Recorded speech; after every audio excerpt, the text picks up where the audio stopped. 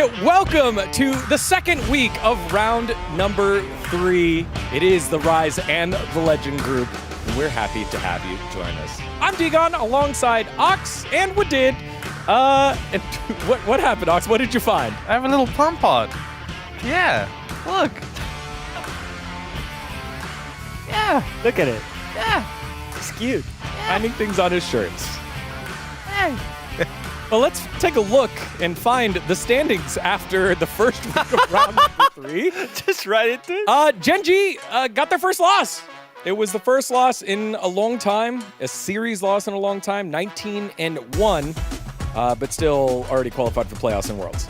Yeah, just a reminder of the bold lines you'll see. So 5th place in Legend Group will have to go into play-ins, and top 3 from Rise Group will meet them in play-ins. The bottom 2 from Rise Group will be out. So that's what they're fighting for right now. DRX very close to Bro and BNK FRX, but need to try and gain some ground if they want to avoid that relegation point. Well, not relegation, but getting knocked out of going further in the tournament. DNF, though, in a very rough spot with where they are right now. Yeah, but I feel like Bro is even better team now with the Duke joining. Yeah. I can see the structure from their game as well. So the Rise group is going to be really fun enough to enjoy. Let's take a look at our POM standings. Chovy did not get himself a POM this week. Neither did Zeus, but BDD did. And so he broke the tie, moves up a little bit further up there in 3rd. And yeah. Wow. Wow. 10 out of 10? Oh, yeah. Who is that? How'd that happen? What? What? Whoa, How? crazy. You got T1 over Genji?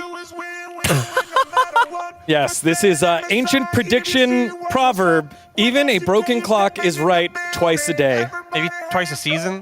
You're gonna get a 10 out of 10 another point. It's twice a day, and you know when there's 5 days of LCK, that's 10 matches, 10 out of 10. Thank you so much. You know, again, if anyone wants to know what their future holds, you can just DM me at Digon on Twitter. There you go. What's your secret? It's just picking. I do a good job picking.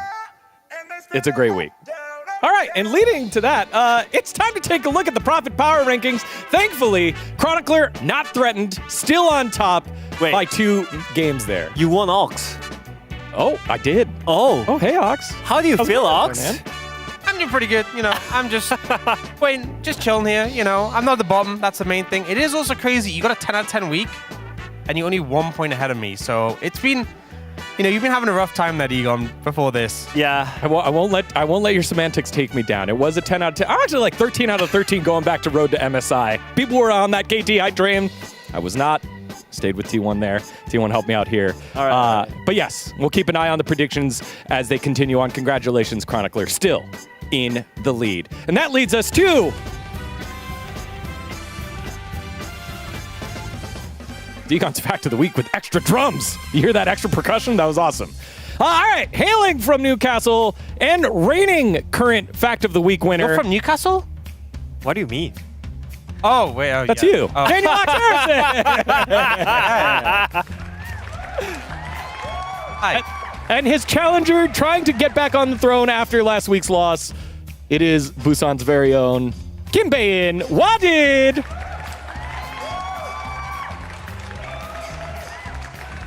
Also, Newcastle's football team is in Korea right now. That is not Deagon's Fact of the Week. True, I'm aware.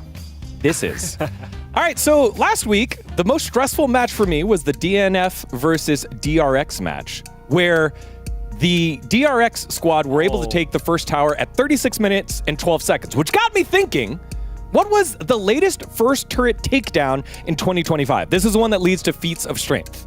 So which one was the latest first turret takedown? Was it 2342, 2407, 2438, and 2720? Yes, I did make up 3 of these numbers. I gotta go with C. Oh, I Watch and also go wanted with to go with C, but I feel like if I go with C as well, we're just doubling up. I think it's C. I'm not sure, but You know what? To be different, I'll go with B. Final answer. And the final answer, everyone at home, no more swaps? G-Sun asked? no swaps. All right, no swaps. For sure? For sure. Okay, Jason really wants you guys to get this right. No one gets it right. No! It was 23-42. I had to go later, right? You guys were doing the BC thing. It can't be the first one. 23-42 was the latest turret taken back in round number 2. And there you go. Boom. That was Degon's Fact of the Week, thanks to Well, we did. DRX breaking it down. We both suck. Well, did I get a single one from Degon Fact of the Week? I don't think Woodid I has actually got- don't know. We're going to have to do a recap of Woodid's... I don't think so. Degon's I never Fraud got of the Week. All right. It's okay. Well, you know what is right? The winner of this week's Unibank Gold King. It is the player who got the most gold last week. Amy? It's generally an AD carry. Amy? Sometimes it's aiming, but not this week. Not the reigning Gold King. What? It's Viper getting it from his matches with Hanwha Life Esports. All right. I mean, I think this checks out. You know, HLE, some of the games were longer with Messia and Viper did so much to carry them. Also, getting a pentakill. Pentakills tend to give a lot of gold. So, yeah, I mean, he just had some pretty monstrous performances. I remember specifically that series going, it was the easiest POM of my life. I agree. And he also mentioned that after the game interview, he said bot priority is the most important thing in this meta. And I think winning bot is winning game. And I think he's doing it for his team. Absolutely. So he is our Gold King of the Week, getting the Unibank Silver Coin. And if you all at home want the opportunity to get yourself a signed Polaroid of this week's Gold King, download the app, make your prediction, and maybe you will have the chance to win a signed Polaroid from that week's Gold King. Now, let's move from the Gold King to a little bit of literature here that we have. There's been some time now where certain champs just don't have an opportunity to play the game. And it's here from our friend Pantheon, who has a new book out. There is no true OP on the Rift. He who is 100% permabanned shares his OP story based on an inspiring true story for summoners surviving 25.14. This reads, to me, like a little bit of propaganda by Pantheon to try and get people to not ban him. Like, guys, no, guys, I'm not really OP. Just leave me open. And it's crazy because we had like the PVV, where it was like Pantheon, Vivarus. Vivarus I've seen play. Pantheon, you're OP. I'm sorry. I'm calling it out. I mean, it's just no risk at all. And it's really strong in all the games, so it's really hard to pick it up. And the other thing that happened last week was that we got to see some crowd favorites with certain players playing their signature champions and getting some dubs on it. This one, we got to see Keen on the Keen Sante, where he said no thank you to Zeka and closed it on off there right after their Game 2 win. I don't even think Kasante's that strong anymore after a bunch of nerfs he got. I think Kasante just Keen makes Kasante look strong. He makes the pick get value, able to soak so much damage and get a lot of value with the ult there on a Zeka. Yeah, and here, my boy Showmaker never dubbed his Twisted Fate here. He even owned his own skin as well. So, I mean, is DK back? For me, yes. When Showmaker got the POM. Moving on. Doran's Gragas. I think a lot of people remember that finals when it was Doran and Genji against T1. Now he's given the wins to T1 with the Gragas. Some great engages. Finding, this moment against Ruler, finding so many opportunities to just disrupt and getting these key engages. And then also, other members of T1, the Aphelios Thresh coming out from Guma Carrier to great effect in that series. An old favorite of these two. Yeah, I already mentioned that the bot lane matchup is just so important. And when it comes to Game 3, the field list comes in. So you have to pick up some of good duels in the bot lane to get the priority and also the value. But I feel like it's really hard to pull it off because normally Aphelios Thresh is just not as great as you might think because it's really hard to play with and you have to have a lot of setups. But Guma and Carrier pulled it off perfectly, and I think they just demolished that game with the Aphelios Thresh duo lane. Yeah, and as much as you might think maybe there are other signature champs, they pull that one out. They get a massive, massive victory over Genji in a very sneaky draft in game number 3. Now, here are some champions that have yet to have appeared in 2025 based off of those tournaments that you've seen there at the top. Only 30 haven't appeared yet, and the 3 highlighted are 3 ones that we're kind of like, wow, I can't believe that they're there.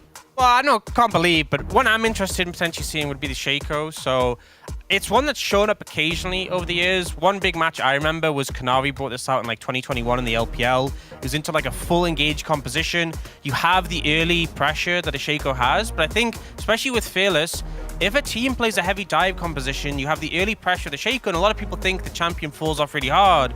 For the boxes, especially if you go on like an AP build, you just plant them. Plant them on your backline. If the enemy is playing things like the Nocturne, you're playing into the fears, you end up actually struggling to pull off those engages. Like, a team who are ahead with the Shaco and can play around those boxes can be really effective. I don't want to play against it. Like, I hate that champion, man. Like, it's just so annoying. What's yours, Wadid? Yeah, I mean, I want to pick Heimerdinger. As you know, Heimerdinger is one of the good flex pick, but I really like to see both Heimerdinger once again because it's one of the great pick when it comes to the melee matchup.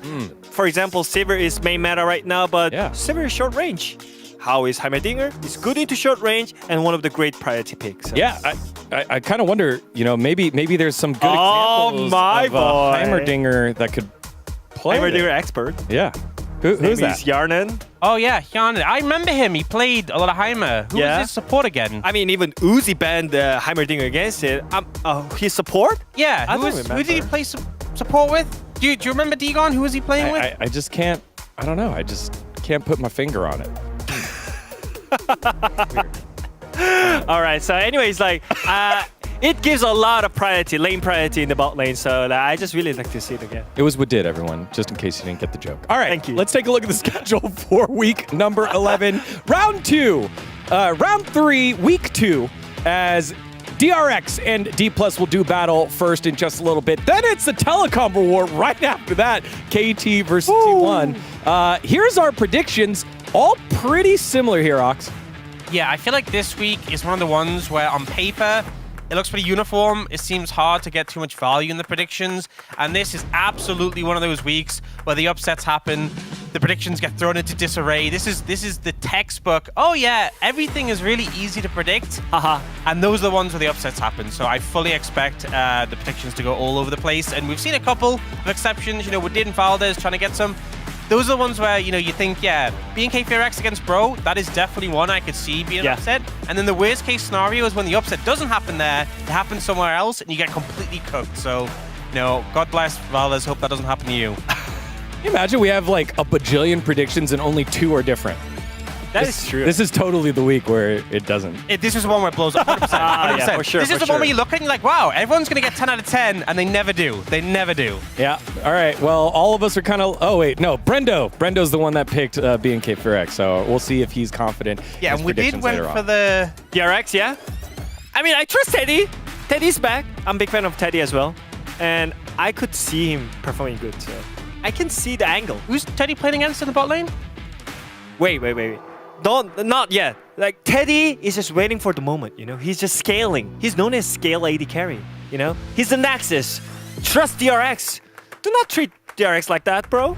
Like, against the team that has the most bot lane kills, more than Ruler Duro, more than Guma Carrier, more than Delight. But don't treat my Teddy like that, bro. Like, Teddy always shown up such a great performance, and he's back. Yes, he is back, and he has the opportunity to do it right now. DRX versus D+ to kick off week 11. We'll see you in a little bit.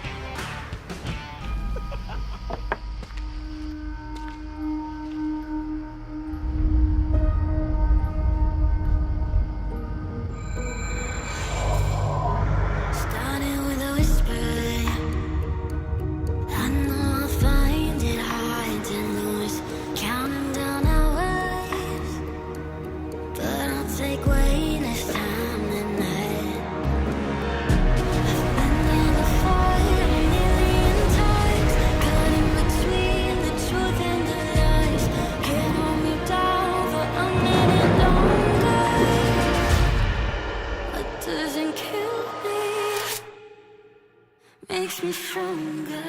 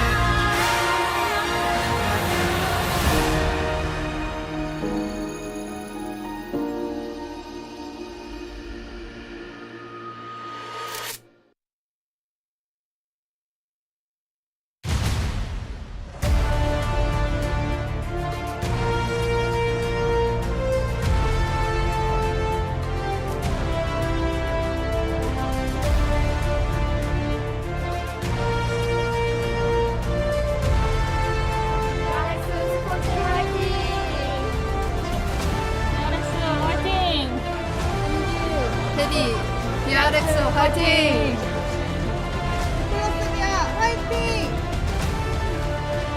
플러스야 화이팅! Hello and welcome back to the LCK. We are here on a wonderful Wednesday, the first day of the week. I am Valdez, with me is Chronicler, and we are going to be getting into this wonderful match of, what did we call it at the POG State? The Rise game groups, the culture. It's the games for the culture. It's the games for the culture. We got one of these great games for culture here, DRX up against T plus Kia. What are your thoughts on this matchup here, Chronicler? So on paper, and when it comes to score, this one feels like it should be favored to DK. As any DK fan will know, that's the trap. That's when they get you. Because I think the DRX are still very much clearly trying to figure out what is the lineup. Teddy is back. We're playing with Yehu. Yehu's hasn't been great. I think Teddy did definitely have some good moments, but I think the team as a whole still kind of shows the same weaknesses as they had before, and it is a long and unfortunate loss streak for DRX against DK. Yeah, so surely they keep the streak going tonight. I mean, DK did lose to Bro at the beginning of the season, but it was the beginning of the season, right? It was the beginning of last week, or I say the season. The beginning of round 3. Sorry, getting used to this new format.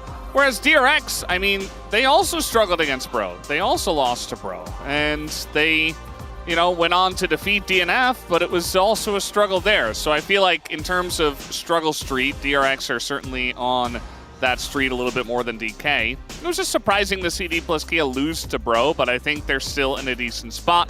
As the resurrection of veterans, I don't think Showmaker really went anywhere, but Teddy is back, and he earned his first POM in the comeback as a starter. Yeah, I mean, Showmaker did technically still appear at Low Park, but I do think that we had a couple of weeks where he just wasn't able to really showcase his best performances. Hopefully he'll be able to maintain this upgraded form.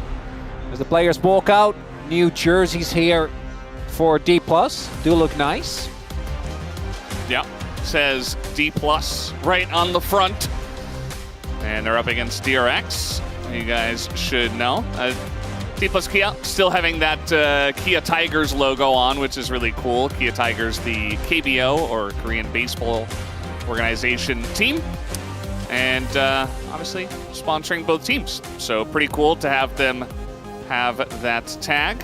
And here's DRX over here. As you mentioned, I think Yehu's definitely the soft spot for now. I think Gondel's a bit hit or miss as well, but they do have some strong spots as well. I think that Teddy has certainly been doing his fair share of carrying, let's say. There is also Sponge, who half the time looks amazing and definitely showcases, I think, a very consistent performance in his inconsistency, which is kind of funny. As we take a look at the bot lane key player matchup here, both Teddy and Aiming. I do think for Aiming, his form has been slipping a little bit. He used to be, I think particularly towards the start of this year, actually a very consistent performer when it comes to the team fights. I do think he's dropped off a little bit there, but his stats are always going to look good because DK also funnels him pretty aggressively, as we do know. For Teddy, I think it's good that he's back. We have seen him perform decently so far, but he alone can't do it. As we all know, AD carries do need support from the rest of the team. Yeah, I mean, that is true. We heard Wadid, though, talking about how Viper was saying it really does feel like a bot lane carry kind of meta. I would kind of agree. I mean, it's hard to disagree with Viper, one of the smartest pro gamers we have. Not just a genius with his hands, but with his mind as well. And it does feel like the AD carry position is right now very important. Well, we had that Aphelios game. That was, what was it, like 3K gold at 15 minutes. Kind of ridiculous. Early leads being built. As this man today, should have a favorable matchup. Rich is just still Rich. Has good moments in team fights, but I think consistently doesn't really hit the form we've seen him hit in the past. And Shiu has been one of the few consistent bright spots. Lucid, player that to no one's surprise, I have been a big fan of. I think kind of regressing to his form that we saw when he debuted. A lot more inconsistencies than were there earlier on. Is aware of it as well, though. And then again, the big talking point for DK for me has been Showmaker and Beryl. The two world champions, in Beryl's case, two-time world champion, haven't really been pulling their weight. Their last series was really good, But one series is not really going to give us that much confidence, especially against BNK, a team which themselves are dealing with a lot of issues. Yeah, another story, D plus Kia bringing on CV Max here for rounds 3 through 5 in the foreseeable future. I do feel like being in the Rise group, there is a lot of room for improvement and looking at, okay, well, we should be better than all of these teams because, to be honest, DK were kind of in the group with KT and Nongshim, who are in the Legend group. So CV Max is definitely that kind of coach that will, you know, really dig into what we're doing wrong as a team, what we're doing wrong individually, and I just hope that it is a nice growth opportunity for all the players on the side of D plus Kia. Barrow also had an interview quote that I wanted to bring up because it's so funny. It's basically going, if a friend is jaywalking, you should still follow the rules, which in case of DK means just because one of us jumps into the enemy jungle and dies unceremoniously does not mean we need to follow. But he's the friend that's jaywalking. I know. So what did he mean by that? That's what makes it funnier. I know. It's Barrel going, yeah, we really shouldn't do that. And I'm like, Barrel, that's you, buddy. Maybe you shouldn't be jaywalking It's like, and getting your friend to follow. I can, but you should leave. The moment it's clear I'm breaking the rules, don't do that. I love following rules, fellas. I think you're onto something there. Yeah, you and I both the lawful good of the group here at the LCK. This is the lawful good cast, indeed. We are getting into this one. DRX is on the blue side here to start. And yeah, definitely blue side is very important. You know, the space did touch on how Pantheon is 100% ban rate so far in the first week.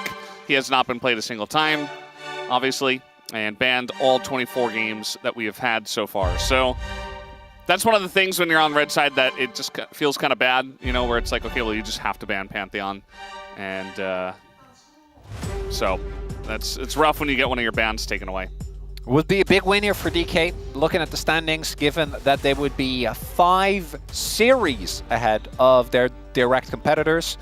And then for DRX, if they lose here, they will be a possible 2 series behind BNK, behind Bro. Even game wins matter, because right now they're a 2 game score away from their next opponent, which is BNK, or next in the standings, basically.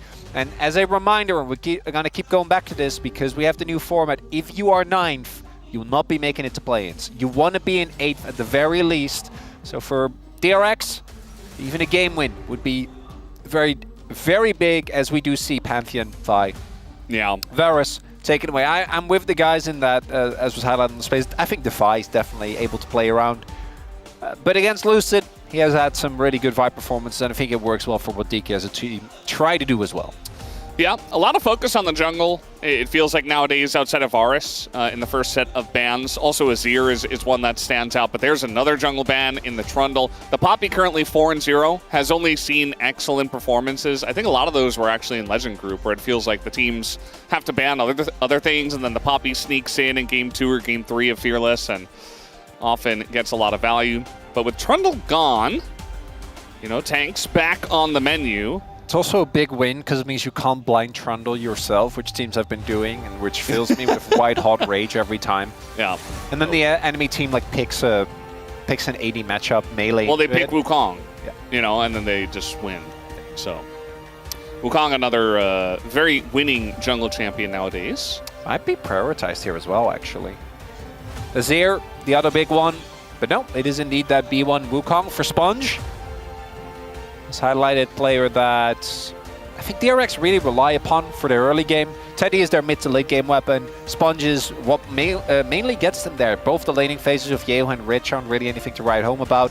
Andil can be good in early skirmishes, but we've also seen him have some really rough performances. You know, Andil actually might be able to get some revenge against CV Max, his old coach, you know. Very true. That's a cool storyline we got going on there. Thinking about the Xin Zhao, seems like kind of the obvious next tier list pick in the jungle. Wukong feels pretty decent into Xin Zhao because you can just hop straight into the circle, and if he's out of position, you can really punish him as Wukong. So, I just feel like it's a really strong pick regardless, the Xin Zhao. Yeah, you're just picking it mostly for raw strength, as you highlight. I think the team fights, and it slots into any composition, is also pre-6 is way stronger. That's the biggest advantage I think it has. if you get into an early scrimmage, which, let's be real, both these teams could see a second Scuttle Crab fight and be like, what if we just flip the game? So it's probably going to happen at least once in the series. I do think that Zinzao works really well with that, as this is technically a flex pick, the Aurora, with the Gwen still open. Could be flexed to Shiu. If Showmaker wants to go for something else, you could go Ahri here. We've seen Ahri a decent amount in the Taliyah because you can circumvent. And then you have two really strong matchups. Ahri Zinzao is also a very strong 2v2 or 2v2 duo. Yeah. And Azir wide open, not the best pick into Taliyah, but you see, like, Shiu's got this face on. I think they are going to flex it. Or it's just, yeah. Oh, the TF. I like it. Why not? Showmaker, why not? Showed a wonderful performance on this, has a world skin on the champion for a reason. And it works with the DK style as well. As the Aurora does indeed go into the... I feel like that's kind of a... You really walked headfirst into the trap, DRX. This should not have come as a surprise, because Shiu is one of our most consistent carry players when it comes to particularly, I think, the bottom half of the standings in the Rise group. And we have seen these matchups, and it is nigh unplayable for Gwen. You just don't really have the tools to get on top of the Aurora consistently. Anytime you try to dash forward, she has multiple ways of getting out. And if the spacing is even remotely okay, which, again, it's Shiu, I don't think it will be a problem. You don't even really have the normal Gwen caveat of we outskill, because you never get on top of her. It doesn't get better. Yeah. Did not feel like a very good choice. We do agree here on the caster desk. Maybe should have just slammed the Scion. I wouldn't have hated it. Scion would be fine. I mean, you'd get bullied a little bit early. You'd get Ambessad probably in that scenario, which, that's fine. That is fine. No Trundle available, as we mentioned before. The Alistar ban makes a lot of sense. And with no AD carry picked for the side of Teddy and for the side of aiming, we are going to see a couple of AD carries taken off the table here. Lucian and Kai'Sa taken away. Oh, so is it an Ezreal angle? It might be. So Comfort taken away for Teddy. And also champions that I do think have a lot of built-in safety, right? Easy ways to get away from the Aurora, to get away from the TF. Ezreal does remain open, but I think Ezreal, especially post-Nurse, have not been nearly as consistent. They could also slam Ezreal themselves here, which the Kai'Sa ban would make a lot of sense if you take that into account. And that's what I was thinking. It's safe into what DRX have as well, right? A lot of counter dive with just the Ezreal. Well, CV Max is going to make his voice heard here. He says, well, you're going to do this, and you're going to do that. And it's going to be Ezreal. I mean, the bans line up for it, right? The Lucian as well can bully a little bit early on. And thinking about it, I mean, another choice would be like maybe Sivir. I feel like Sivir could work well with this composition, but looks like we're going to be locking in the Ezreal. Maybe an MF here for Teddy. Could work for a lot of laning pressure. Can go like, what, MF Rel? Wouldn't be too much of a surprise. Alistar is already taken away, which is one of the big counter picks we often see. And then we might end up with Barrel's Braum as a closing pick here. Braum, Ezreal's pretty decent lane. You have a good amount of pressure when it comes to the early skirmishes, especially with Zinzao. Or like Renata? I wouldn't hate it. The whole comp is going forward. I do think Ezreal Renata feels kind of bad. That does feel kind of bad. That does not, but Zinzao, I think Zinzao is good. I just feel like Braum kind of stands there and he's like, okay, well, you're all in my backline and I can't do anything. But it is kind of like the LCK staple in this situation. It's also, I think it is really good at 2MF, right? Because you can block so much over damage. And they are mostly melee comp, so I think Braum will always get good value. I'm not super excited about it, but I think it does make sense. Because we do have I think DRX actually just going for a straight up team 5 comp. I'm not a fan of the Gwen. I think that one was a bit of a mistake. But the rest of this comp, when you're struggling, pick a team 5 comp. It's very clear what you do. You go in with Rel, follow up with Wukong, you layer your damage and your CC on top. That's it. That's the whole comp. And DK, that's a 1-for-1 comp if I've ever seen one. Yeah, it definitely is, and I wouldn't put it past CV Max to try to get his team to, you know, try stuff on stage and just really hone in on, okay, well, we're just going to practice this, essentially. And it's not going to be the first time we're seeing the TF out of Showmaker. He is really the only mid laner who's consistently picking this up multiple times in a row. And, I mean, again, as you mentioned, he's got a world skin on it. He is fantastic at the pick. It does feel pretty strong in certain situations, but we'll see how much value he can get in this game. It's so cool. I watched back 2020 Worlds, and back then you just teleport to top lane like level 4, and they would just dive. Nogiri would just have 2 stacked waves. You could just TP to a minion and just dive someone and then go back to your lane. Crazy stuff, Valdez. Well, you can now, but you're just really slow. I don't think you can. I think you missed like 2 waves and 15 plates, brother. Yeah, it's not very viable. Anyway, guys, we're ready to go. Let's hop into the rift for game number 1.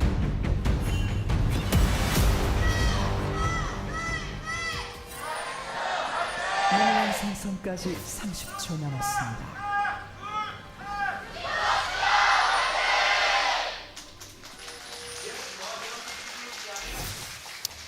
And here we go, Chronicler, game number 1 of match 101. Oh, that's cool. I like that we're in the hundreds now. It feels right. It does. It feels cool. I was wondering, what in these 2 groups is the most essential, like, the core of a Legend group match? The most Legend. I think for the Legend group, it's Gen G T1. That's very obvious. That's very obvious. That's the first thing that immediately came So up. for Rise, Bro needs to be involved. Yeah. That's a no-brainer. But who does Bro face? I mean, there's a lot of different things you can take from the Rise group, right? Yeah. We talked about the culture, right? Yes. The culture of Rise group teams is sometimes it's passivity, right? You think about Bro, you think about DNF. Bro needs to be in there. Well, yeah. That's because they embody both the memes and the playstyle. Yeah, and sometimes it's the chaos, right? Like you think about BNK, yeah. Think about DK. They're another team that's just willing to kind of throw it all away for fun. To the chagrin of Chronicler and many other fans. I don't know. It's kind of hard. Bro is definitely in there. You're right about that. I don't think DK is in there because, to be honest, like if there could be like a certain number of, or not like a set number of teams, I would have done like 6 and 4.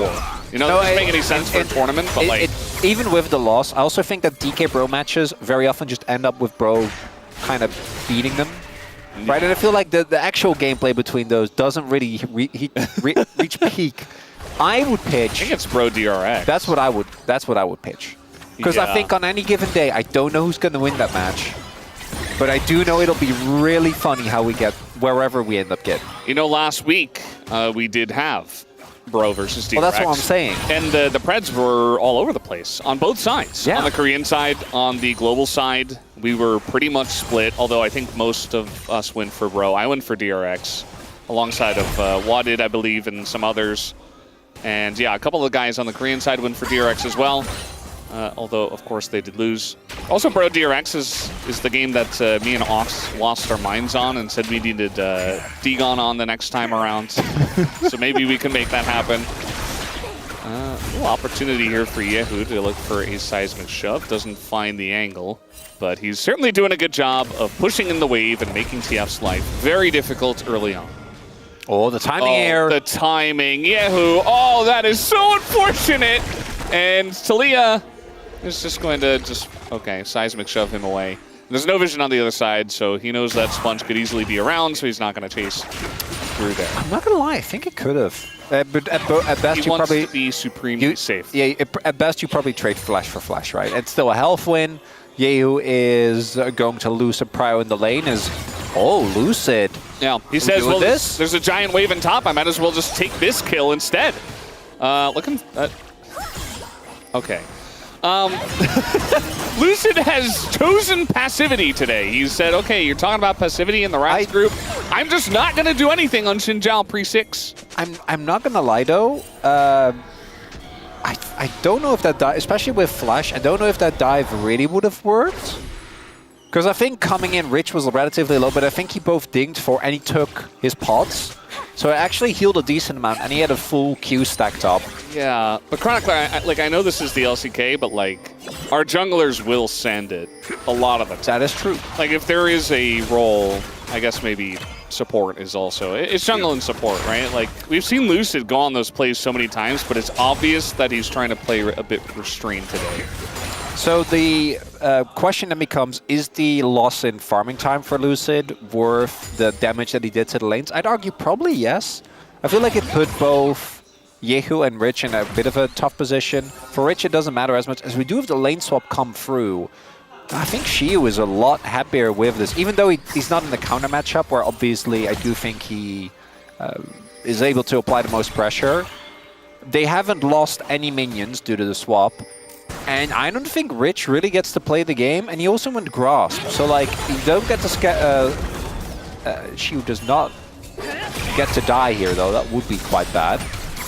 I think he's fine. But yeah, so you're giving up Drake. You are taking Rich out of a bad matchup, but let's be real. I still don't think the situation is great.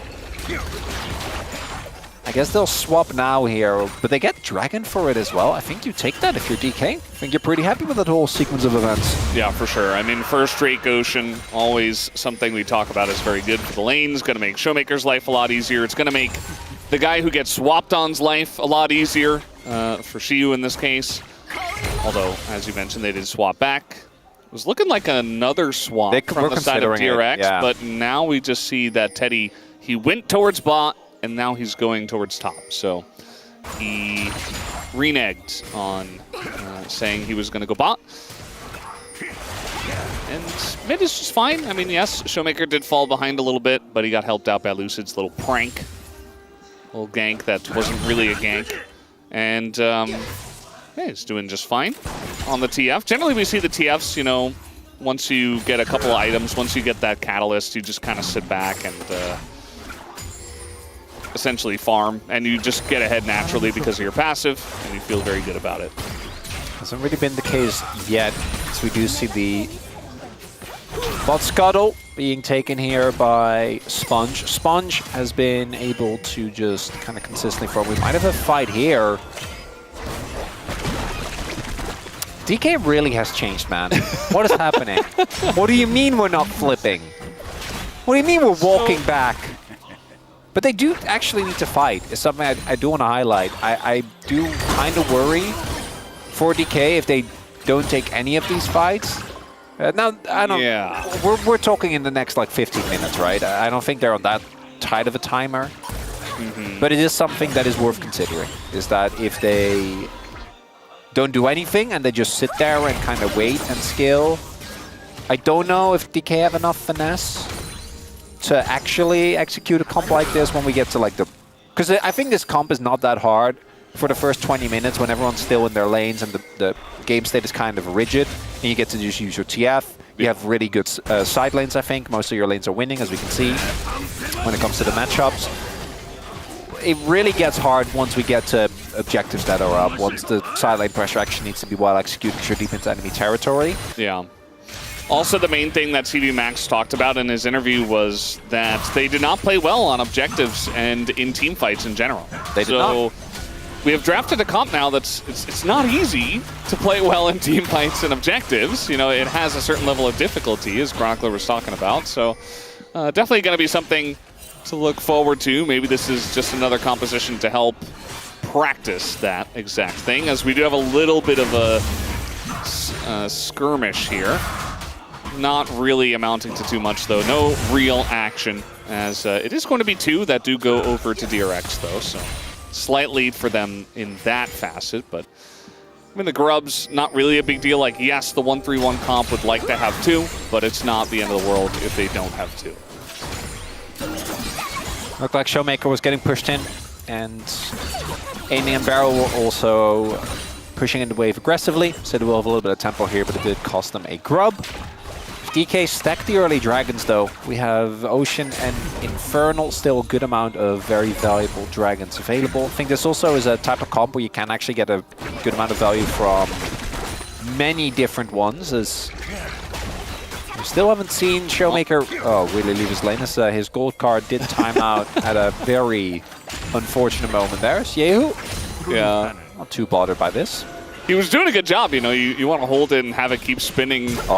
As a little engage here on a Lucid. Both Ondil and Sponge can get inside of his ult, and Lucid in a bit of trouble, has to flash the wall.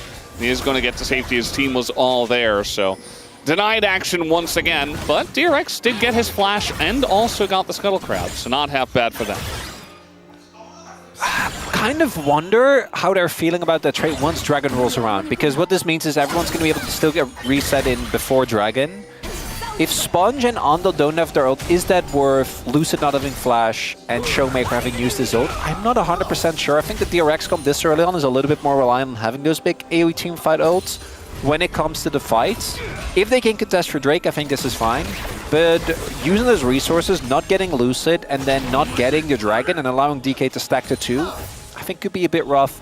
I do think that with a split push comp like this, which again, it can team fight, but with a TF, and I argue with Aurora as well, you always want to try and at least play for a good amount of laning pressure.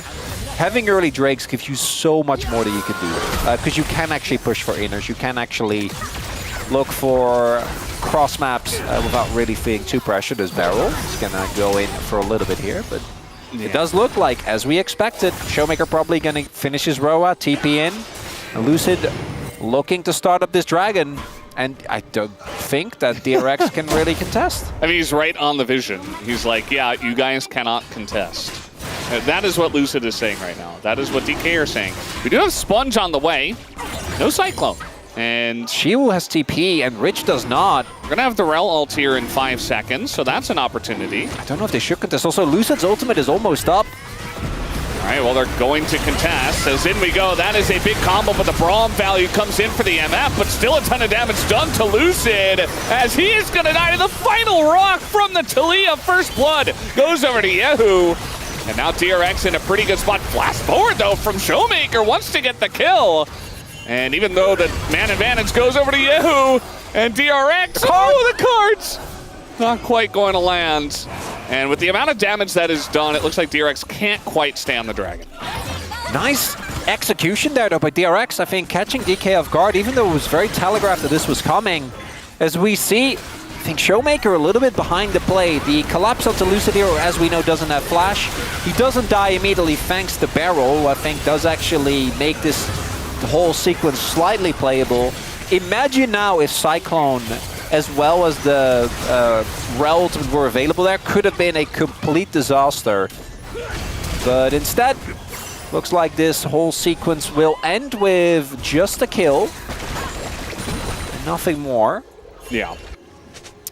Or as the Rel ultimate was up, actually. Yeah, I think, he did use it, but it was like, you know, if it was in tandem with the Cyclone, it would have just been game-changing. Like, yeah. It could have been 2 or even 3 kills on top of it. So yeah, I got fronted by the timer. The point still stands in terms of the ult timers, but no one gets Drake. I think DRX pretty happy with that. DRX are happy. You know, in terms of where DK could be happy, it's definitely that top lane. I feel like, again, DRX really just ran straight into this. Maybe it's comfort for Rich. Maybe they knew and they didn't care. But I don't think that the Gwen is going to have a very happy time. We have seen some Gwens, you know, she can be a teamfight menace even if she does fall behind. So maybe Rich can get that going. As DK is going to start up the Dragon on Vision again. They say, okay, we're doing the Dragon, guys. There's nothing you can do about it. DRX say, yes, we can. Can they do? Well, might be too late. That, as looking for the yellow card, not going to come through. We do have the Cyclone this time, as Lucid just kind of stands there, tries to turn it around, goes in, but now he's going to go down. We got a TP coming in from Shiwu, as this fight from DK not the best, as Shiwu is just bouncing around, trying to dodge the MF ult, but he's alone. As he flashes away, looks like he barely will get away, and now the poke is coming out from Aiming and Showmaker.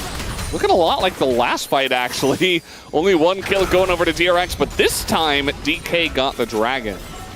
A lot of nail-biters in this one, Velvis, as DRX again win the fight. The DK get the Dragon. If that's a trait that's worth or not, I think is too early to say.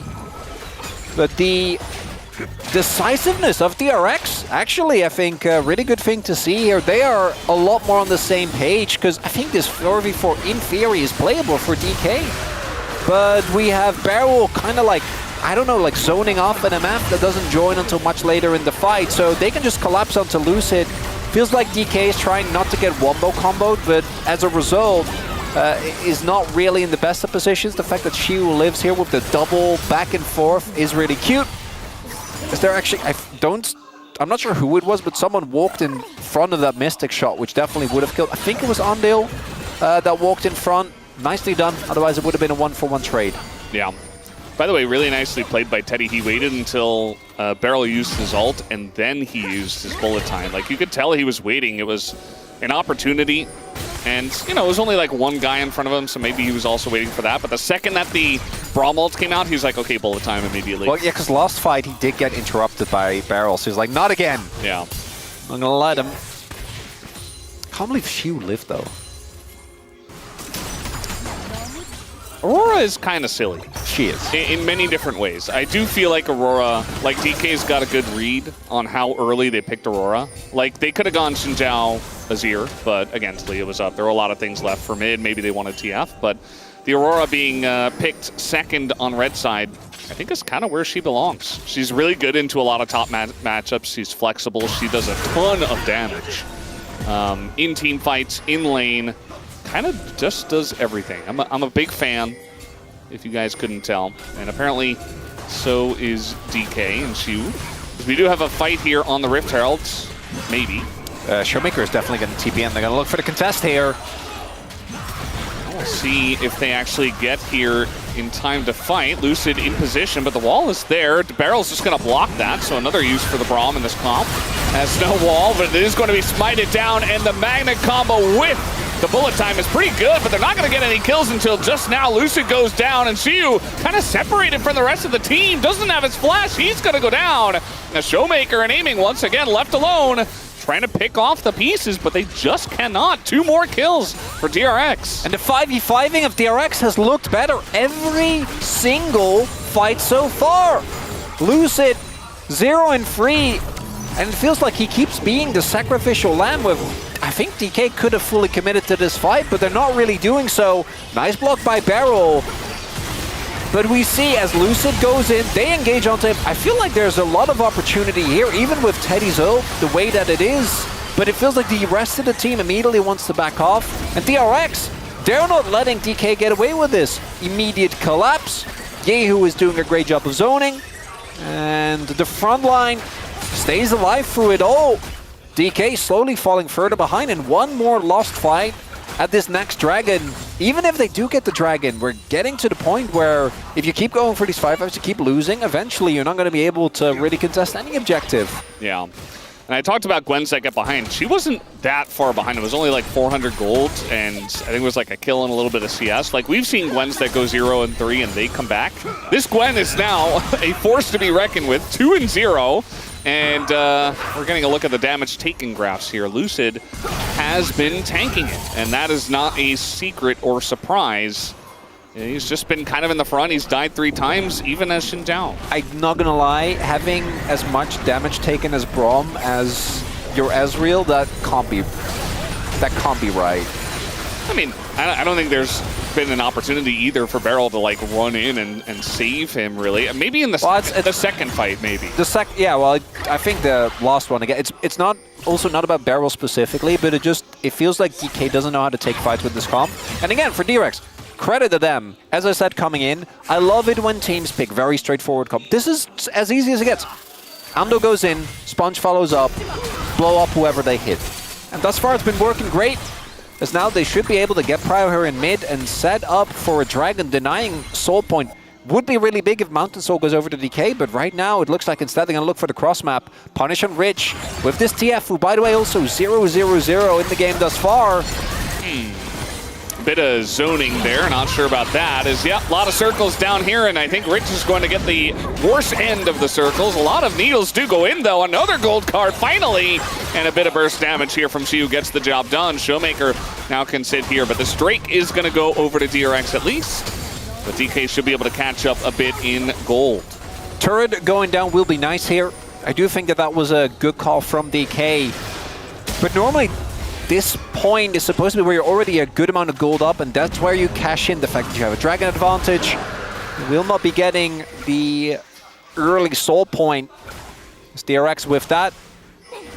Now, Mountain Drake to them, and if they get Mountain Drake, I mean, I don't really need to highlight that the TF and Ezreal comp isn't really going to cope as nicely done here. Just a classic TF roam towards topside.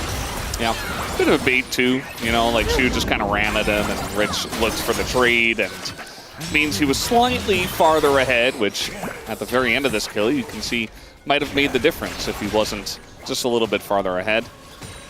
Nice try from Rich, but that is a shutdown that did go over to the Aurora. So kind of an even game at this point, but as you mentioned, definitely some pain points here for D plus Kia. And DRX are looking good. Feels like they have learned a bit more after what has happened in week 1. There's also a 17 game score difference between these two teams. Right, and DK have been known as a somewhat of a game 1 demon in a best of 3 team, which we're not really seeing here. Maybe, you know, they went too much the other way. I also don't think that the game is lost for DK necessarily, but given how the game is so far played out, I think DRX are going to be feeling great. You have, again, composition that can very easily force team fights. I think DK have been fine in their objective status, but not great. And the fights just haven't looked really very good at all. There's a lot of threats on DRX their side. You can really not go too hard in on any of the members because even though he's behind, Yehu's going to be able to still have a big impact in the fights. Obviously, Sponge been able to pick up a good amount of gold with the assists. Is pretty substantially behind in farm though, which I do think is interesting. Lucid been farming up a storm at least. Yeah, I feel like Sponge, when he gets ahead, he oftentimes just looks to start fights, whereas if he gets behind, he just kind of sits in the jungle, kind of like what Lucid is doing. So maybe Sponge has just been a little bit more proactive in terms of looking for opportunities, and that's why he's fallen behind there. But it's kind of funny to see the guy who's 0-3 actually be ahead on gold. Yeah. That is the power of farming, my solo queue friends. You don't have to fight all the time, even though that's a lot more fun. But yeah, I feel like DK, if they get into a position where they can actually start fights on their terms and like begin to control the map with this composition and control vision, like they should be okay, but they also have great poke, which they have not used at all. We do have the 2 item spikes being hit across the board, right? Showmaker, Yehu, Teddy, and aiming, all sitting on those. Could be big for this upcoming fight. Not really going to do the auto. Oh, no. No. Just kind of looking at it menacingly with the clone. So really not committing as Sponge. There's some of that poke. Just a true shot barrage into Ondil. He doesn't seem to care all too much. And the Dragon is up in 2 minutes. So this is really just a lot of posturing around vision, around the Otacon, and especially the vision. Look at these 2 control wards that DK are holding on to for dear life. They're like, nope, you will not pass. This is our line of vision. You do not get to break into this. Chio has taken a little bit of damage, but I'm sorry, Sponge. Actually taking down an Aurora is a tough task. I think looking like, what, Shadow Flame second here for Shio would be big if he can finish that before the Dragon fight. That I'm sure will be imminent. Yeah. This line of vision finally going to be cleaned out, but the timing of it is important, of course. Barrel did go back and bought, you guessed it, 2 more control wards. Definitely famous for this. At least he has his item of the locket. But yeah, he needs to have that line of vision ready for when the Dragon fight actually happens, and that's exactly what he's doing now, or at least trying to do. And Zondel is back. We'll see if and which 2 item spikes are going to be done. If it is a straight-up 5v5, though, I think that DK need to either catch someone in transition, if we do have, say, Rich coming in from a TP angle, or in another way, use the knowledge gained by the TFO to try and ensure that you actually don't just have happen again. Because Luce is the only one that can realistically step up together with Barrel, but we've seen what happens if that does. They just fully commit onto him. And, if DRX use all their big wombo combo ults, no one else can really walk in. So they need to be a little bit careful with that, as we do see the Shadow Flame being done. Don't know if Lucid also finished his cleaver, but that would be big, as the fight, I think, is imminent, and this is going to be a game-breaking point here. Is RFC done? Yeah, RFC done is gigantic. The boots purchased here for Yehu, but that's not really a full item, so Showmaker, a full item ahead at this point. You can actually use Otacon as a zoning tool as well, right? If you keep him aggroed while you're doing the Dragon, it can be hard to kind of chase through, as mid lane Prial will be fought. DRX? I think they want to force a fight, right? They're looking to turn. They don't really have great position on it, though. They're kind of like sitting behind the wall and pulling it out, and it's not really... Okay, well, it's going to just reset. And everybody's taking a bunch of damage to their resistances. Now, Shield did get poked out big time. Yeah, and he doesn't have TP, so he's going to have to go for a base. This might be the opportunity that DRX were looking for. I mean, he can't base if they want to fight for this. He is going to stay, so it looks like DK... Are we just flipping?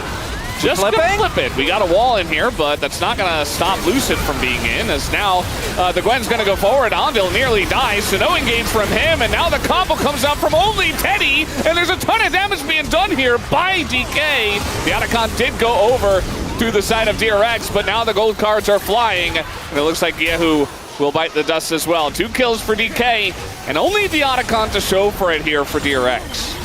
DRX, I think you're in a good position, but that call I'm not a fan of. Getting Otacon just isn't worth losing the fight, losing a turret, and losing Soul Point. Feels like we've seen so many teams. There was a time where doing this with Otacon, getting it and lose it was worth it. But I think this Otacon is... Months ago. It's a long time. Anvil just gets poked down, and it actually is, I think, the power of that TF and the RFC. Even though they do actually get it, as Shield also laying down a nuke with that Aurora.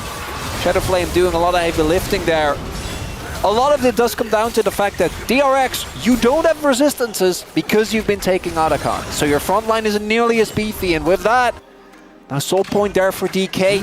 Not a win enough to break the game, but definitely a big swing here in DRX. I think if you actually hard commit on an engage there, have either Sponge or Anvil Flash go in before you truly get shredded by the objective. I think there could have been an angle, but instead, big win for DK. Yeah. This is why every time we see Otacons being started up, we're like, I don't know, because we've just seen this happen so many times in the LCK where teams just can't seem to figure it out, and it is unfortunate. If you play it perfectly, like, there are definitely ways to bait your team in, as, speaking of which, little bait on Lucid, who desperately wants a blue buff, and he'll get it, and then die. Now we got a fight here. Teddy is going to be poked out by Showmaker, but now he's in a bad spot, trying to run away. He's going to go down. That's a shutdown here, as Ingo Shu, desperate for a kill, just giving himself away, and gives the kill to Teddy, too! With the Baron available, DK just say, here, take 3 kills. Not just 3 kills, there might be Baron as well! Look at the fans, they're like, what the hell was that? Look at the faces of DK, I don't think they know, but DRX say thank you very much. Gold lead evaporated, and they talked about this. If someone's jaywalk, just let them jaywalk. Just leave. But DK, they couldn't help themselves. And that's Nash going over to DRX. I think this is one of the replays we can skip, but we are going to have to look at it as... I mean, we knew. What is happening? Why is Showmaker TPing behind every... They cannot, even though it's your jungler dying, they cannot do Nash if everyone else is alive. As nice sidestep by Teddy, but also Shiu Y. I don't know. DRX, credit for taking the fight. But that was definitely a big unforced error. Multiple even from DK. Now the Rebel Baron power play for DRX. Gonna give them hopefully a decent amount of standing gold. But more importantly, it leads perfectly into the Dragon. And I think a Soul Point would have been game over if that had been gotten. Look at that Goldcraft. That's culture right there, Valdez. This is the culture. This is what we signed up for when we had a Legend and a Rise group. This is the culture that we get in the Rise group. The back and forth gameplay. We just wanted like a kind of like an LPL group, right? Where it's just all over the place, nothing really makes sense. And that's kind of what the Rise group games have looked like. It's back and forth. DK are like, here. Yeah, and you know what? I think some, especially the good LPL teams, get a way worse rap than they deserve for when they pick their fights. In this case, though, these fight decisions are not. They don't hold up to scrutiny, Valdez. I'm not a fan. Yeah. But it does make for some very funny gameplay. As now, one thing I'm curious about now is what the coach cam is going to look like after this game for DK. Win or lose, because I don't think it matters. Because CD Max will not be happy. There was a lot of decisions that I think will have us quizzical. Both individually, as well as when it comes to the team decisions by DK. Void stuff now done, i.e. for Teddy as well. Free item spike starting to get hit. Obviously, Showmaker ahead of the curve, being TF. But if your only gold lead is on a TF, I don't really think you're feeling too good. Now, I do also not really trust DRX, their decision making. So I wouldn't be surprised if they somehow end up, I don't know, walking into the jungle by themselves and just getting. We've seen DRX do some very quick, but I think they're very favored now because you are up in gold with the stronger team fight comp, and you're about to deny DK. Hopefully, that's open. Now DK should not be allowed to control this river. I want to reiterate that. Well, DRX maybe looking to punish them just a little bit, not overcommitting, but we do have the TP coming in. I think maybe you trade for the inner here if you are DK. I think that with the Baron buff still up, you don't really want to try and retake control. Barrel doesn't have TP right now. We'll see if he has it in his spell book, but looks like instead we're just gonna take the luxury of having free Drakes. But I like the response from DRX. Yehu has already made his way over to answer this topside wave. Yeah, not really an opportunity. Showmaker does have ult. Do much, and we have TP coming in now, just in case. DRX want to fight. There's the engage. They're going to find two. It's the front line, but a bunch of damage goes down. The first to go down, though, is Andil. Shiu in the front line just gets ripped to shreds. But down will go Sponge. Goes a little bit too far ahead of his team there. Still, Dragon is taken by DRX, and there's not much on the map for DK to get at this point, even after that win. Nice response from DK, but still a big win for DRX, right? Denying the Dragon.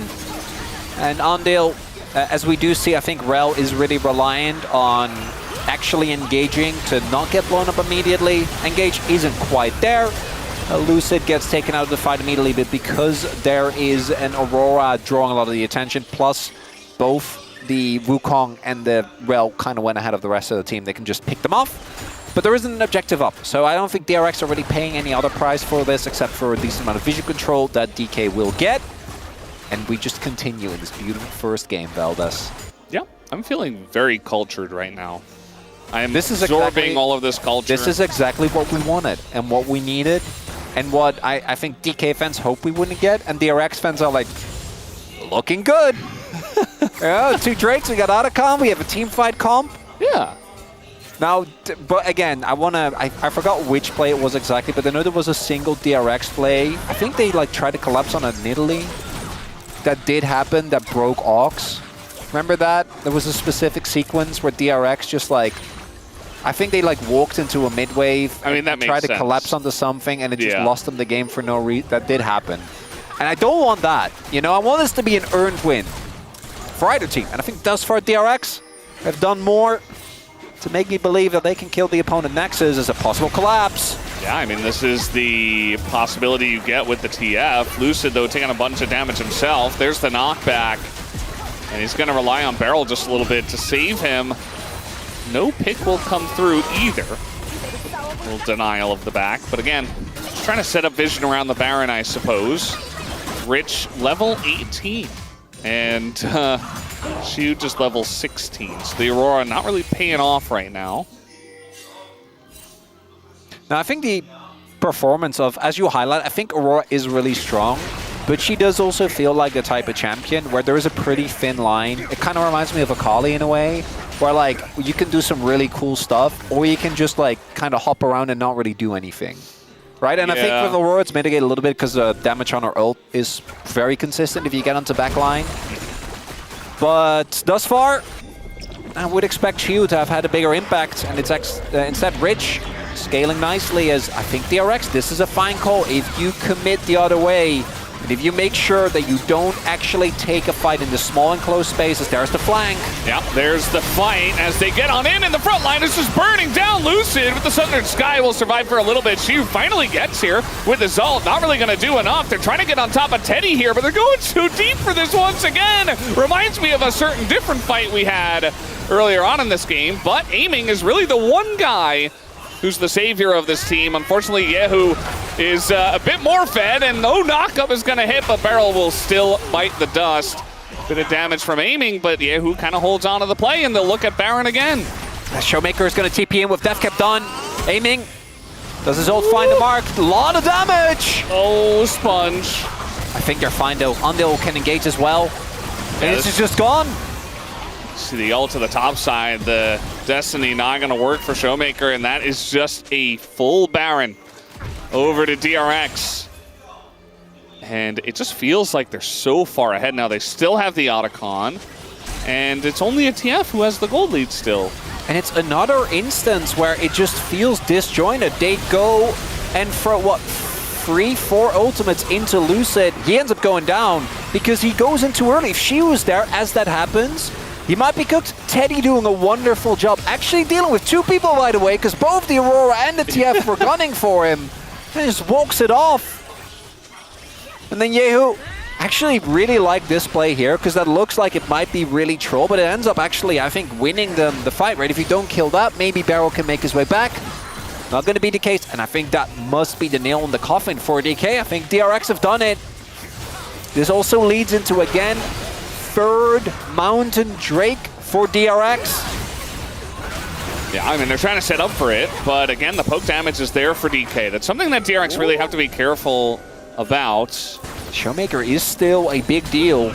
Yeah, I mean, he just got death cap, so now he actually is starting to do damage. He couldn't go Magi's in this game, obviously, but still, death cap is going to be even better. It's DK that have set up. If they can get this dragon, it would still be big. Yeah, if you keep tabs on Ondil and you poke them down and you don't get caught out, like, DK still have a chance, even with this gold deficit. There are opportunities. Poke is hitting. Ondil's low. They have Sponge as well, though, as a secondary tool. All right, Luce is going to stay on the left side of the wall here. Shiu gets a ton of damage done to him. He goes down without doing anything. And Lucian as well, just going to burn, and the damage from DRX is just too large. And DK cannot handle it at all. DRX win the fight again in a huge way. I want to see that damage done from Teddy. Jeez. Making MF look busted. All right, this is why we keep seeing the pick. Lucid dying with Flash Up. Ultimate available as well. Shiu has Aurora getting blown up before anything can be done. And DRX kind of knew with how the team fight started out, but looks like they are going to bring down the Nexus here in game number 1. Maybe not now. I don't know. It's DRX. They might be like, no. We're not, honestly, yeah, not risking it. It is a bit risky. I think with the wave clear of TF and Ezreal and the poke, you got to be careful. So I want to see again what happens here exactly. How did Shiu die so fast? Yeah, it's very straightforward. Just no. Yeah, not the performance you're looking for. And Barrel tries his best. But it really is just Teddy with one beautiful ult. I don't know, because I know Barrel, I think, tried to cancel it again. I don't know if he missed or if he was out of range. Yeah, that's definitely a fight that I would like to watch like 3 or 4 times. Yes. That's one that I would like to be on the space for and be like, huh, how did that happen exactly? But we're only going to get to see it a couple of times. But yeah, I mean, the damage, like, they just really don't have a good answer for Teddy. Like, they've tried to dive him. It hasn't worked. They've tried to poke. Even if it hits Teddy, he has BT, and it hasn't been hitting Teddy. Well, there's also the level 18, almost 4-item Gwen. Yeah. Which is a big problem. There are other big problems. The Talia. There is a lot. Well, yes, he's behind, but that's just because of TF. And he's about to hit full build as well, so... Yeah, there is a certain symmetry in the fact that this game, it feels like Showmaker is the only one kind of... I think Aiming's doing a good job as well. It's just Ezreal, so... I feel like it's really just Aiming. Like, Showmaker has had some big whoopsies. And... Yeah, I'm more so comparing him to the rest of the team. Yeah. It's been rough. And DRX, they came in here with a very good plan. I said it earlier, it feels like they have learned more from last week than DK have. Yeah. And as mentioned, all we want to see now from DRX is them close it out nice and clean. Don't take any crazy risks. You can't play for the Dragon Soul if you want that. You know, that's up in 2 minutes. Could be a good angle. I don't think DK have the items to really match Trying to collapse here on a Rich. Just going to get inside the mist as Rich turns on a Showmaker. He's like, you want to go, buddy? Let's go. Showmaker says, never mind, I'm going to flash away. He's still a stopwatch! Yeah, he's still a stopwatch. Didn't even use it! Oh, he's just chilling. I mean, the second, I love that response as well from Yahoo to just immediately wall it. He's like, okay, you want to fight? It's a 2v1. Because Showmaker was very far ahead of his team. Well, it's also Gwen. Yeah. Well, I get it. You know, you have to look for someone. Rich is the only one that is actually maybe a target, but there's good lane assignment as well from DRX, because again, if they are collapsing onto Gwen, it's going to take a while. He has, not Banshees, but the component. Also, he has Stopwatch. Also, it is Gwen. So at worst, you probably take someone and you stall for a good amount of time that really need to respect. And, oh, Showmaker, he doesn't have flash! And he's going to try to run with heal, and it will be successful. But, yeah, it's kind of clutching at straws right now for Showmaker trying to find an angle with no vision. And DRX, they say, okay, we can just do the same thing. Like, their last Baron setup was excellent. They're so consistent. I actually really like it. Multi-pronged approach attempted here, but I don't know if that's going to be enough. All right, they're trying to engage on a Braum. That's probably not a good idea. Flash. For DRX, I feel like just go on the Baron and turn. You could do it, except you're much farther ahead now, and you have 3 Mountain Drakes. I guess they don't want to take a big chance because Mountain Drake is coming up, and that's more important at this point. I also do think that the one way you maybe somehow lose this game is if you, like, trade Baron. Oh, that doesn't really do too much. If you trade Baron for Soul, I do think Soul is still crazy. It feels like both teams don't want Soul. Okay, just going to go for the Baron then. And the timing of this is 10 seconds before the Drake is even around. And there's the turn. Finally comes through. And Lucid pops like a balloon. Just gone. And is now 0-7. And they don't have a jungler. As down goes DK in this fight in a big way. DRX once again super clean. The engages from Mondil's Rel have been excellent. Showmaker trying to push mid. And, well, he's going to do a bunch of damage. But I don't know if he's getting out of there. And now we got a little fight trying to get on top of Sponge. As that is a bunch of damage coming out from Aiming. That's a kill. But Aiming's got to go on to everyone. Teddy flashing in. Just going to take him down. And Aiming slowed up. Going to get stunned up multiple times. And it looks like he is Ezreal, so he gets away. But not very clean. Getting a little silly with it. But it looks like DRX still undisturbed. Win the fight. They get the Nash. Soul gonna go their way as well. And Slow and Steady wins the race as for literally, what, the 7th time? Yep. We just have a full turn onto Lucid. Clean. And he just dies.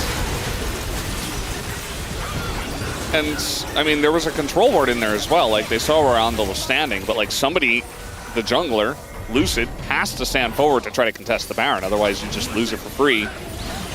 So kind of a lose-lose situation for him. And another super clean engage from Mondil. The lose-Lucid situation not quite working out. Showmaker, instead of seeing that, because there wasn't an angle, right? His jungler died, just goes mid, tries to maybe look for something there. At the worst, clear the wave so that technically the Nexus doesn't go down. Okay, DRX, I do want to highlight. There's also Elder Flip, okay? Like, don't somehow. And again, I want DRX to win this game because I feel like they've earned it. And yet, a part of me still worries because I feel like we at this point can just run. You have 4 Mountain Drake Soul. Just run mid. So there's an open highway to the Nexus. They can't actually damage you. Yeah, the Gwen has like 150 plus armor. You can end it, DRX. With just the Zhonya's. You got this. We believe in you. I just want to see some more DRX player stats, but now we're just we're hovering on barrel at the moment. It does look like with this Baron, very nice shove once again. Spit a poke here from Yahoo, and now a wall to come down. And essentially just get the free turret. And very safely at that, you know. They could have just kind of bulldozed their way through, but gonna utilize the wall to get it done. Teddy's gonna chip away at the inhibitor with the cannon minion. And Rich is in mid. Same lane assignments. You're not collapsing onto Rich. It's not happening. With Sonya's and Banshee Veil. You're just not killing. It's not a thing. Not at this point in the game.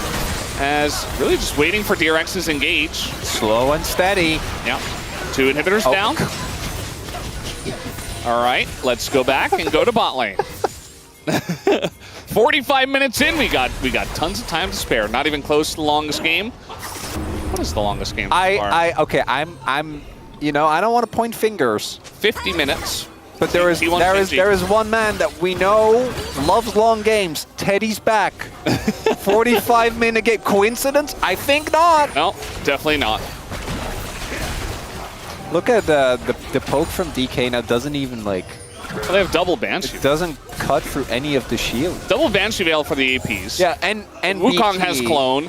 Rel is Rel, and BT for Emma. Yeah, Death Dance as well for Sponge. Yeah. Yeah. Yeah. The game is over. The Nexus might not have fallen. But they're going for the cultural victory, you know, not the fight victory. Exactly, yeah. Just sitting back, you know, they got like 8 cities. They're like, okay, gotta build up that culture. We got a nice little wall here, and it is going to be blocked by Beryl. I gotta give credit to Yehu, though. I think a really good performance on the Talia. Not the main character by any means, but a lot of the follow-up in these fights, I do think, came from him. We really are going for the cultural victory here, aren't we? I mean, they did run out of the Baron. Well, no, because you don't. They have to get Nash, and they turn Nash into Nash and Elder, and then you win. So you have to build Exodia. Well, my only issue with this is that we are just like the Mountain Soul. I think makes this a done deal, but this gold lead is not gonna matter for much longer as everyone just hits full items. Yeah, I think that you have Mountain Soul, so I'm not worried for DRX whatsoever. But like, if they didn't have Mountain Soul or was any other soul, if this was Chemtech, this is where it started to get worried again. Because now we're like, oh, what if we flip Nash or Elder? Oh, it could happen, yeah, for sure. I mean, if the game goes long enough. We've seen this, Valdez. That's why we're afraid. Yeah, I mean, right now, looks like actually she was ahead on items on his opponent, even though he's down 2,000 gold, because it looks like maybe Rich wants to buy him a Jai. He's not 100% sure about that. You have double super waves as well. They're gonna get Nash, then they're gonna get Elder, then they're gonna end But first, they're gonna play really safe and clean. They're gonna deny all the vision. There is also something to be said to really crush your opponent in that they're just let them stew in their loss. You know, just drag it out for 10 more minutes, give them hope, and then smack them down again. Might as well. You're going to get the 2-0 anyway. I mean, the way the teams are playing right now. Like, yeah, well, I wouldn't be surprised. No. I'm not a. We don't game one Andy one way or another, Valdez. Yeah, that is true. This is a very cultural situation we're in. You know when they have like past results are by no means a guarantee for the future. That's how I feel about except in the case of curses, in which it absolutely is. Well, I would say that, but this is a whole different discussion. Okay, what about this attempt? Okay, this Baron is gone. Well, they see it leaving. Okay. Showmaker is pushing bot, but smartly, Rich is already there. So what is the counterpunch, DK? Is it try and hope that they flip Elder, which they won't because they have 2 open inhibs, so they should just run... They're doing it! They're just running top. They're doing it! Wow. Oh. You gotta get both waves. Well... Okay, Andel's backing here. Again, if there's someone who's going to be able to buy stuff... No, we're going for Elder. Okay, I really don't think we should go... We should not go for Elder. That is literally the only way. What if we just flipped Elder? No. But they're not going to lose the game. They're too far ahead. But the only way, conceivably, you lose this game is if somehow, by some miracle, Lucid doesn't immediately die and steals Elder. All right, a little fake engage on a Barrel. Okay, Barrel's half health, and the shields are all still up. I still don't like this, Valdez. It's okay, they have an ocean drink. All right, the engage comes in, and it's Lucian and Barrel again. They get caught up in this, but they don't get the kills. Now they're going to get the kills. Okay, just a little bit delayed. And I think the power level of DRX right now is just overwhelming. And yeah, DRX, they get a couple of kills. No jungler. Just take the Elder now. Oh, Barrel with the second smite, not going to find it. Showmaker, I don't think he can make his way in. If you give him 8 seconds? Nah, not gonna happen. Okay, Exodia completed. A minute and a half, DK. She was pushing mid. It's fine, just hold that for a minute and a half. Oh, no. Okay, they're gonna try to end. Okay, but there's 2 people. And There are 2 people and no Baron! And you they're don't playing- have Baron! Okay, well, I mean, that was their last choice, right? they have to try something. That was a nice little gambit here from the side of DK. It's not going to work. It's very funny, though. They're just going to fight here 2v2. Yehu's flashing. Get at him! Get him, DK! Get him, Yehu! Yeah! Okay, not going to happen. DRX take down the Nexus in about 49.5 minutes. A barn burner of a game 1. And DK just can't seem to figure out that comp at all. This is the type of game think pieces are written about. We have to discern every level, every layer, every hidden meaning, Valdez, because I can tell you, I have no idea. What was Lucid thinking? No clue. What did he mean by that? What did he mean by any of it? I don't know. It started off well in laning phase, but the Shio Aurora, not doing it for me. Aiming, nice attempt. No notes. Like aiming. Aiming was I'm there. so sorry. He almost did the most damage of the game. Like he was fine, but he was also Ezreal while his team got engaged on. The biggest difference to me, and I think it's even telegraphed by these damage graphs, is DRX was a team, and DK just wasn't. So many of these plays early on just felt completely mistimed, miscommunicated. It took him 50 minutes, but DRX got it done. Now I just want to see it again. I want to see another engaged comp where everybody's going in at the same time and they don't have Xinjiang this time. You know, I feel like there's another way for DRX to actually get the 2-0. I'm a bit excited for them right now. We'll see if they can do it after the break. We'll be right back.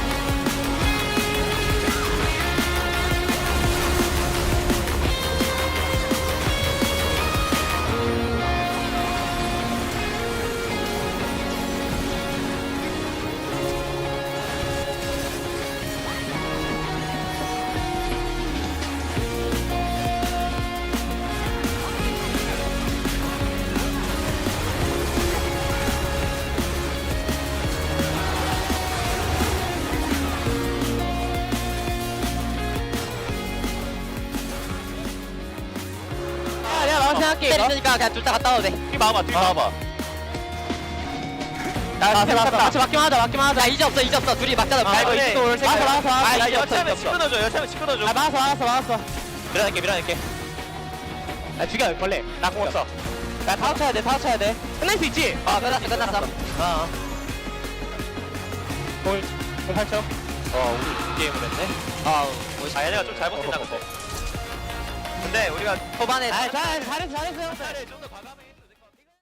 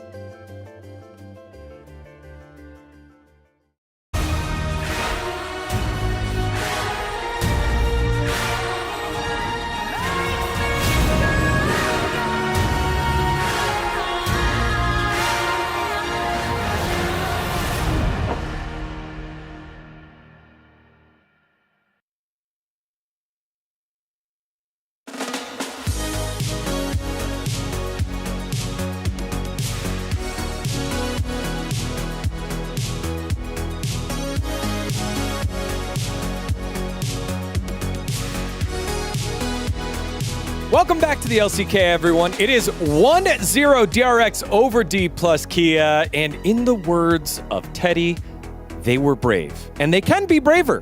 That is what he said as they were closing out the Nexus. Degon here alongside Oxenwood did. I think definitely a little bit tentative. They were in control of the game, but they were approaching it in a safe way. The game could have been short. I think other teams in our league would have handled it better, but you know, DRX got control. They closed it out, and they should be proud of that. Yeah, the control was from their mid game. I think the objective control was just clean after DK getting 3 drakes. It must be a pressure, but after that they were just like stabilizing themselves, and I think it definitely helped it. Well, when we go 40 minutes plus, we're getting 3 highlights. Let's start with the first one here that you wanted to break down with Showmaker around the objectives early. So here is the team fight where DRX win out cleanly. They get the mid priority. Even though they don't have the bot priority, they could have the mid priority with the Talia and Wukong. And that's the reason why they could actually clean out the DK here. And I was thinking about what DK should instead, because they were having the bot priority. They started the Drake earlier by themselves. So I feel like here, it's kind of, you cannot avoid from them getting the mid priority because Wukong is just showing mid. But I feel like if Showmaker was brave enough to just face check and tank the Wukong and Talia here, I think they could just get the Drake by themselves here. Yeah, I think the key thing is that Wukong doesn't have ultimate, and Talia just used a full combo on the wave, so Showmaker kind of backs away here, and I think he can play with a lot more confidence. And because he takes such a long route round, it means his team doesn't have his backup for such a long time, and they're free, DRX are free to take this aggressive position, and by the time he does get there, his jungler's already dead. Yeah, so the point is Showmaker cannot die here because he has Nimbus Clock with the Ignite and Flash on, and he had the complete item of World of Ages, so I feel like he could have just tanked the Wukong and Talia damage, and while that point, I feel like DK could just end the Drake and just back out. Yeah, and I think that's the theme of this game. We're seeing 2 gun-shy teams who know how to play the first 10 to 15 minutes in a standard way, but it was a long time before we got first blood, and then some of the decisions afterwards. It was just kind of just trading back and forth here as we take a look at the second highlight here. At the blue buff, D+ then trying to find a pick, and many ways to look at it. This was the highlight where Valdez said, man, I would love to watch this one over and over and over again on the space. Yeah, it felt like this one was some over-aggression coming out from D+, which is kind of a common theme, and it felt like DRX was so good at just finding these aggressive engages. Also a bit of a flub. There was a lot of situations where they were trying to catch Teddy in the back end, but weren't quite able to finish him off. Shiwu, not sure what he was going for there, but again, they're so deep in the enemy jungle making this play, and DRX is so quick to punish. Yeah, this is the point where DK had the lead in game with the Twisted Fate, and even though they didn't win the skirmishes, they had the 2 stacks of the Drake, which means that they are in control in game, but I feel like they just didn't know like what should they play on, and blue buff is not worth enough to just play on it. Yeah, and when you are starting to make some of those mistakes, it continues to compound. I think one player had a tough one, was Lucid here. Highlight 3 still. Where's the ult? Where's the ult, Lucid? I want to give credit to the setup here from DRX. They immediately target the jungle, and the ult comes through a little late, but they actually get inside so that so much damage is done. We see the Xin Zhao go down pretty quickly, and then they end up just following up, and it gets a little bit scrappy here. You know, it's not the cleanest fight overall because some damage comes in the back end. They're looking for Teddy again. But the main thing is they manage to sort of reconvene. They protect the AD carry. They sort of deal with the threats. And because the jungler's down, they're able to back away, and they end up getting Baron off this, and that was the big turning point where really they got firm control of this game. Yeah, I feel like DRX kind of realized that in game, in the situation where we just hit the front line, they can never lose because of their team composition, which makes a lot stronger. Because it's just easy to just hit the front line and win the team fight. Look at their team comp. It's just most easiest team comp around the front to back. So we just want to highlight the win rate as well. Why this is strong combination together, like Wukong, Rel. It's just one of the easiest engage tool whenever it comes to the in-game. Yeah, I mean, these picks have been so good in round 3. Wukong was on a big win streak for a while, but these picks, so good at starting fights, so good at finding access to the backline, the AoE and just a team fighting power, and we saw DRX really demonstrate that. Whenever they wanted to start a fight on their terms, it felt so easy for them to do. Whereas for D+, it felt like a lot more kind of stand your ground and poke, and a lot more fragile as a result. All right, well, D plus on the back foot. DRX putting it together. Are they going to win it? Finally, 2 in a row. Let's find out as we send it back on over to Valdez and Chronicler. Thank you guys on the space for that wonderful breakdown. Definitely did not want to see them diving super deep once again, but we did get to see it. And can DRX do it? That's really the only question I have right now. You know, can they actually replicate what they did in game 1? Like, yes, it was slow. They avoided mistakes. It was a bit cultured, but it was fine. It was a good win. It was a very dominant win. And I'm also excited to see if DK can figure it out on the blue side, because that wasn't exactly the D plus Kia we are used to. Or is it at this point? Hard to say. I think that obviously a big mental shift needs to be found by this team.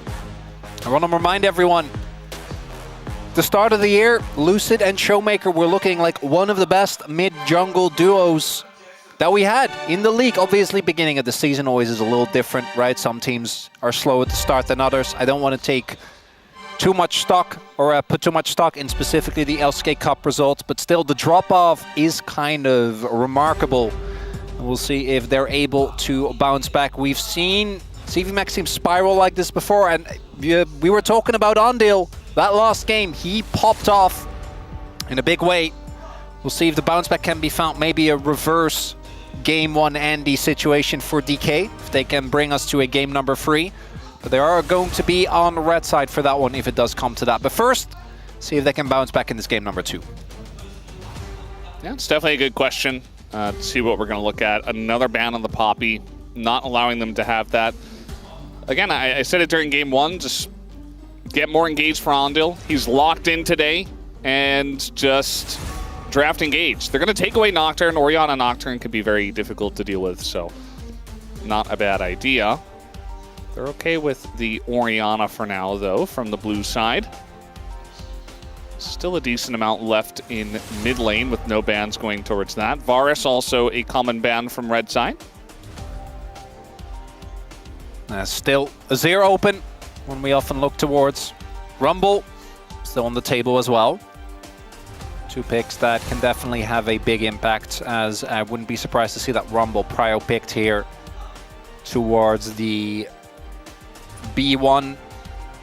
And for DRX could answer with good amount of power. Yehu feeling good. Had a really good game on Atalia in game number 1. Able to consistently follow up, but yeah, I think main character in the last game was Ondil on the rel. His engages made a big difference, and then Teddy obviously showing us a really mean MF performances. Lucid Vi going to get banned away here. Yep. That's the PvP they were talking about in the pre-show, Pantheon Varus Vi. Red side bans, just classic for DRX. You don't have to do that nowadays. Really, Pantheon's the only one that's perma-banned and has been in every single game. Azir first pick for Showmaker. Not a big surprise in terms of tier list, especially with Talia gone. But also Showmaker hasn't been our best Azir that we've had so far in the LCK. No, the first place on that list has fluctuated a lot, but it's Chovy, BDD, and Faker are the big 3. Zeka had a period where he was there. I'll say Chovy is a pretty clear favorite. Right now, yeah. But I mean, in different eras of the game, right? Like sure, over the last couple of years, I think those 3 are the... Come on. I thought you were saying like for right now, those are the 3. No, that is just Chovy, yeah. Although, I mean, like the game where he just kept going in for every single shuffle was mostly funny, not necessarily as consistent. Because this is a 1-2 we've seen a lot of. The Azir combined with the Skarner, you're able to slam them into the wall. A lot of team fighting power. Lucid does not look happy. No. He's got some thoughts about this pick. And I mean, Skarner's definitely not a Lucid pick. Like when I think of Lucid, I don't think of Skarner for sure, but it's definitely still a strong duo alongside of the Azir. Tons of team fight control. It's going to be Ornn. Are we just fully defaulting the other way? Ornn we have seen a lot into the Rumble, post-Koenig Rooker, and you actually do have a really good matchup into him. Just got to try and stay alive early on. That is pure comfort for Xiu, who did not look that hot on the Aurora. Another champion starting with A. This one we've seen him perform some heroics on. See if it's going to be enough here. And Bessa definitely kind of goes against what we were expecting, but as you mentioned, definitely in Xiu's wheelhouse.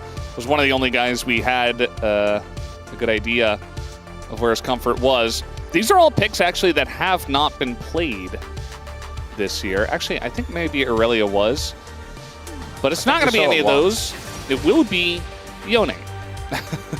Ooh, and the execution of this top side is a bit iffy, but it is crazy good, right? You have the Yone Rumble combo. That one we see a lot because you can layer the ults. We have the Sejuani with the Yone as well, which obviously have a really easy way of stacking and can set up for each other very nicely. Then Sejuani, just any CC is really good with Rumble. This is a type of comp that can fall flat, but after that last game, I think DRX clearly very much on the same page. I just want to see what Ondal's playing.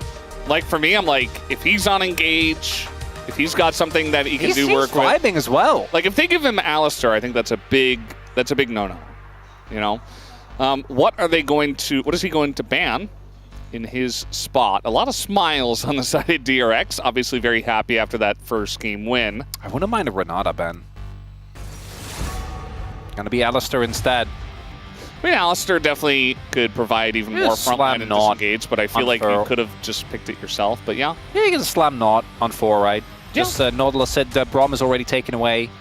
You do walk even more into the Renata, but it does feel with the Varus banned away, a lot of the other common pairings we see with Renata aren't quite as in vogue right now. Kalista obviously has been on the struggle bus for a while now. I feel like Alistar's also better into stuff like Skarner, Azir. Like, if you get yourself deep, you can survive. So I feel like they really should have just slammed it, but not even going to pick Frondel just yet. Or are we?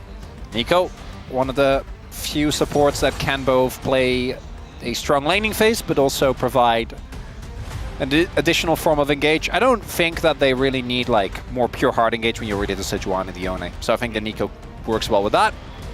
Yeah, it's fine. And if they were expecting Renata, not happening anymore. Now it's like, well, you really don't want to play Renata into this Nico. Gonna barrel Bard? Is that where we're looking?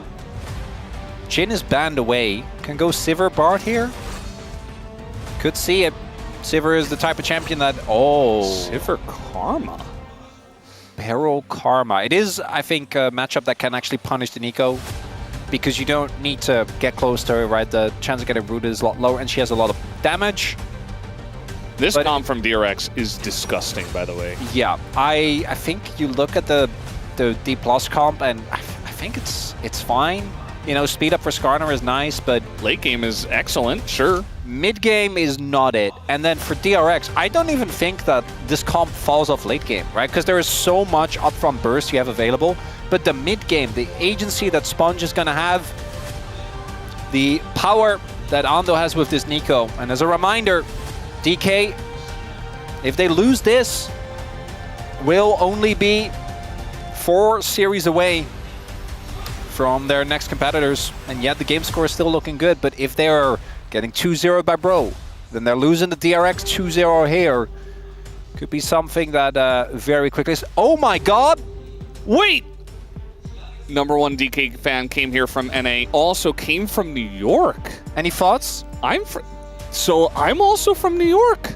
That's crazy! You know who's also from New York? Spider-Man. I knew it was coming the moment I saw that sign. I knew. And still got me. Fell right into the trap. The spider web, of course. Okay, this comp, it can work. It has win conditions, but this comp, this is the enemy team comp. And they're good at any stage of the game. We'll see how it goes, though, if DRX can make it work again in game number 2.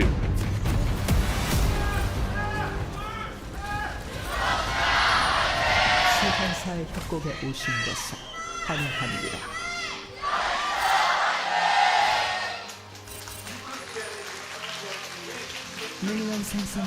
Actually, thank you for the correction, Valdez. They lost last week. They lost 2-1.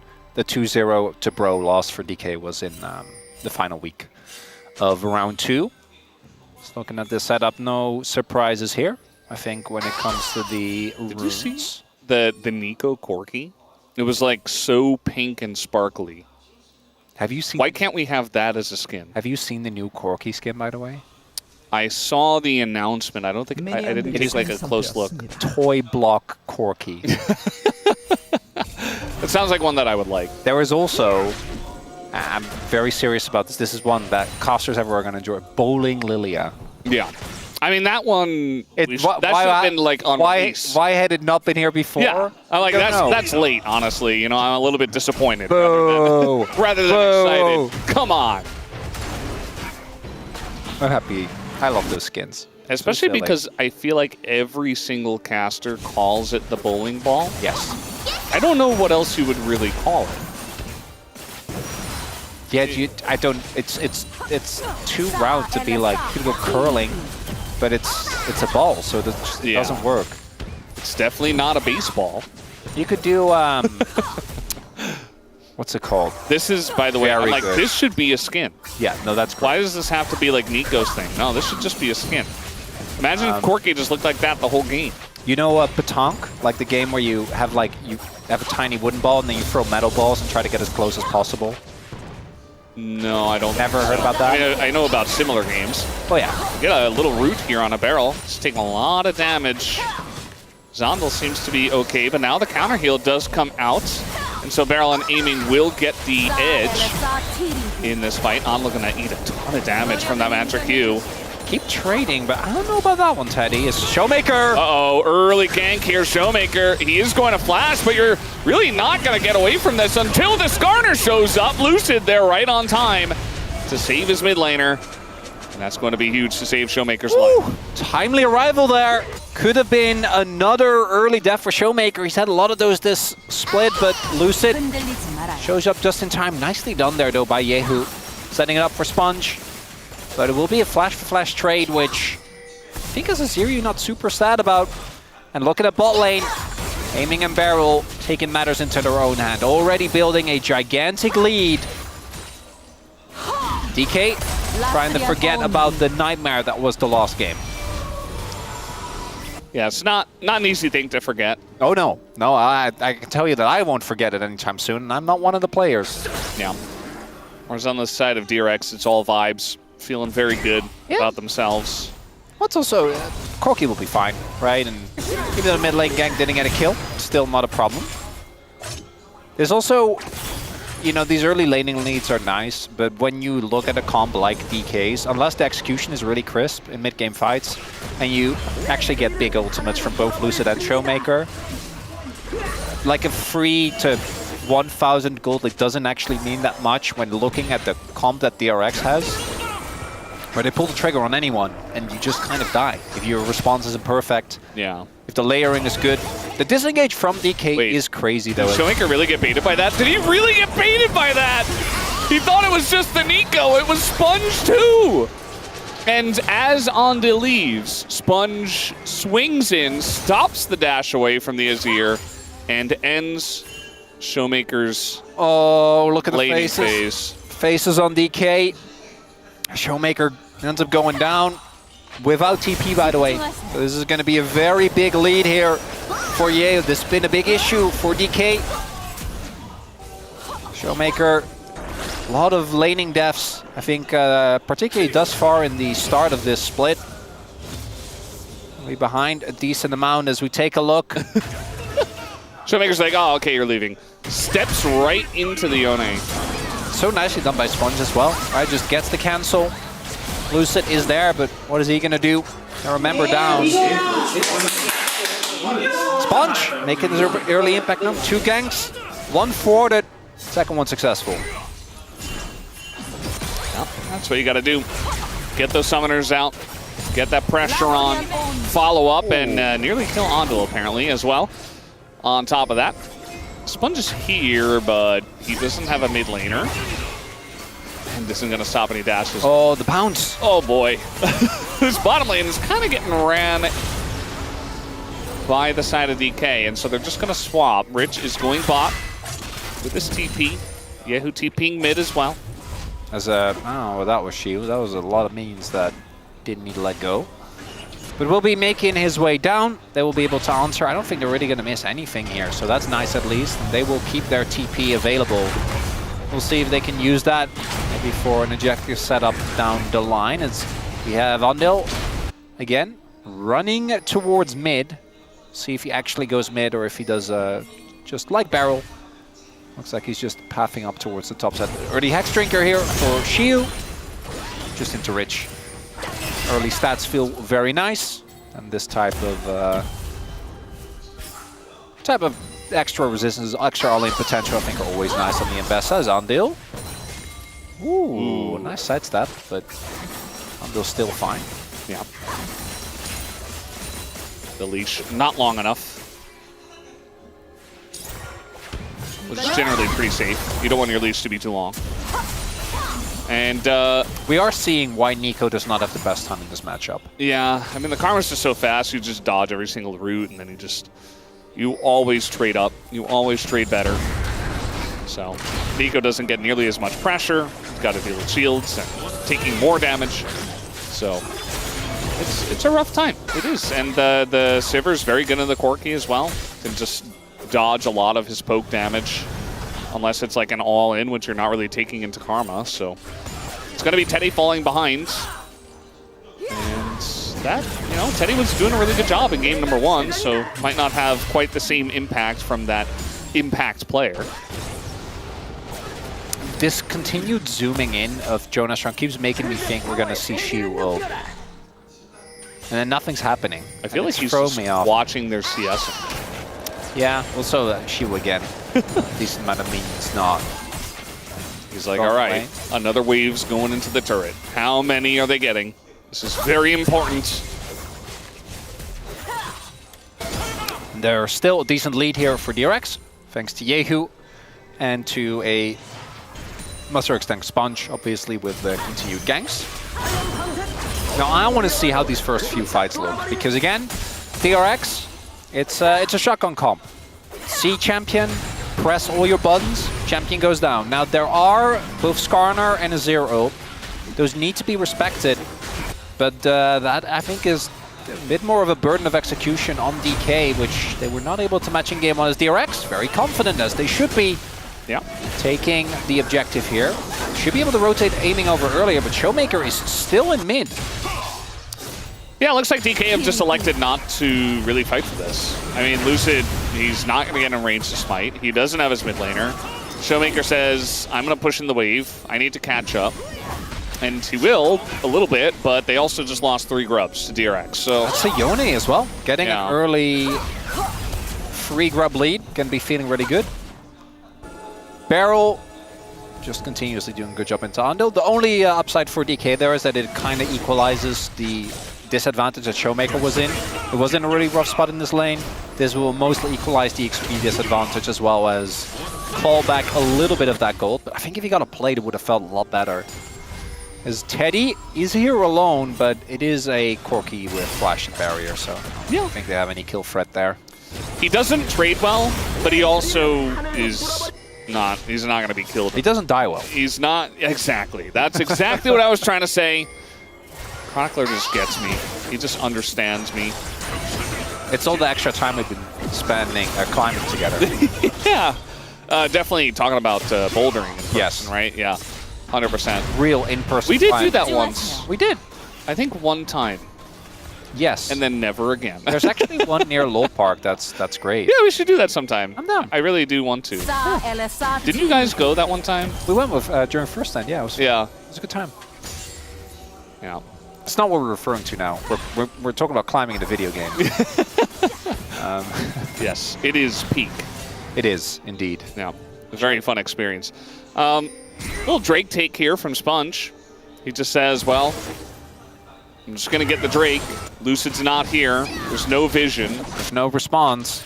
They just don't know. This is one of the games, though, where we will forgive the team that is just, like, letting them take everything. Because, like, what, almost 11 minutes in? As a first Drake, that's fine. I don't think you're too bothered if you're DK. You're looking and you're going, first item, maybe. Second item, that's when we start cooking. Yeah. They did damage coming in here, but they're not really locking anyone down. And For Lucid, he's playing Skarner. Okay, a little engage here, a little all-in from Xiu. Gonna land that ult as Rich really turning around quite a lot of times and will take a bit of extra damage. And that Hexdrinker certainly getting some work done. Even trade here in mid. But yeah, as Lucid, you're kind of just running around farming and just nowhere to gank. You're not going to gank the Yone. Nope. Maybe the Rumble. You know, like if he was up top, that would have been the angle, but... Oh my god, Barrel, where was the Mentor Q coming? It's Barrel, okay? He's behind their... behind enemy lines, Barrel. Yeah. Well, it's going well. This is one of the few big pressure points I have on the map. Also, you are obviously looking to outscale in both your top lane matchup, and I think to a lesser degree, I think Skarner just becomes a bigger menace because you get more into actual 5v5s where I think he shines. As we do have the swap coming through here, Rich showing up in the lane. And we'll be set up for a trap here. I don't know, you wanted to take that one, Rich. He did just run straight into it. Now, aiming at Barrel, they don't really seem to have that much, but they are going to ult in. And they push him away. It's not going to be a kill, but you're certainly neutralizing the Rumble in this swap. Still a big win. Could be getting them a TP. We'll see. Rich, he's being greedy, but I don't think anyone's going to punish him. So he will be able to catch this wave. But it still is nice tempo here for DK. See, I imagine that they're just going to match the swap. We do have Xiu almost as ult available here alone towards top side, but no. Going to keep everyone where they are for the Mbessa. I think that does make sense. You're just playing to skill anyway, so you just want to catch the waves. You are also hard to dive. Yeah. And Mbessa playing to scale. Yep. Azir playing to scale. Skarner even playing to scale. And then obviously Sivir playing to scale. What you want, I think the sweet spot for me with comps like this is always one Drake. So if you get one Drake, I think you're in such a comfortable... That is very funny. Yeah, it feels like a meme because of the support, but I think they're just trying to highlight the amount of pressure that Barrel has put on. Look at both these junglers, by the way. Both doing 1,000 damage. Oh, they're cranking the numbers up! I really don't No, they're getting understand what the idea is here. Grasp stacks and Heartsteel. There you go. Both junglers benefit. Yeah, nicely done. Okay. It's a handshake. You get a stack. I get a stack. Okay, I see. Makes sense. And there's a bit of pressure down here on the bottom side of the map, but again, no real dive pressure. Just kind of feels like they're just hanging out and farming. You know, the more I think about it, the karma is also something that, as we get deeper into the game, is actually going to have a lot of mitigating impacts. All right, Andal just going to run straight into them and die. As a nice little hide on bush effective from Lucid. Didn't expect him to be that deep in his own jungle. Sneaky, sneaky Scorpion. And looking at the vision control that's here for DRX, could have been a bit of an indicator because that topside jungle is lit up like a Christmas tree. Andal getting caught out, getting taken down here. A little bit of a gold influx here for DK. Not going to lead to an objective, so nothing too crazy. But the fact that it's aiming that gets the kill as well is a big deal. As here, very straightforward. Lucid just finding the smash into the ultimate. Not a lot of counterplay available there at the moment that E hits. Really, you could see him like hesitate for a split second. The mid lane was pushing in and there was zero vision. So if they're there, you're 100% dead. So I feel like he was like, I kind of have to get there just in case they're diving, but also if they're here, I already die. So I just die. So it was kind of like... You have to listen to the little voice that's like, I don't know about that. It was still a mistake, but it was kind of like a weird scenario. Or maybe he can get the counter dive off if he's on time. What we are seeing, though, is DK doing a good job of turning the prio that they have into actual picks. At least in that instance, are they going to actually fight? I think they have the position to. It's about absorbing the initial blow. They're so slow, though. Yeah, very slow. And the freeze here on the Lucid, and the triple knockup from the side of Andal just keeps them all locked up. And this is looking just like game one, where Lucid gets caught, dies immediately on the turn on the objective. And once again, DRX. A very nice win in the fight, although she was going to get this entire turret, but they'll lose mid-turret, you would have to think here. Yeah, with the Herald for sure. Xiu, I've seen this one before! Well, I guess he's fine this time, maybe? Yeah. Well, they're still going to stick around for this one. They're just going to fight on a Shiyu, and, well, he's going to try to flash as well, and he is absolutely not fine, Chronicler. So a very nice and effective caster curse from you. Okay, That's going to be the real. end of Shiyu. I was being quizzical and did not think he would actually survive, as that is the second time we've seen Shiyu do that. Really, both of the top side players on DK kind of losing their mind, and this one is credit to Sponge. Beautiful engage here. Just finds him, goes in, but it also makes me wonder. It feels again, they did use free ultimates on one player. And there's no follow-up. And I think in this case it's warranted because what we see is the TP coming in from the Rumble, right? So I think actually bailing there is fine. This TP, I have no excuses, no idea what Shiyu was thinking. Because as we saw, even if they don't use Herald, you die there. But if they do use Herald, you 100% die there. Now the Drake... I could have sworn I heard the Herald sound. I thought so as well. I was like, oh, they're heralding mid. Yep. Maybe we just, like, our brains thought 100% they were going to use it, so we just heard it at the same time. It still worked. Now that they are a member up, as the Herald is it was actually... Yeah, it was taken by Yehu. Yeah.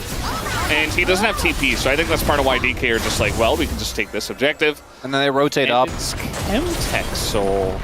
I think that's actually not bad for DK. I'm not even joking. Oh, a little engage here, but we got the cleanse on Aiming, who is going to take a ton of damage from Teddy. Nearly takes his head off, and the two of them just have to run away. It's not a fight that DK could win by any means, but at least they survive. And DRX are just running the Rift right now, especially Sponge. Yeah, I don't think Teddy needed to flash, though. I think that play was good. I think Teddy using his flash there is just... I mean, he almost got him. Well, yeah. But even if you do... I guess you're quirky. I guess it's not too bad. As Shield, you are alone. Yep, he's Reinforcements are on the way. Some friends, but I think they're going to be late, and the amount of CC that's here is just way too much. Lucid is going to CC the drop, though. So he did that. Yeah, I think he didn't want to join at that point. Yeah, he... Obviously, I'm just, So yeah, that's going to be Shiyu caught out once again. Sponge, awkward spot for him. He's going to be stunned up. Little Impale comes in, and Sponge, maybe a little bit overconfident, gives a shutdown to the 2-0, now Sivir. Now that is some Rise Group gameplay right there. That's the stuff right there. That just makes you wonder. That's the stuff, yeah. That just makes you wonder, I don't understand. It's like a nice cold glass of orange juice on a hot summer day. No, yes. It's like, ooh, but no. Yeah. But they told you it's freshly squeezed orange juice. Ooh, yeah. And then you take a sip, and it's not. Oh. It's like the concentrate, and it's I was getting so excited. No, that's like, yeah, no. That's the real kicker. Because this could have just been a nice play where they kill Shiyu and make a clean escape, but instead it isn't.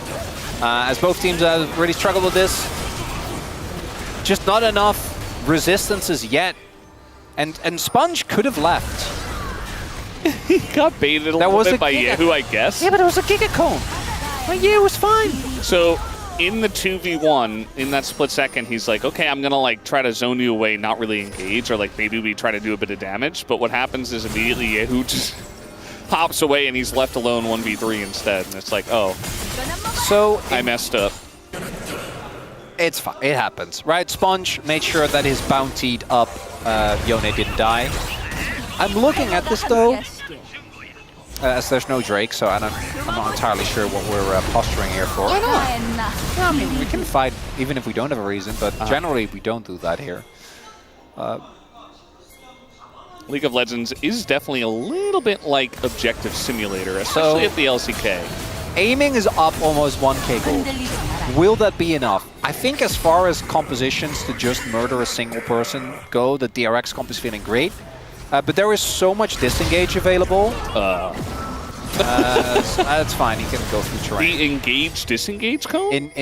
At no point was I worried for Lucid. Yeah. Who I think is one more death away from a full mental little breaky down. Into a little collapse, yeah. Which I'd rather not have. On the flip side, DRX, Sponge's engages have been great. Obviously, that was a little oopsie, but outside of that, I think their decision-making today just has been so much sharper. They're not afraid to just say, okay, guys, I'm going to flash on them, and we are going to murder them. And then I think that DK have not done a good job of absorbing that, and also then following up on, again, I think that there are some situations where a team like really any of the Legend teams were like, guys, just use free ults. As we do have the bait being dangled here. DRX, you did this in game 1. Yeah, I don't like this, but they won game 1. So it's fine, right? So you just got to do it again, I guess, right? Okay, so we traded TPs. Mid lane turret is definitely going to... No, they're just sending it into Otacon. And DK say... They're going to get 2 turrets? You can have it. I don't think they're going to get 2 turrets, Chronicler. I think they're only going to get 1. And they gave away the Otacon for free. So, DRX, that was a fantastic idea. Honestly, great job. So they got mid lane tier. If they get Dragon as well, I think it may be okay. They will get tempo because obviously DRX need to answer the waves that were pushed in. But DRX didn't use anything. Right? They didn't use any ults. They didn't have to expend any resources. They're not going to give this Dragon up for free. They're ready to fight with their new Otacon. Yes, they should. Particularly with a... Rich. Getting the zoom in. The engage Mega Cone. He does have flash, though. Okay. Well, counter engage here from DRX, perhaps. Rich took a ton of damage. They're a member down, DK. Yeah. You have to be a little careful. They are not. They are showing strength. I feel like they could have gotten engaged on, but I guess it's what is happening? This is such what is this? Why are they getting how are they getting away with this? They're just walking the Sejuani. Sponge is like, guys, come on. Like, let's group up, let's do something. Listen, I know Rich was half health, but you still have a Rumble Equalizer and they're in the jungle! This game is getting to me, Velves. Yes, it's also getting me very cultured. I'm feeling very cultured. I'm enjoying the culture. I'm so of the glad Rise that group. the gameplay and the culture thing caught on. It's peak. I mean, that is the thing. It is the real thing. We just had to find the right words to describe it. We all knew. So they get the Dragon. It's one chem. Okay, but even this, man, I'm telling you, they could have easily contested this. Like, yeah, but for DRX, they've been so careful this entire day. True. I feel like they're just like, nah, it's not perfect. Let's back away. You know, they're just like, that felt really weird, and it did. Like, we were sitting here saying, okay, that was really weird, and so they just felt uncomfortable and they just let it happen. Aiming is a transferred item, looking like Lord Doms. And then IE fourth, I do assume. Obviously, starting the free item break from both Showmaker and Aiming are going to be absolute menaces. Same for Shiu, who I assume is going to finish his Maul next. I think for DRX, the timer is starting to become a problem. Because once you hit a point where both Ambessa and Showmaker have enough items and money, you will just be able to win a fight even if you do kill Sivir. And when it comes to AoE teamfight damage, I think DK just kind of dunks on you. It's really hard to deal with Sivir as well as the Ambessa in these later game scenarios. Yeah. I'm not getting excited for a fight yet. I know we're 24 minutes. Okay, right as I say that, they're just diving Rich. He's just dead. Maybe I should have been excited for a fight. Nice little play there from Shiu. Rich absolutely not expecting 4 people to be there. Trying to set up something on a Showmaker. There you go. It's going to miss, though. And maybe still a bit of damage to go in. They're just pushing mid, though, at the same time and keeping this wave safe. So even if they don't get Showmaker, they're going to get the turret. And that's really what they came for. Nice little root onto Mr. Maker. As it goes in there, I think got stopped by the clone. Wonder if there was maybe a possible angle for Shiu. Although without his ult, I don't really think he can join that fight on such a short notice. Second item done now for Lucid as well. And I do think that despite me preferring the DK comp, I don't think their gameplay today has been great. And the DRX comp at any point in the game has lagged. Oh, I got you. You know, you can hands test. You can be like, oh, do you have the reflexes? Because if not, you get caught by a sponge ult, you do just die. As unfortunately for Rich, he got caught by a Ambessa ult and did just die. I feel they could have done this with just 2 people. They definitely did need 4, but doesn't mean they got more push bars. Uh-oh. No, not again. Hide on bush. Not again. How many, though? Is it just Shiu? Yes. Still? Oh, he did just TP and now is at 50% health again. Very close game. Certainly very back and forth in this one. And at the moment, it's basically even. How are you feeling about the possibility of a game? I don't want to make a statement one way or another. I just want to hear your thoughts. I don't think it's going to happen. Now you think someone on DK is going to overstep, get killed, and then the game just snowballs from there? Yeah. I think that's valid. That's kind of, even in game 2, I think, or game 1, I think you're going to argue that there were points where they were fine and then just made very subpar calls. Yeah. One thing I will say about Shiyu is that even though he made a couple of silly mistakes in this game, he never really seems to get affected by any of that. Like, he seems to have a pretty strong mental, even though he hasn't been playing at his top level nowadays. He's still able to pull out some really big plays, so that's good. And also, we talked about aiming in game 1. He didn't really get an opportunity to carry in that one. Might get it in this one, as now they engage here onto Ondil. Meanwhile, Shiyu is getting incredibly low.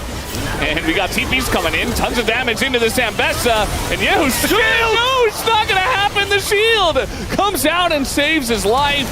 That's now flash in from Lucid. He's taking so much, and there goes Ondil. Going to get the knockup and immediately die. And kind of baits his team as well. Sponge just on the run. And he will get away. There's a Baron up and a full health Sivir. Surely this is going to be an attempt from DK. Sponge is still alive, as is Yeo, as is Teddy, as is Rich.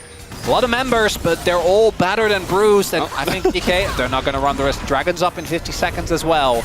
And they are taking the page out of the DRX book. Pause. We are not running, as I think today has been long enough. So I'd like a 50-minute pause into a 50-minute game, into a third game, Valdez. And you know what? I agree. You might get it.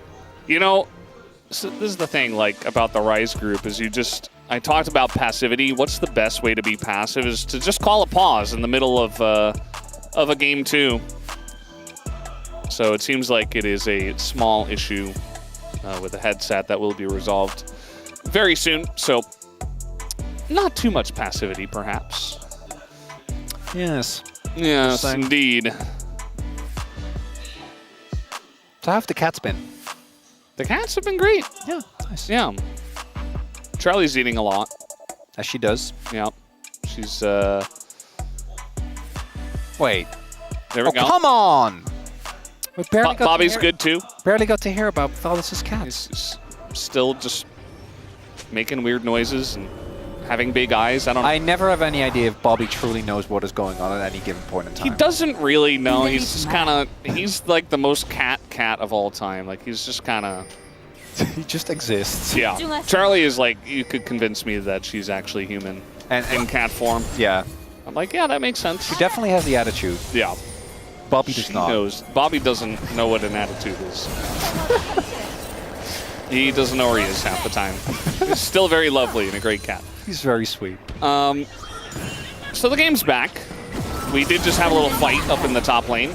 Yahoo did not get over the wall there. Well, it's going to be a breakpoint, Valdez. Either DK, or I say that, we might see, with the posturing, DRX actually trying to trade. And this would be a great trade for them. Don't be mistaken, because this is not Soul, and even then, Chemtech Soul is like, But Showmaker can just solo this.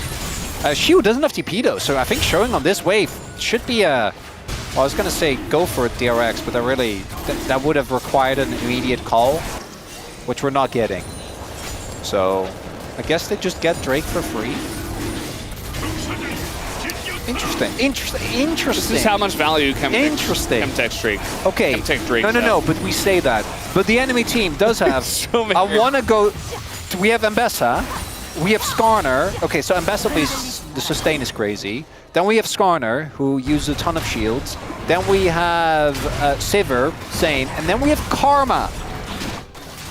Yeah, even a 0 No, I mean it's good. It's just not as good. And when the pros hear that, they're like, oh, it doesn't matter.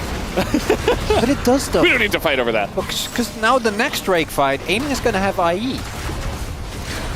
Well, I mean that's just what not fighting will bring you over anything. That is my problem. Over anything, regardless. You know, I guess Chemtech Drake would have been a good excuse, but again, for DRX, they said it's not 100% perfect. We're not doing it. Oh no, not the disappearing piggy. Sponge shows up, leaves. I guess it's a Poro, not a... It's not Bristle. Is the Poro still Bristle?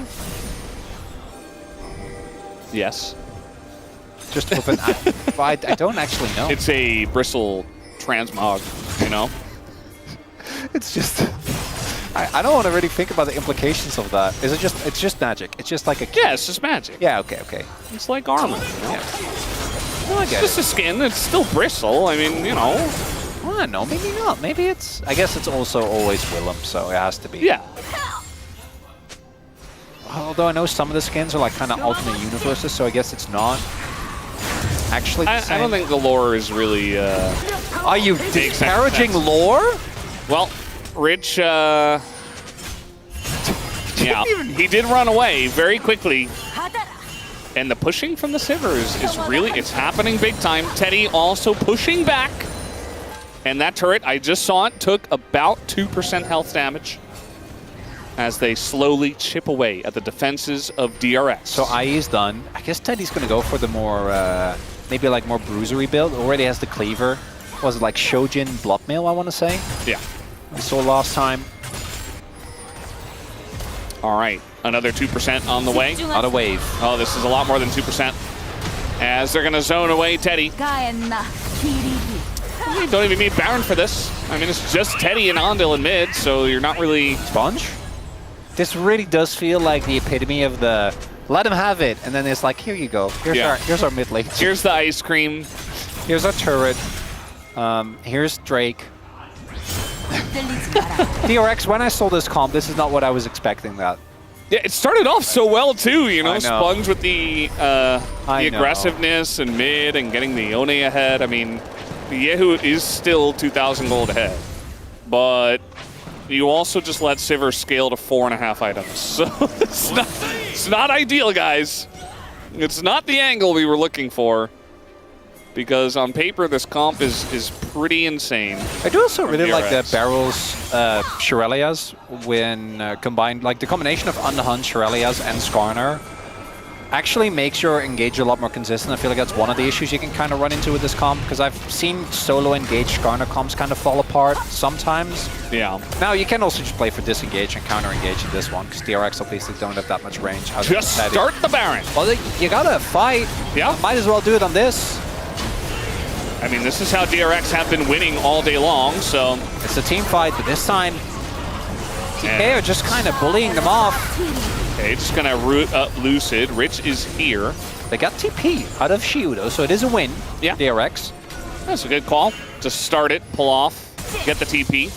You're not really losing anything. Ooh, if you get hit by the Q there, could have been a decent amount of follow-up, but not going to be the case. And again, you're pulling them out of position and looking for potential picks. You know, I feel like DRX have been should have been trying to do this for a while, and now Shiu.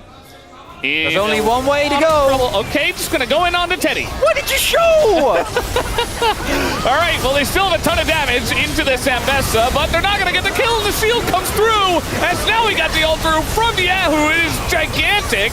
As now Showmaker, though, on the disengage, gets sponged down. Dia, who also going to be zoned away, but Lucid taking a bunch from Teddy. And now it might just be the show of the 80 carries and the scaling as in goes Richie's got the Sonya's and Lucid's gonna go down. In with the Valkyrie goes Teddy is insane. And that was a little bit too far too forward. Yehu was just hanging out in the lane. Was not part of this at all.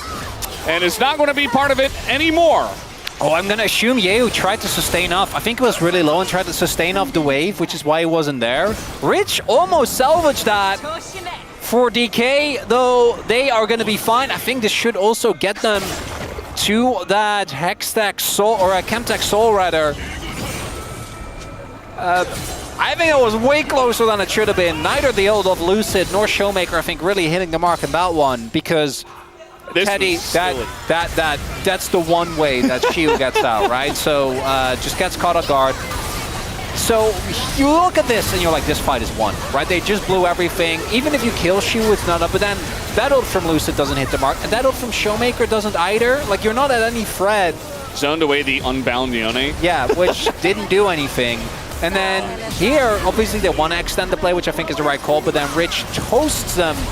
I'm actually shocked by how well Barrow played that fight out. I think actually doing a really good job with the shielding, dodging a lot of the all right. They got Soul, and DRX pull the trigger again. Yeah, they're just going to say, okay, we can get this Baron, but it's on Vision and they don't seem to care. They're just going to try to zone them away or maybe look for a turn. I don't know. They don't seem to have any plan. As in goes Siu, and now the turn comes in. It's totally going to miss. Barrel takes a bunch of damage. Anvil gets the knock up into the front line. Siu gets away, though, and Rich isn't really there. Comes down to a flip, and it goes over to Lucid. The smite gets it to 93, and that is not 0. That is not going to get you the objective. DK win a giant fight 35 minutes in, and they might just win the game right here. Bit of a slugfest, but in the end, DK will bring us to that game number 3, as they have so often gone towards. Chemtech saw actually, I think, doing some heavy lifting for Showmaker there. He got low, but it will be DK in this next one. DRX, even with that composition, couldn't quite fight the angles. I think Rich really struggling on the Rumble as well. And another long game, 35 minutes. We will be going to that game number 3, Valdez.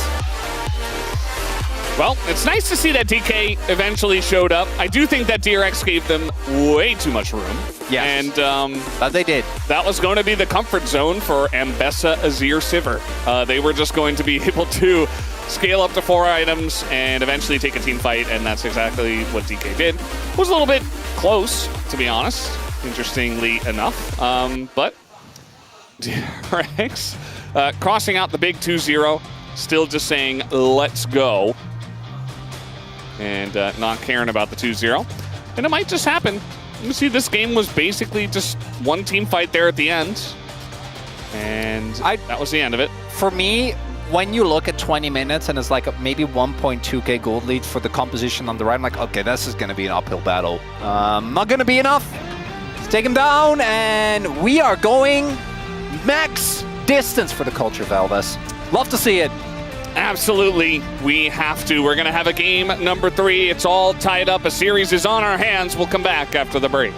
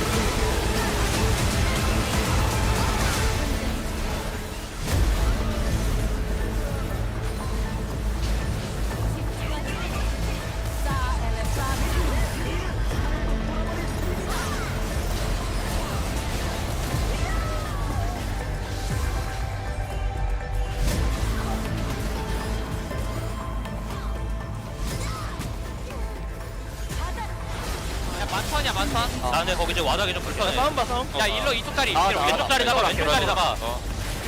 셀좀 밀어낼게. 요네 요네. 야 요네 한번. 야 요네 요네. 그냥 높게. 야 요네 누구 요네 요네. 아 누구 맞아. 아 괜찮아 이겼어. 나 봐줄게. 야 세주 럼블. 안 해봐 제발. 야 봐줄게 갈게. 네 노펠이야. 요네 스파. 앞라인 알아. 야 봐줄게 코르키. 노플. 야 미드. 그날 다른 길을 택했더라면 내 삶은 조금 더 평온했을지도 모르지. 천년의 세월이 흘러도 이 마음은 처음과 다르지 않으니 세상에게 잊혀져도 괜찮아. 오로지 신념을 따라서 나는 이곳을 지키겠어.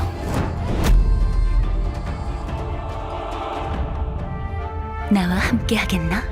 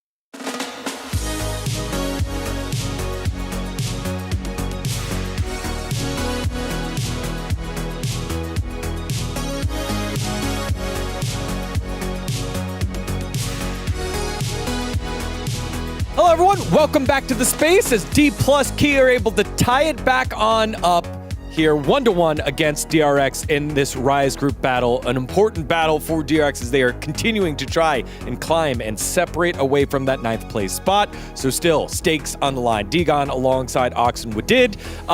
Another kind of slow game, controlled game, looking for different types of picks there. 4-4 until the big fight broke out on the top side of the map. Yeah, it didn't take quite as long as the first game, but it took a while really for D+ to get that complete control and get over the hump. But it felt like with that composition they had, once they were ahead with that, really DRX struggled to find the engages, particularly into things like the Sivir, into the Azir.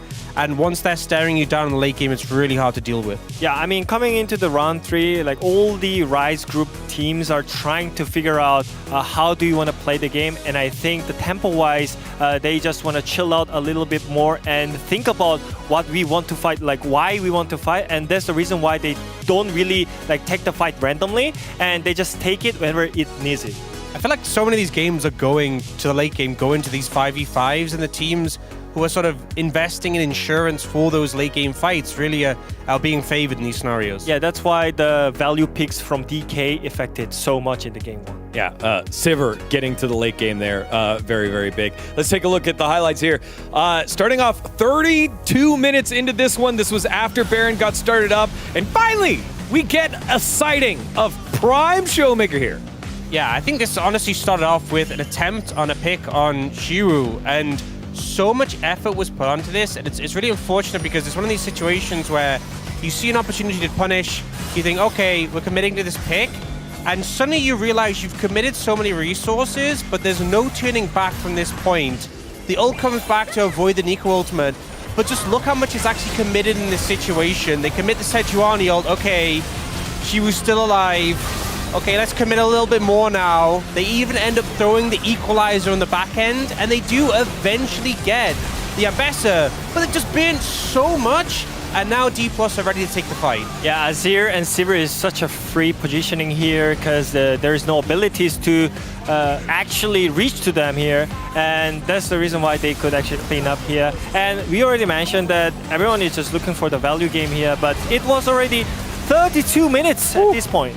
So I think even though everyone in the Rise group really want to have controlled game, I feel like with this kind of team comp DRX, they should have just do more actions in the early game. And I think you saw on the back end of that, it was still a little bit tense in the end of that fight. So given how many ults were used by DRX, if even one or two of those tools were still available, they could have won that 5v5. Yeah, Teddy trying to go for the execute there on aiming, had it calculated, had the flash ready to outplay it. Then, literally 2 minutes later, we're like, all right, let's go back to the Purple Worm one more time. Yeah, I could hear the voice comes from DK here. I really like them talking about positioning. They were just actively keep talking. Hey, position here, position top side. Let's look for the jungler here first. Yone, focus on Yone. Like, everything was just so focused on the team fight. And that's the thing that Rise group were missing. The team fight is just all it matters when it comes to this meta. And I think they did really well around this Nashor fight. And it's also just such a good setup when you have the enemy front line in the Baron pit, you have the ricochets and the Sivir coming out. They did such a good job when the Yone all came in to kind of split, using that Karma movement speed to avoid the ultimate. They don't get hit by it, and then able to reposition and then take the fight, take the game. Yeah, and in that situation, aiming was the main one that who was calling target, and I think that's the reason why Sivir is just so good in this meta, because it gives a lot of movement speed, so you can actually position yourself really easily in the team fight. Yeah, in both those highlights, we got to see a standout moment there by Shiwu on the top side to buy all that time on the Mbessa, and then later on, winning that smite was Lucid, who had a awful game number 1, bounces back here in a clutch moment, and then D+ able to push and close that one out. Game 3, who do you want to see step up here? Yeah, I think for me, I think Teddy has been pretty phenomenal. So this comeback for DRX, I think he's been a really big reason. You know, we saw obviously aiming have a great performance in this game. I think the AD carry is so important when we get to these late stages in these games, so I'm looking for him to shine. All right, well, we will see what happens here. Going to be a big match in this Rise group. They'll have more opportunities, but you gotta start racking up the series wins now. Let's send it on over to our men of culture. It is Valdez, it is Chronicler for game number 3. Thank you, Spacers. Yes, I forgot my robe. Still very cultured, though. that student in the second year of high school came here without her mom knowing and it said, sorry, Mom, first time at the studio. Made the right choice to come down and watch this amazing back and forth series. As that is someone from Kia. That's all I can tell on that one. And yeah, getting ready for game number 3. You mentioned this before, Chronicler, DK, even if they do win game 2, they got to start from the red side. Yeah, also when it comes to DK, I guess it is not really about, you know, the destination, or sorry, about how you get there. The destination is always 3 games. Be it a game 1 dominant victory into heartbreak, which we've seen a lot. Maybe this is what they need. Have a heartbreaking game 1 and then turn it around. We'll see. I am not convinced after the last game. And I think DRX had some of those mid-game calls gone a little bit differently. Could have been our victor here today. But I want to remind everyone, for DRX, even these individual game wins makes a big difference. They're going to be trying to stay as close as possible to BNK2 Bro. They're real competitors for an 8th place spot. Cannot be a 9th, where you will be kicked and not allowed to join in the play-ins. Yeah, and I mean, if DK loses enough series, you never know. Maybe one of these teams gets a chance. You know, maybe BNK and Bro are looking at this and saying, please, please, DRX, get the win. Because any amount of seeding that you get ahead allows you to just have a better time when it comes to play-ins, when it comes to potentially playoffs if you make it through play-ins. So, yeah, I mean, it's almost like we've got 4 teams here that are watching. Sorry, DNF. Not quite in the running themselves. But yeah, like there's a lot on the line, it feels like, for every single match. As the anti-second ban here and the Vi ban on blue side against Lucid, so not going to let them have that. Nocturne remaining high in the prio bans as well. What is going to be the setup here? I do like the Senna ban for DK. Actually, I think that they really benefit from that, because aiming his Senna has been not good, and his builds have been also not good. So that one is, to me, a bit quizzical. I do think Senna's still in a great spot right now. As the Trundle will maintain. Is it just like, are we B1ing Sion here? Is that where we're at? I could see it. Wouldn't surprise me too much as we're getting towards the slightly lower tier junglers. Varus is up. Varus is up. Wait, why did they give Teddy Varus in game 3? Instead of the I am. Are they playing Zed Ziggs? So Are we doing this? I'm personally of the belief that Varus, like both Varus and Vi, I think you can actually play into. I think they actually are exploitable. But it's so much better than everything else that's available. Well, my real issue is that I do think that one of the champions that does it really well is, for example, Azir, which is gone. And another is the Aurora, which is also gone. So I would have much preferred if they just kept that out instead of going for this. They must have known this was coming, though. Maybe we're going to see something crazy here, because we do see the early Nautilus. I think that there aren't a lot of great punishes with particularly the Brom already gone. Jin's fine. I don't think it's exciting, but it's okay. Yeah, it's definitely no Zed Ziggs, which we did see as an answer in a game 3. Which I still think, I know it didn't work, but I still think that was good. Yeah, I mean, there were a lot of other issues in that game outside of the draft. So, for sure, I'm with you on that one. But yeah, Jin is very good in this meta. You know, you take the Nautilus away. It's one of the engaged supports that are left available. But Alistair is still up, so... Now you've picked Nautilus into Varus Alistair. I get to press hard. I don't see that working very well. It's fine. I don't think it's great. Yeah. But it does... It's fine, but also it's not. I think it is fine. I don't think it feels great. I do think that as far as AD carries that can actually deal into the Varus well, I think Jin is fine, because obviously he's really good at neutralizing lane steals, so doesn't really have to interact too much with his lane opponent if he doesn't want to.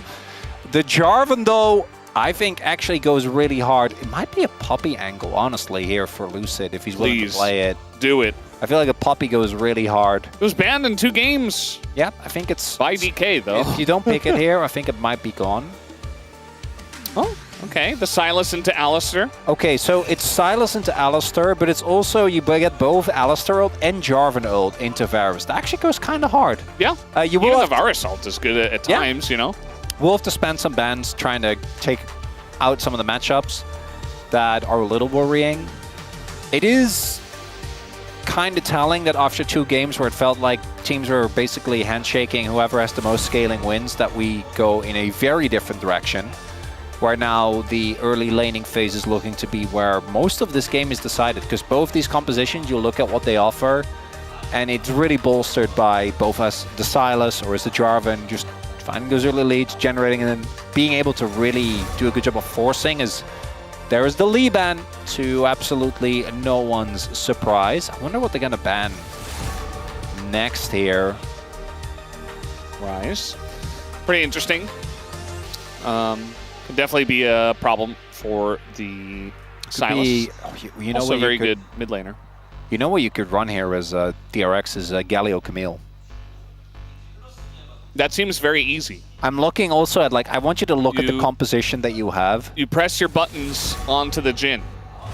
Yep. There's the Zed ban, by the way, so one portion of the comp, the Zed Ziggs. Do actually take it away. Yeah. Well, because I know Lucid most likely wants to go for a carry jungler here, right? What you can also do is you pick a top laner. You can go, depending on what they go, you can go Kindred, but I think you have to wait with Kindred till 5. Yeah, Kindreds also have been devastatingly bad. Yes, they have been. The LCK. So well, I'm not saying I think we should. A bit biased against it because of the performances. What are we picking? There's the Viego. It was kind of like the next carry jungler down the line, right? It makes sense. I think we've also, I forgot who it was. Was it Sponge? I think that had a pretty good Viego performance. I think it was Sponge, yeah. I kind of popped off on it. Against DNF. This is a Viego comp, right? One of my biggest issues with Viego, where we saw him picked a lot, especially I think towards the beginning of the year and maybe last year, was you pick a scaling comp and then a Viego, which doesn't really work anymore. I would love me a skill matchup. It's going to be the Cassio instead. I would have much rather seen the... I guess why you comp blind Camille, right? I think going Sion here makes sense. I think that is warranted, but... Could have picked anything instead of Cassiopeia. Yeah. Now Shiyu can actually... Well, I think if the Cassio feels a lot worse to go something like the Camille. Yeah. So what is he going to go? Well, he can't play Ambessa anymore. Can't play Aatrox? Aatrox makes sense. Yeah, just playing a Brawler comp. Yeah. Brawler into Cassio Cho'Gath feels scary. So I like Cho'Gath a lot. I think it's good. But we are in the studio. We can also hear the cries of despair. That was a real scream. Huh? No. That was because, and I want to be clear about this. I think Cho'Gath's good. I think he's good into Sion. I actually think he does want the DRX comp. And we saw the Lord, Morgan himself, have a legit 1v9 performance. But I also think that DK has sucked playing around it. I also think that Shiyu, when he played it, did not look good. Better than Beryl. That's a low bar. Better than Showmaker, which is also a low bar, which again, I can't believe I'm saying, but that did happen. I mean, his Cho was all right. He did the cool build. Showmakers. Oh, yeah. Barrels was... Okay, I thought for a second. No, not Barrels. No, not him. So... I am not sure what to feel about this. I think that both compositions have part I love. I love the Sion. I think that the Varus, Alistair, Jarvan combination is also crazy.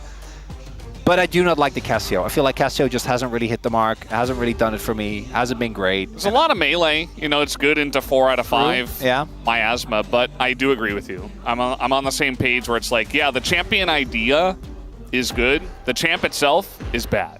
I'm not a fan. That said, this is a really good composition to keep Teddy safe as well, which he has kind of been him and Nando have been, I think, the main front runners for the DRX side. And then I hope the early skirmishes go well, DK!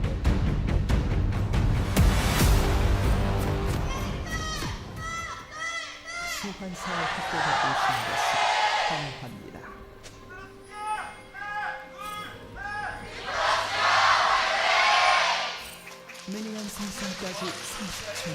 Alrighty, game number 3. DK brought it back in game 2 from blue side. So far, blue side has won twice. Will it win again? with Cassiopeia, the choice here for Yehu. Once upon a time, I would have said, okay, you just need good early skirmishes about DK. That was actually earlier this year, and it'd be like, okay, they're going to do that. But then they're going to like throw a Baron or a Dadakan or just... Now it's not even... I feel like we can't even say that anymore. The early skirmishes just haven't been great. I feel like they've been consistently on the losing end, or on a ward here, but not going to amount to too much. Teddy going for Halo Blades here, so looking for a bit more early trading power. And I would not be shocked if the first 15 minutes of this game, nothing happens again. I could see it. What makes you think that would happen? These two teams, mostly. I thought you weren't supposed to bet on past results. No. Or something like that. No, but it's a game 3, and I think it matters a lot for both teams. It definitely does. For DK, I said it at the beginning. It's like you're trying to prove that you are different from the rest, you know? It really is one of those situations where I think in a way also, because obviously we talked about this a lot, right? Like their Vibes team, we've seen them perform really well even earlier this year. But it's also one of those things where it feels like, oh god. If you are DK, you basically don't get to lose in this group because you will just mental boom because you are better and you're supposed to win. Which also kind of feels like a... Well, theoretically. In practice, in gameplay, that's not the case, right? Like, I want to be very clear about that. But I do think that is an interesting thing to think about when you look at a team like DK that was, again, single game, a tiebreaker away from being in the Legend group. Did you see Barrels? No, I did. What was he I'm not sure how they're not, like, getting bodied in the trades. They're really not even that bad. I don't understand. He's down a potion, but, like, I don't fully comprehend. I don't think we're supposed to fully comprehend Barrel. We never are. At any point in time. And then, one thing I will say about the Cassiopeia, by the way, is that if you want to go for a punish Barrel composition, it's really good. Yeah, because he goes in. If Barrel ever engages, he immediately dies. Yep. Because you got Alistair there, you throw Miasma on top, and as Nautilus with, by the way, Unsealed Spellbook, I don't even think that Aftershock really saves it. It would help, but I don't think it would save. But yeah, you just go in and die. That's kind of going to be Barrel's experience this game. Yeah, all they need is a kill. So Lucid can start popping off.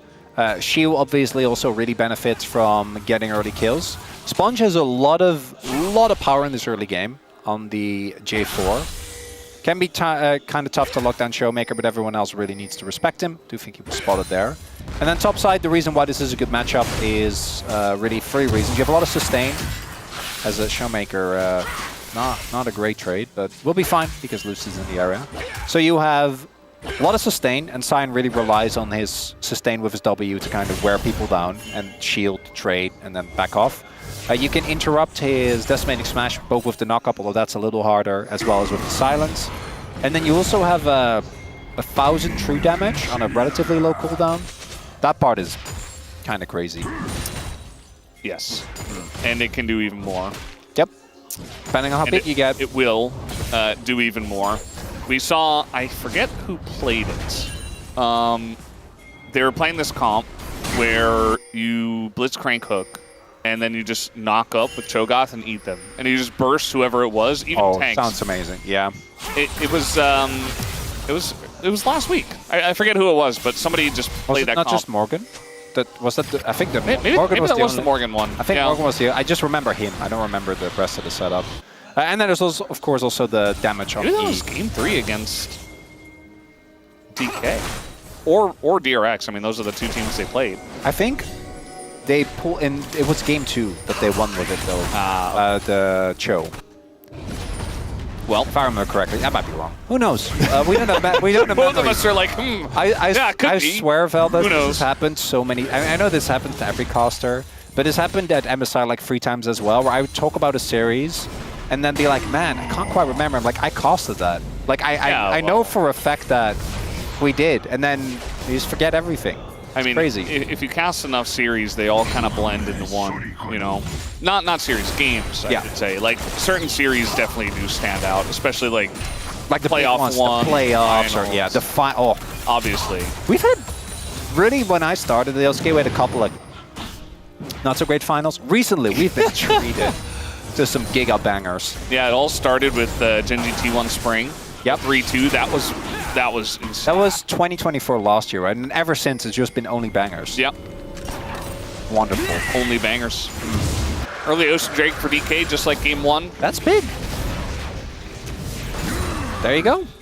This is how this goes. Yeah, that early Ocean Drake for Shi was actually going to be... It's so annoying like, for Rich. Oh, he did kind of mess up the minions. He doesn't have Feast. I was like, can't you just kill him? Like, it's just... No, I assume he just feasted the minion as soon as he could. And that's why Rich is playing like this. This lane state is not great. I think he should know that you need to be very... if he gets ulted on, he might be in trouble there. But we'll be fine. But this, wave state obviously not great. Is Sponge gonna interrupt him further? Rich can ult, so he doesn't have to. He doesn't have TP, but even if he did, wouldn't have to use it. Shio just needs to do the little Cho'Gath waddle over, unfortunately for him. That's just fine. Doesn't need like a huge amount of CS. Just needs to get his feast stacks up, keep farming, keep winning the lane, and just vibing, just living life, just having a good time. As are we.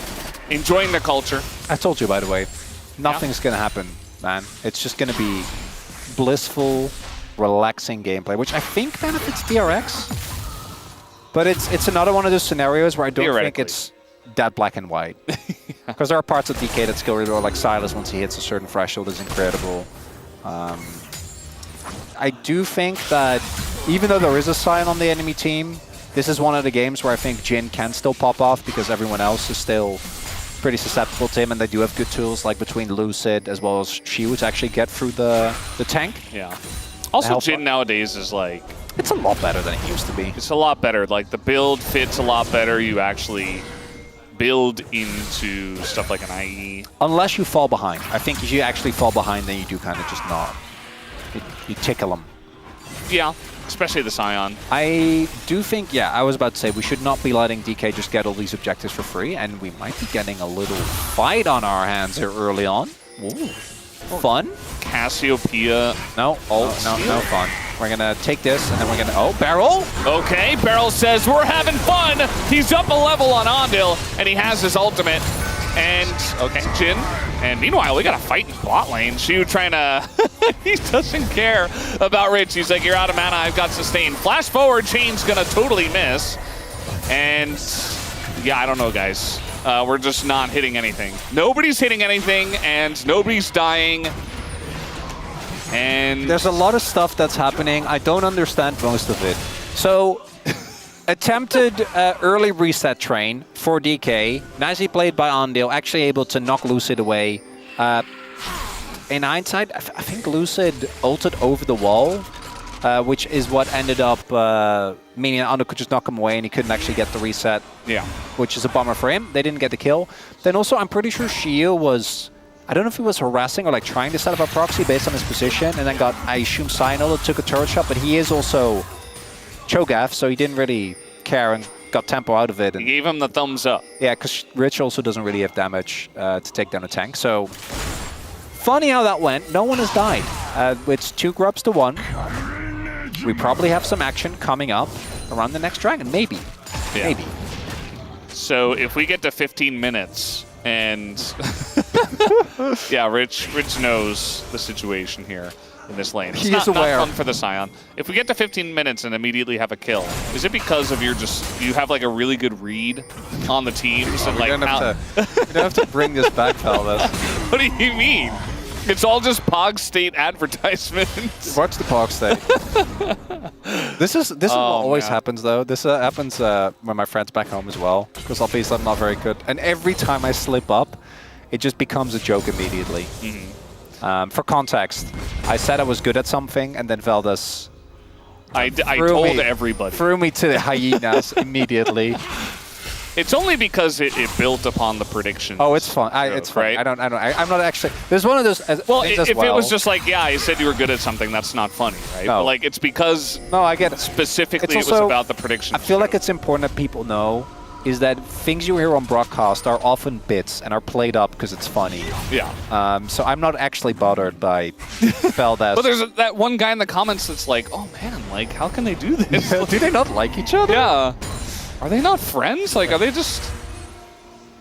Yeah. Everybody on this broadcast is fantastic, except that Ox guy. I don't know if you've heard of him. He's really just... can't stand him. But everybody else is yet fantastic. another example of the bit, by the way, everyone, in case it isn't clear. Yeah. I feel like, you know, we shouldn't have to explain. Maybe people don't know. It's all There's always going to be someone who takes it literally, regardless of if we say it's a joke. No, okay, but when we tell them directly that it's not, certainly. You would think, yeah. No one would. Okay. You believe what you want to believe, Chronicler. 4 more minutes, by the way. Yeah, I do look forward to seeing if your knowledge is really that supreme. I am this close to leaving this desk. I am used to being harassed like this when casting with Atlas. Not you two, Valdez. There's nothing happening. No, I know. So it's like, you know, I'm running out of content. I just have to reuse Atlas content. I have to like go back to past episodes because there's no new episodes. Oh like, no, we jumped the shark. We're just redoing it. Yeah. Oh, triple TP. Does that mean nothing happens? Well, Sponge is here. He is. He's. Yeah, they have Cho'Gath. That's Cho'Gath. They still do have Cho'Gath. That's Cho'Gath. It's Chemtech Soul, by the way. And I guess we're just letting him die? Yeah. That's Cho'Gath. That was Cho'Gath. That's just Cho'Gath things. Just dying. I mean, it wasn't really his fault. I feel like the team... This is one of those things where, like, I think you can just fight there and be fine. Like, I think early you want to take those fights.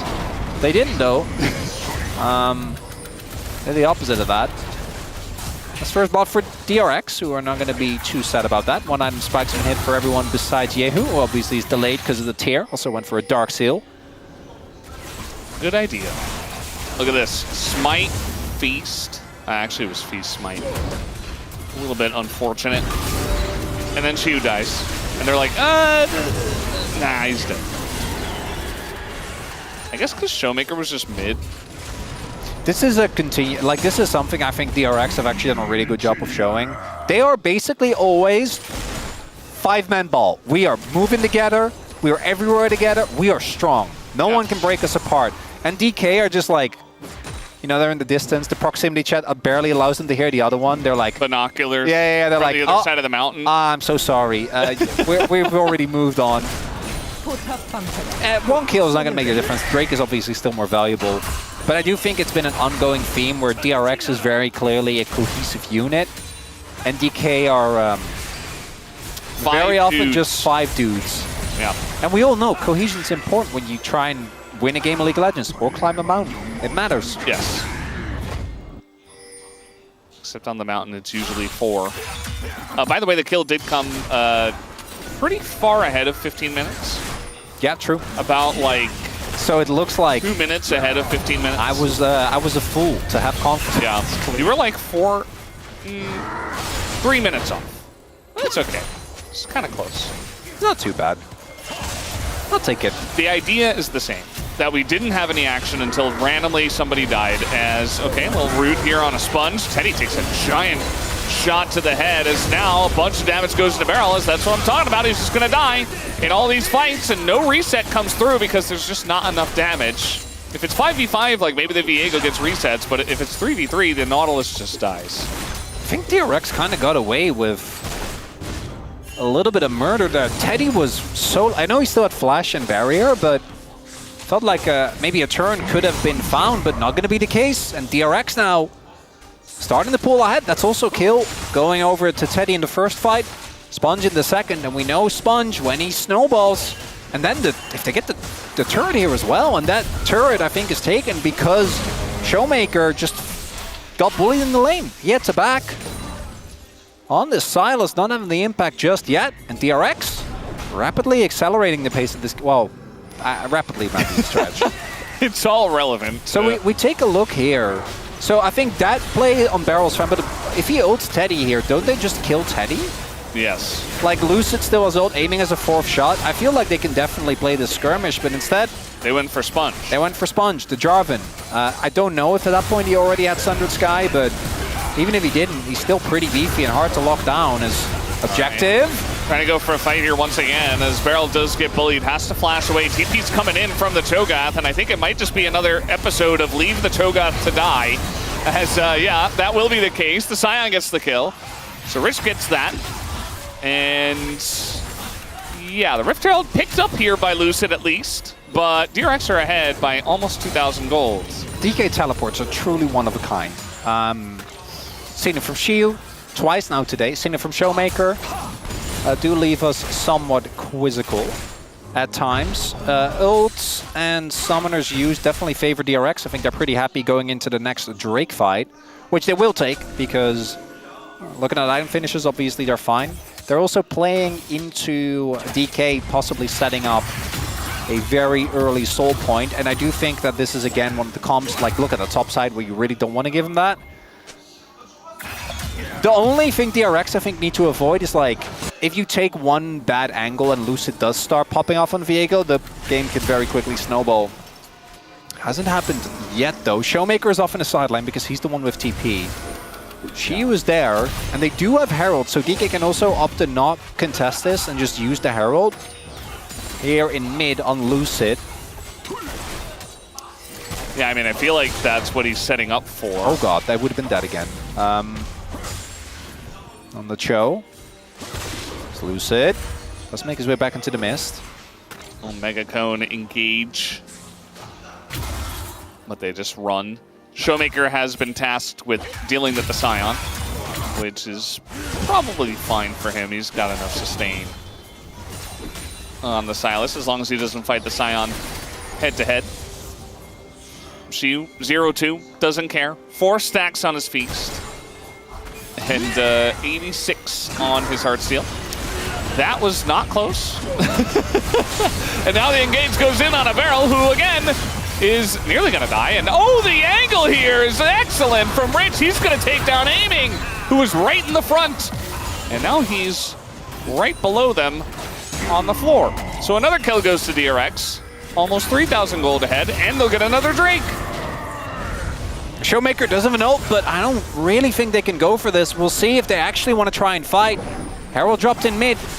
A lot of resources were invested there for DRX, but the health bars for them are still looking good. DK, you can see them contemplate. Oh, the flash on a 3 is huge here from Ondil. And the follow-up is big as well. They get the kill on a Beryl. And yeah, DK, they just keep wanting to go in. And another combo comes out from Ondil. A bunch of damage there. We finally got the reset, but the knockup comes in. Lucid barely on any health, and he's gonna finally get those resets in. As Lucid, he found his angle. We were waiting so long for it to happen. And now the Viego is finally popping off. Picks up the 1 kill and wins the fight. DK are right back in it. That was a very thin margin to flip the game. If that play backfires, I think they just straight up lose. I'm not even joking, because then Lucid and Showmaker both die. That'll be the end of it. On a knife, I don't even think that, like, that doesn't win them the game. It just means that the game continues, Valdez. It does pull the gold lead back a little bit as this whole sequence of events really well done by DRX. Not so sure about DK. So there, it's, I think, Teddy's ult that ensures that Aiming can't flash, because once the tethers connect and they actually go to full duration, he's stuck in the pit there. And then right here, you can see the contemplation. I think it's Showmaker that finds the chains onto Teddy here on the second re-entry, because he goes in there, does the damage, then flashes out. 딜해볼게. 먹을 수 있나?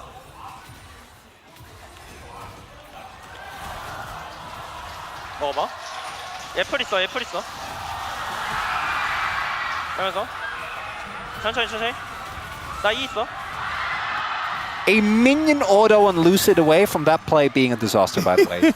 I know Jin was on his way. Uh-huh. But I think DRX, I can't fault them for that. I think you have to try and go for that. And again, despite all that, still a good lead for DRX. Still think they're in a good spot. But it does mean that the game is still afoot, Valdez. The game is afoot indeed. And now we got the Otacon. DRX have shown a propensity to just go ahead and start the Otacon. And they've got Varus, who is lethality, but can still do a decent amount of damage. But you've also got Cassiopeia. So decent amount of damage into that. You got the attack speed from the Jarvan. Not a huge amount of damage from top, though. So I do wonder if they will start it. Doesn't have Collector done. Yeah, and DRX do have incredible, I think, both engage and counter engage, right? So you do, especially when you can set up with Sion in the front as well as Ondale. Sponge can either be in the front or can be looking for a flank angle, and then Yehu and Teddy behind them. That is a really tough core to crack. DK is going to be very reliant on getting backline access, right? We need to find a flank for Showmaker, or flank for Lucid. Sponge goes in with confidence, as he should. Mid lane turret down, though, does mean that there isn't as much safety for DRX. So they need to be a little bit aware with that. Will Barrel hit a champion or the wall? Or Alistar, which also is Does it matter? Yeah, valid point, actually. I think if he hooks, he dies. And he might not even get to hook here. Okay, just going to get rooted down and dies. So that's going to be the end of Barrel for the third time. And now we got the engage coming in from the top side here. Rich locking down the Cho'Gath. Shu in a bunch of trouble, has to flash away. And again, there's not really anything going on here except the Otacon, so they have to immediately turn tail and run towards that objective. Showmaker, you have a limited amount of time before they all show up. I know you want to clear that wave, but you better run. TP comes in. This Otacon is still a bit risky. Yeah, only Alistar, Cho, but also only Alistar and Yehu have their ultimates available. There's still a lot of power here for DK. Yeah, they're coming on in. They're looking for that angle. Alistar ult taken here by Showmaker, wants to just go straight in, and that he will. They're looking to turn, and it's only damage into Cho'Gath, and it's not enough. Meanwhile, Showmaker's just in that backline with the Unbreakable Will, but it times out, and the knock-up is gigantic. But Lucid here, gonna start to get those resets, get the engage on the Alistar, looks so clean on this Viego tonight. And he will be able to help his team collect the Otacon once again on a very close fight. Otacon going the way of DK. Is back and forth, not done just yet. Rich almost turned that one around. Multi-man knock up there, but not quite enough. And I think this also leads, looking at the timings here, given that Yehu is still a little bit further out, can TP, but might be also the Dragon and Soul Point, as it starts with Barrel, as it so often does, gets flag and dragged, gets found, just dies. Only investment really there is the... This actually, I think, is a good job of Cho. If Lucid dies, I think the play is a lot worse, but Cho can actually take the beating, so she will make sure that Rich's ult doesn't find it. Then here, because of the power of Showmaker's ultimate, plus the resistances being shredded, he can go really deep. A lot of damage, as you highlighted, went into Cho'Gath, which doesn't really matter. It's just a slight overstep right here into a three-man knockup of Andil, followed up by Rich, but Lucid still gets the reset, right? He isn't the one that actually doesn't end up dying, so I think the play still works out, as he then is able to make his way out. As now, gold basically even for 24 minutes into the game. Both teams, I think, having very clear win conditions. As a Drake is being started here by DRX. I like this, actually, I think. Again, their counter engage is good, but there is a flank angle here for Showmaker. Yeah, the flank is going to be pretty massive. They know now. It's coming in from the right side, and it's kind of locked by Ondil. And now they're just engaging on a Cho once again. They might have the damage, but the hook comes in on a Yehu. But can they actually take him out? Yes, they can. And now it's resets for Lucid once again. They find the one target, and they just burst down the rest of the comp. DRX just get routed and can't do anything about it. And normally, Cho'Gath is the one feasting, but he's bait. 2 fights in a row now. Just gets targeted down, but guys, that's Cho'Gath. I know he's not doing so hot, he's 0-4, but still, he's happy because while that happens, Barrel finds backline access onto Ye, who ends up going down on the Cassio. I think this is one of the issues we've seen with Cassio, actually having an extended impact in fights. The line you need to walk is so thin. As we take a look, they go in, a lot of tank buster damage, so yes, Shu goes low, and he kill him, but it doesn't matter. Then Barrel and Showmaker get on top, and again, it's a Viego comp. The moment he starts getting the resets, you're looking good. Aiming wasn't really threatened. I think Sponge going a little bit too deep there without really any follow-up. I think it's important to note that there are Jarvan comps where you can get away with that, as shout out. That's good. Good tanking. That is good. If they want to spend everything, including Miasma, onto a Cho'Gath and then not even kill him, or eventually kill him, who cares? Diego gets to do whatever he wants. Showmaker's just bouncing around in the back line. Like, nobody can do anything about him. They really have to lock it down. Not to mention, like, Alistar combo, cooldown. It's just everything. You don't have any zoning from your Scion if he's going only into the Cho'Gath. I was feeling good about the chances for DRX. When we were hitting around that Otacon point, I think the Otacon fight was already rough. That fight, now Soul Point is there for DK.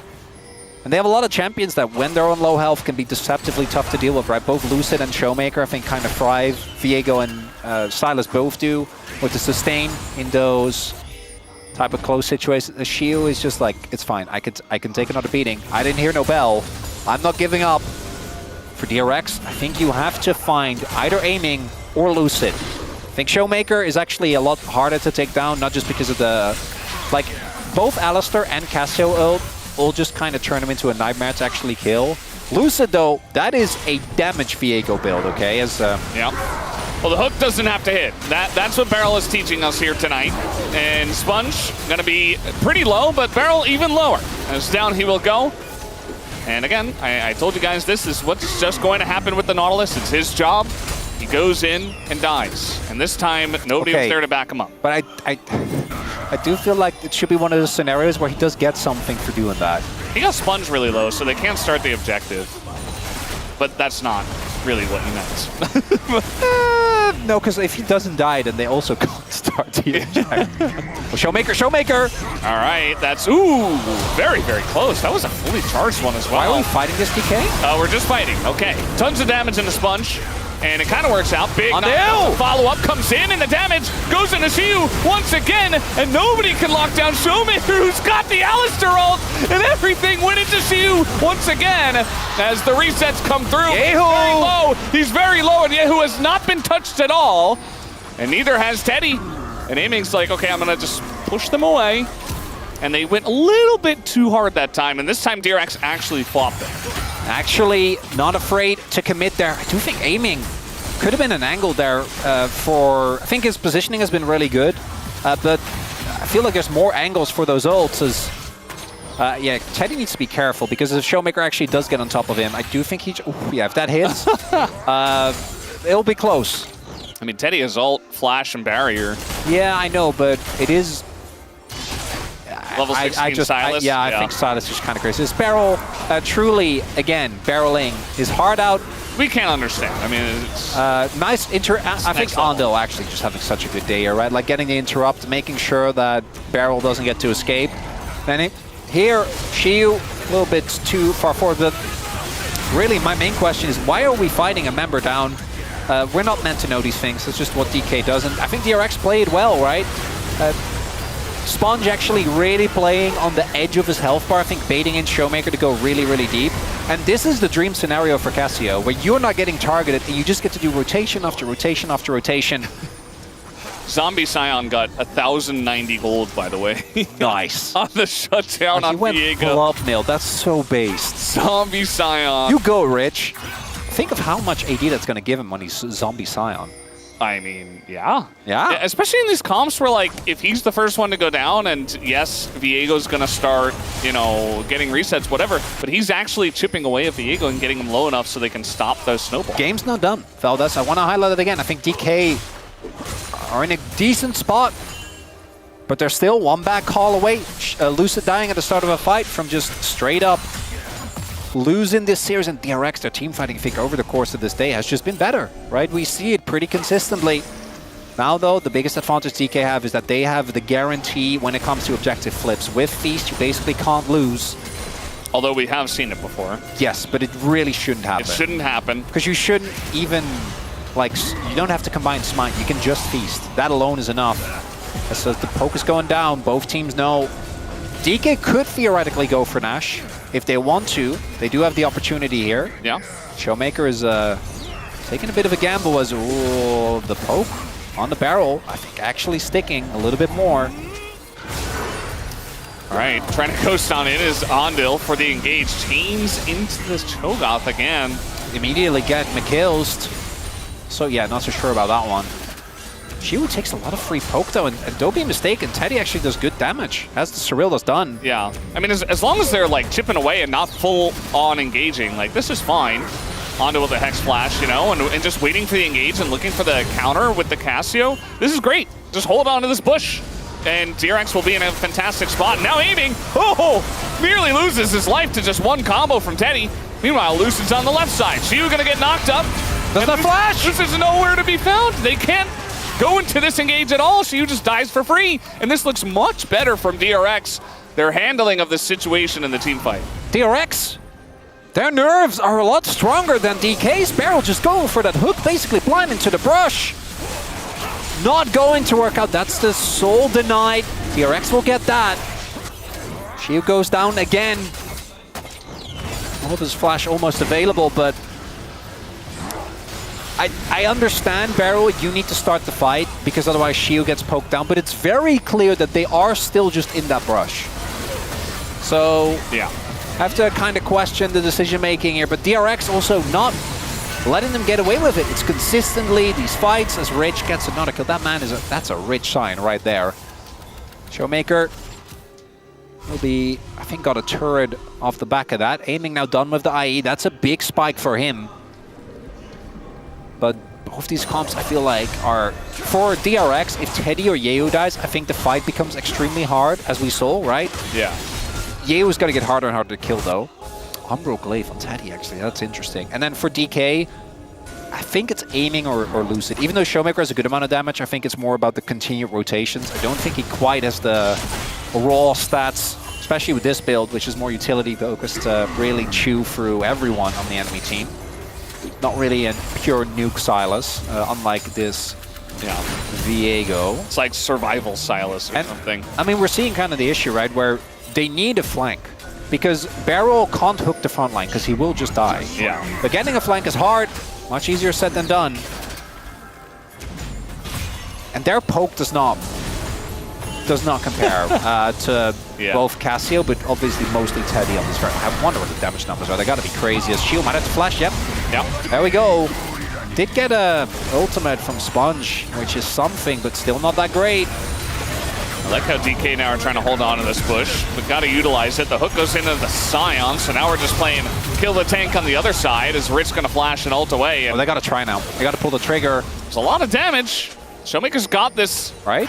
Pull the trigger on Nash? I think they absolutely should. Showmaker has this ult. I think they're a little slow. The only issue is that Rich can just back and TP. And well, yeah, but look how much damage they have. I think they actually could have gotten it had they been a little bit quicker on the trigger.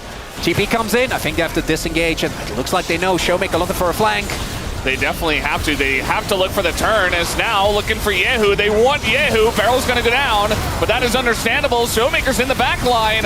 Wants to get on top of Teddy now, doing a ton of damage just by himself, as the knockaway is huge, but it's not going to stop Lucid from getting in. He didn't get the reset! He immediately goes down. That is gigantic, but look at aiming. Totally untouched, and Yehu's too low. Nobody is alive that deals damage on the side of DRX except Zombie Scion, I guess. Okay, aiming, you really have to respect the Zombie Scion. We were just talking about this. Nearly dies to him trying to get the kill on the backside. Aiming, when I said I wanted more ults, that's not what I meant. Not what I was talking about. As it is, I think it actually was, it's both the presence of mind from Showmaker to go for this play, and I want you to look at how much he does, and then the ult from Barrel onto Yehu actually sets up this entire play. We also see a bit of a split fight here where Rich is trying to zone people away, but Showmaker with this Alistar ult. The amount of damage he's doing is unbelievable. Really good CC there, as well as Miasma to ensure that Lucid doesn't get the reset. I'm not even sure, actually, if he actually got damage down, because I feel like otherwise we would have at least seen the Ghost. Doesn't matter, they got the Viego, but Showmaker does actually pop off, and then I guess he was looking for Cassio, but yeah, as we highlighted, Zombie Sign does not mess around. And hey, DRX, they get another goal. That wasn't enough for DK, and they did invest a lot there. And it's still a 600 gold. I know, isn't this perfect? It's been like 600 gold for, I swear, like 10 minutes. This is perfect. Just sitting here, 25 to 35 minutes, and 600 gold the difference. This is Rise Group. This is Rise Group. Legend Group could never. Oh, no, the game would have been over like 15 minutes ago. No shot. One team would have been too perfect. They couldn't give you gameplay like this. It would have been too good. That keeps you guessing. Wouldn't have been interesting. Nope. Okay, gonna start up the Baron again. This is. I mean, they have Joe. They have Joe. So you just take the objective and make it work. Now, what happens after the objective? Okay, they're gonna run away. And no, DK says we want to fight. They're gonna get the root down here on Rich. He is getting poked down a decent amount. And now we finally have that Jhin ult's coming out here. This is the one you meant. To Sponge might go into that GA. Final shot goes into Yehu, and he's just not able to do damage. They're just being run down onto the first domino to fall. It looks like the Miasma gonna stop Lucid from doing any other shenanigans, but they got the Baron. That's also setting up for a possible soul here on DK. That might have been it. The redo on that fight as Barrel goes in. the bait of all time. Gonna get the GA and maybe the Sponge. Looking for it, and yes, they will absolutely get the Sponge. I think aiming hit the cone instead of the Sponge, which would have just gotten the job done anyway. Dies to poison, which feels very apt, but I don't think it matters. I think that might have been the breaking point there, Valdez. Well, they know they can't end the game, so they just leave 2 to take the inhibitor, and aiming and Xiu to come over and feast. Xiu, by the way, only on 5 stacks. So yeah, didn't even get up to 6. About to be 6. Yeah, 6 stacks, 36 minutes in. So it is the kind of runoff of last fight, right? Which didn't get DK the biggest way, but it sets up for this. And then here, which they could have probably been doing from the beginning, they actually kind of do the back and forth where you zone a target. Bro did this way better, by the way, and then go get the knock-up, poke, and then continue. But it's, for me, the biggest difference maker in this fight is without a shadow of doubt. It keeps being Showmaker. Every time he gets his Alistar ult, the fight is just unplayable. There's too much damage being threatened. If you get low, Lucid will jump in. As a Barrel hooks in, just dies to Leandries, and it would have died to the arrow otherwise. But it doesn't matter, right? Because they get the trade, they get the kill onto Sponge. And also, in defense of Barrel, a lot of these places we highlighted, he also does need to go for that. Barrel, I was just about to praise you. You can't miss turrets! You can't miss walls! To be fair, that wall is a little bit finicky. Okay, don't you start with me, Valdez. It's just a little thin. You know, it's got like a weird little bend in it. You know, he's not exactly sure when it begins and when it ends. It's just a weird one. And they're just getting in there with the Baron. It's a very big Red Bull Baron power play, up to about 4,400. And it doesn't have to end just yet. Still look for picks. DRX. Still look for sieging. He can play around this Cassio. Keep Teddy safe. Maybe need to wait at this Baron, but it's about to time out. Yeah, still a significant amount of damage into this turret. Might not be able to take it down fully. They're trying to get rid of that one cannon minion. They can't quite do it. Looks like they finally did. As now they're just going to run in and... Oh god, that auto. One-shot the turret and back away. Was that like... I'm not sure, I didn't see the time. It looked like it was Shiu with just his health bar. Yeah, might be actually. And Demolish. Was that or aiming? Is probably what it was. I think the backdoor resistances were up, so I don't think it was aiming. Either way, we're not going to get a replay of that. I can't believe I'm saying this, but given how today's series have played, I still think DRX have a shot. I don't think it's actually... I think obviously DK is heavily favored, but if you can find a turn, if you can find backline access, maybe there's an angle. Keep Yehu and Teddy safe. So much easier said than done, though, at this point in the game, because you don't have any prio. So you'll always be down on vision, which means you can always get flanked. Yehu does finish his death cap, though. That's a big spike. What ult is Showmaker sitting on? Do wonder. Yeah, he had the Alistar one before, but I think he's got the chance to get it back now. So... I feel like he has it for every fight. He's just running.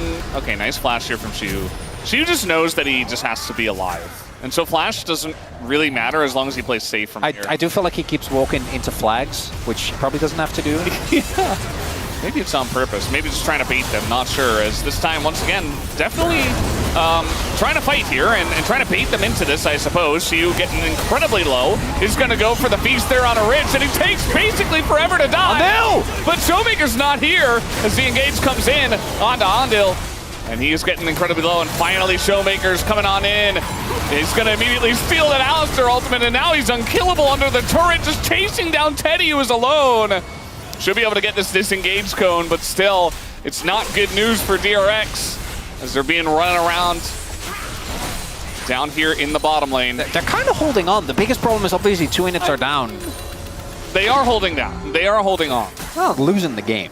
Not They yet. got a bunch of sums there. You know, I'm a glass half full kind of guy. Okay, I believe in okay. Elder Flip. I feel like that's what we need to end this series. I feel like it's warranted. You know, It would just make too much sense. it would. As we have Shu really showing how tanky he is. It takes a really long time to go down. But then that re-engage from Andil. That man has been on a tear today. This what forces the defensive out from Lucid, which means that Lucid can't get the reset. And then by the time Showmaker shows up, a little late, the TP comes in immediately as well. So like, Showmaker flashing, Lucid flashing, I don't think it's that bad a trade. I think the problem is that you're still just locked into your base, so you can't actually do anything. And you probably will lose Nash because of it. So now you're in this eternal cycle of like, oh, we'll lose Nash, and then we're going to lose Elder, and then we're going to lose Nash. If DK also let this game go to... Yeah, if there is another Nash after the Elder, which I find a little bit Hey, we can make it happen. dubious. It's fine. Barrel will just hook and then stall the game out for 2 minutes for no reason. It could happen. He could. He might just do that. I love me that Serpent's Fang from Teddy. That's good stuff. This is gone. We know that. That's fine. Yeah. Really, it's should the Elder. still feast it. Yes. Or no, maybe he wants. No, he wants to save the cooldown. Okay, that's smarter. I think I'm not gonna lie. At this level, It probably would be out, but well, you can check, right? Because you want it for Elder. I get that. I respect that. like, what if they were doing Elder? You know, and they don't really have like that much vision, and you're like, oh, I really need it just in case for the steal. Yeah, I guess why not? But I want to repeat what I said about DRX in game 1. I want to now repeat about DK though. Like, we are getting to the point where your gold league doesn't actually matter. yeah. Yeah, be a little careful. Did we break the record for longest game in our first game? Don't think so. I think But it was like 1 minute short. I am confident this will be the longest series. Because we had one like 45 minute, then 35, and now another 45. Yeah, we're just scaling, you know. Top lane Nip is still being pushed in here by the supers. That was the final super wave though, currently making his way to the base. And we had a ghost at a barrel. Okay, DK, you have the guaranteed objective take, okay? You have Feast and Smite. This should not be possible to go wrong. I love this though. Showmaker obviously wins this 1v1 and he just gets to keep on pushing. Use the Baron buff.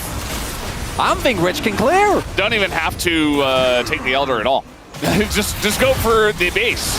And well, they are. They're going to try to force it because they kind of have to. The engage. Oh, down goes Andil immediately. Just not even able to put his ult on as he gets CC down, I suppose. They don't have Feast, though. They don't have Feast? Okay, just going to come down to a good old Smite fight. Who's going to get it? Looking for Yehu in the back line, and that's the jungler of DK gone. Wait, Sponge is alive! Sponge, he's got an opportunity, but does he have the damage? Yes, he does. He gets the Elder. But the game might still be over as the fight was won heavily by DK and they're looking for the end. That's Rise Group, baby! Shu uses the Feast to kill the Alistar, which means in turn that Rich and an Elder buff alone are trying to hold on. You just knew it would be an Elder flip in this one. We just had to have it for the culture. And now the Scion is just trying to hold the wave and it's just so sad. Rich is going to go down, and not even Zombie Scion can stop the inevitable here. He's going to get a pretty high damage number. And you know what? I mean, Alistar... No, he's dead too. That's going to do it. We got the Zonias coming in. DK having some fun, but they get it done in a 45-minute Game 3 banger.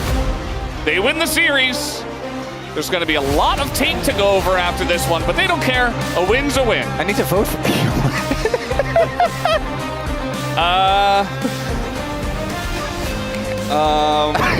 After those Jin ults, I wanted to go for Aim. I don't know, man. I don't think it can be aiming. Is it Showmaker? It might be Showmaker. It's not Lucid. After I know. It came back, but it's not Lucid. Yeah. Is it Shield? I don't know, man. I'm just gonna. I think it's mid. I don't. I will not be held accountable for whatever vote. That's my comment right there. I am not to be held accountable for any vote. I don't know. I don't know. This series took a lot out of, I think, both teams. And by the way, we have T1 versus KT, the telecom war, coming up next, guys. That is where the gaming happens. This was just the culture. And it was very enjoyable. It's a very fun, very fun little game of Legends we had. What I do love is if there was any question as to whether DK belonged in the Rise group, I think that question, now by the time we've reached week 2, we should be very clear. There is no question. There's a reason why they're here, and we're watching it in these games as roller coaster performances, I think, of the entirety of DK. For DRX, I think it's a little more hollow in that I think on average they actually were better.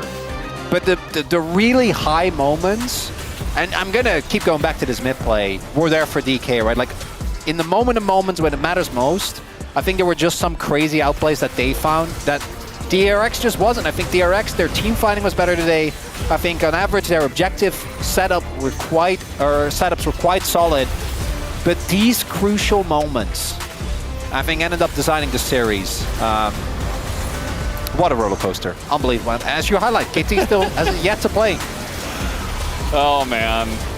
It's just a roller coaster of a day. And, you know, this Otacon, it looked pretty good. You know, they got that knock up, and then Lucid got his reset. They killed Yehu, and then DK got the Otacon. It's just, I don't know. It was just crazy. This was a great game, number 3. This is the way we want the series to end. Like, this could have easily been like a weird 22-minute stomp where we're like, oh. This is a return of the king, okay? Yeah. This is not I even forgot what the name is. The last one in the Star Wars trilogy just didn't hit. The Lost trilogy, right? What is it? The Return of Skywalker. Rise of Skywalker. You're asking the wrong guy. I'm asking That's the point, right? This was Return of the King. This was cinema. This was beauty. This was sadness. It was everything you could want in a League of Legends So much game. Emotion. The fact that, like, Elder flip. Lucy, you don't need to go in there, brother. You can just try and flip it. Shield, did you really need to use your ult on Alistar and eat him? It's fine. It's fine. It's fine. It ended up working out. I know it's going to be POM. Might be aiming. Might be Shield for his exemplary it's Showmaker. baiting. It's Showmaker. I mean, is TF did not spark joy? No, it was fine. It was fine. It was fine. It wasn't... That game was not his fault. It was not. Right? Like, that was DRX playing really well. And same thing for aiming. Like, he couldn't do anything on the Ezreal. It's just that both of them didn't really show much. But then when it came down to them having to show what they had, Showmaker showed more, which I guess makes sense by the end of it, based on his name. But we're going to find out very soon, as aiming did 65,000 damage on the Jhin. Yeah, that's why I was... Any boom damage voters? Sure, I mean, at the end of this, you know, I do also think maybe Lucid gets votes too, because people forgot about Game 1. It was like eons ago. Over the course of the series, I think Aiden was the most consistent player. But when it comes to the plays that won, yeah, I do think Showmaker does make a lot of sense. I think it's got to be one of them, right? And it will be Showmaker at the end of the day. Actually, the fact he only died 3 times in a series as massive as this, I feel good about. I'm like, yeah. I feel good about the vote. And he was clutch, right? He was clutch alongside a Lucid, who obviously could not have been voted for. Because of Game 1, yeah. Yeah. So Showmaker actually going to make it onto the top 5 POM standings board. Which is we said at the same time, that was crazy. I know, Jinx. Mind-boggling. Truly, Brendan Feldes, you're fine.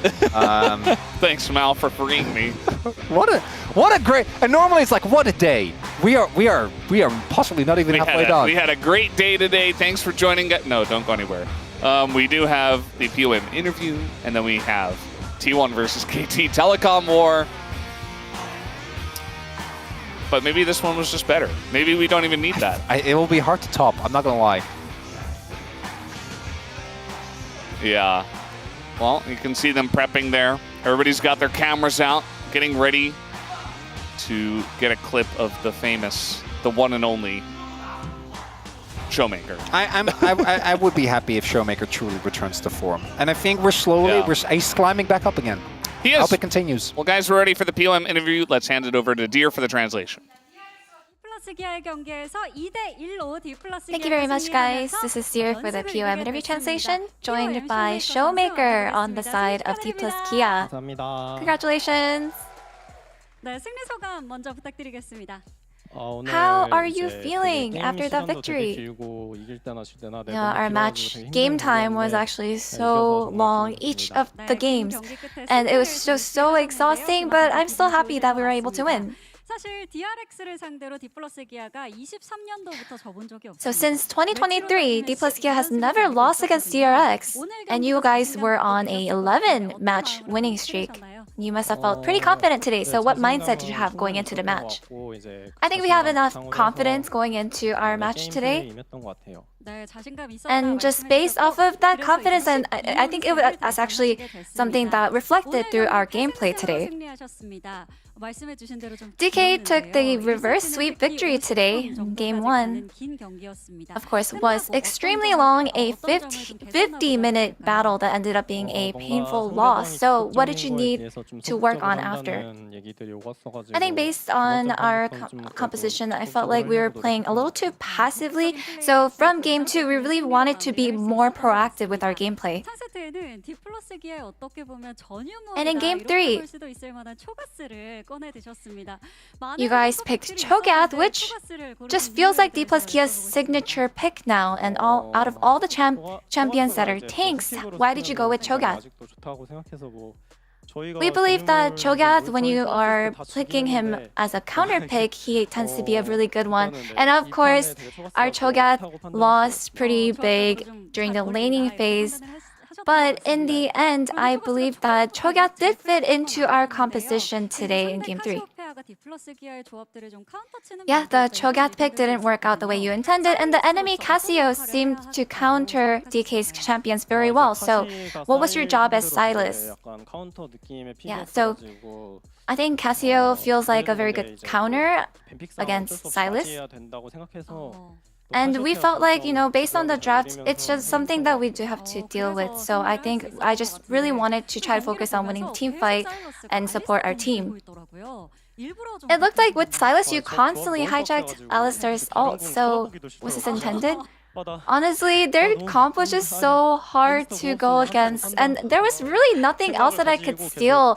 And I think the entire game, I just felt like, oh, I can't do anything without Alistar's ult. So I was always looking and trying to find and track down the Alistar, and the Alistar was always just hiding in the bush. So I just had to just chase him down the entire time. So is this something that you were thinking of doing since the draft? Yeah, Alistar's ult is just so important in the team fight. I just had to really keep that cleanse going.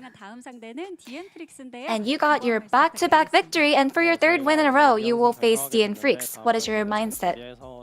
We were able to secure our winning streak, and I hope that we're able to keep it up and keep our form in order to go ahead and secure our third win in a row. And that's the end of the interview with Showmaker. And back to the space. Thank you.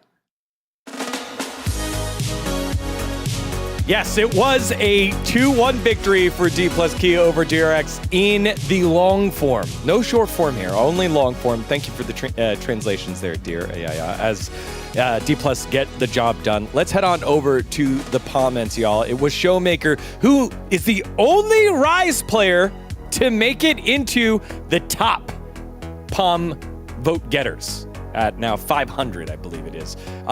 Lucid tried to take some of that away from his fantastic Viego play. Yeah. They must have forgotten about Game 1. I didn't forget about I think sometimes you can kind of give someone a pass for like especially like a bad Game 1 that you kind of bounce back on. I do think his Game 3 was really good, but I think Showmaker had a pretty consistent 3 games and a really good Game 3, which is why he won a lot. I think also Chronicle's point about aiming, I think aiming's Game 2 was really good in the Sivir. Game 3, it was kind of a boom damage, so I feel like he could have got some votes, which would have been fair, but overall, I think Showmaker getting the majority is no surprise. Yeah, even though that Viego was phenomenal, I feel like Silas is the one who set it up the fight for Viego. So I feel like Showmaker showed up solid performance in general. As you mentioned, I think it's all combined. So I think Showmaker deserves it for sure. All right, comment time. Let's start with you two. Both of y'all voting for Showmaker. Which one comes up first? Oh, ooh, Ox! Legend of the Rise Group. Yeah, I mean, especially now he got in the top 5 in terms of POM scores as well. It just felt like, especially that Silas game, he was doing so much work. It felt like he was just a level above. Ox dropping bars. We talk all the time about how Cloud Templar has some of the greatest writing here. When this one gets translated over the Korean side, they're going to be like, dang. All right. That's Mr. Harrison right there. I mean, I'm bad at Poment, so I'm just going to explain why Showmaker deserves it. I feel like he already mentioned that in interview as well. It was really hard to make a show. Let me explain, Digo. Just don't laugh like that. It's only because we have Ox writing fire and you just put name.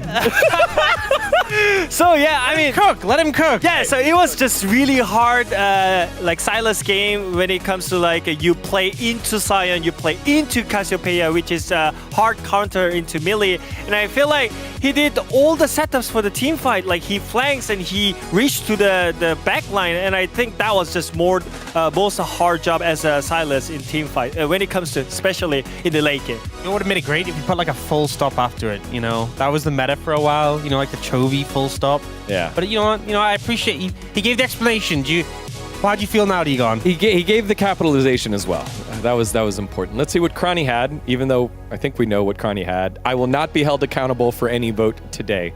That's right. It was a great job on the desk for them. An interesting series to cast. I feel like this is the sort of series you want to cast as a second series. He's casting this. Now he's going into a telecom war. So good luck, you know. Yeah, they're getting their rest in, you know. All right.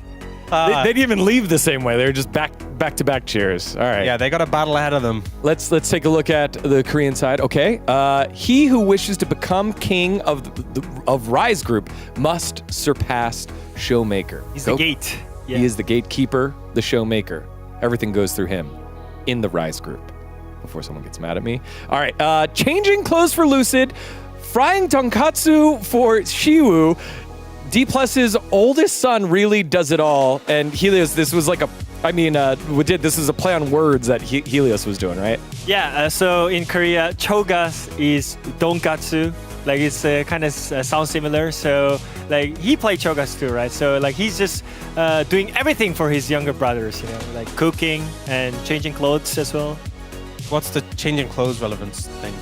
I mean, Viego, right? He changes like like older brother is like taking care of like a younger brother. Oh, here, I'm setting up the clothes for you. Now become Nautilus. Oh, okay, I get it. Now become Varus. Yeah, there we go.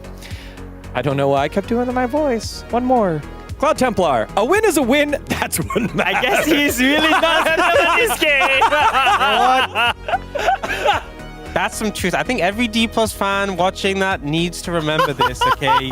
Because this was a win, right? He's salty. He's salty. This could have not been a win, and it was a win. So just take that in stride. Yeah. All right. Let's see the one and only highlight that we had here in the mid lane, 1806. This is where I think they flipped the game, and it looked like it was all doom and dire here for D+. But then Showmaker and Lucid take matters in their own hands. This was such a big turning point, and I feel like initially, such a big setup from DRX. They get disengaged on aiming. He gets blown up. And I think a little bit of overconfidence from DRX. They kind of felt like the play was successful, everything had gone in their favor.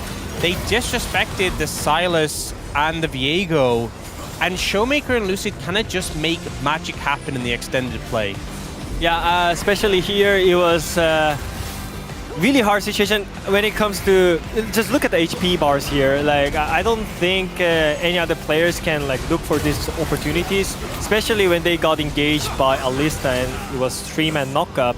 But here, Showmaker, he was looking for an angle, and that E was hitting the Varus. I think that was the most crucial part here. I feel like this play could have so easy. Like if you look how low Lucid's health was when he got the reset, so many ways this could have gone wrong. It was so down to the wire. I think a lot of players just wouldn't have bothered, just would have backed off and waited for another opportunity. But it's the fact that they were confident enough to see the window. Despite like how long and arduous today's series had been, they decided to send on this play and make it work. It was pretty hype.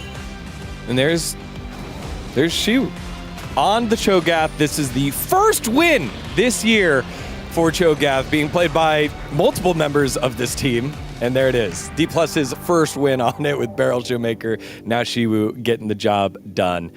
That team fight, after that team fight, I think they were still down 1.2k gold. It was like literally the flip to go even there. Yeah, I'm not sure the Cho'Gath, you know, I think that the place they picked the Cho'Gath was good. I'm not sure the Cho'Gath was like a big reason why they won, but they did get the win. I mean, it gives a lot of CCs in team fight, and it can secure the objectives as well. So I can see the reason why like Cho'Gath being a high prior more than ever. Stats don't lie. It's on a 1-game win streak. Speaking of stats, let's take a look at the standings to show the numbers after this series of the Rise group. It is D+ Kia on a 2-game win streak, now 12-9. DRX had the opportunity to tie Bro and BFX. They fall now and are solidly in that 4th/9th place, 2 games back now. Yeah, I mean, as I mentioned, the Rise group games are more slow. Some people are saying that this is kind of boring, but I feel like it got better. It's a lot structured, and I want to see if they can keep this up against the Rise group, Legend group when it comes to the playoffs. I think that these mid-3 teams are so close. It's going to come to the point where every game is going to matter for them, and you're going to start to regret some of these close matches that went the other way. Speaking of every game is going to matter, it's time for the Telecom War, y'all. No more 50-minute series in front. KT versus T1 up next. Don't go anywhere. You're watching the LCK.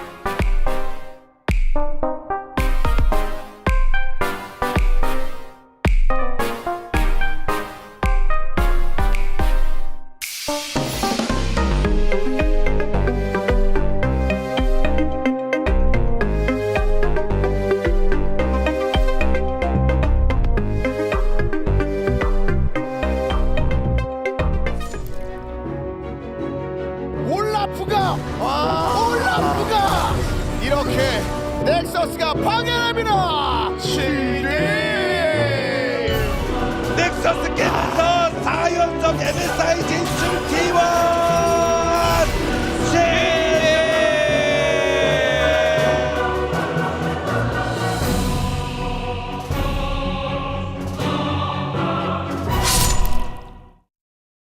What doesn't kill me makes me stronger.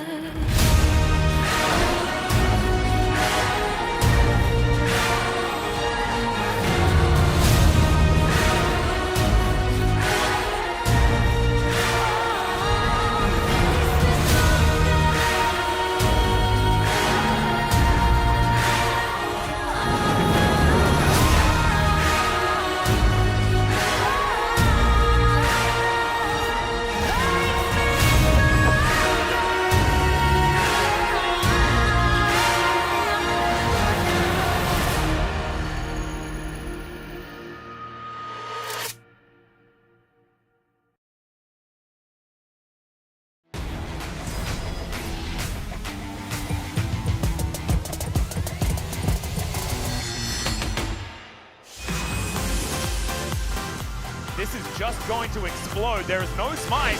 DK gonna have to kill them if they don't want them to take this. There is the engage from Polo. Doesn't have the Magnus Storm anymore, but they will be able to take down this Baron. Decent knock up there from Sheer as they take out the round. Tibbers goes down as well. Morgan is almost full. He's flashing forward.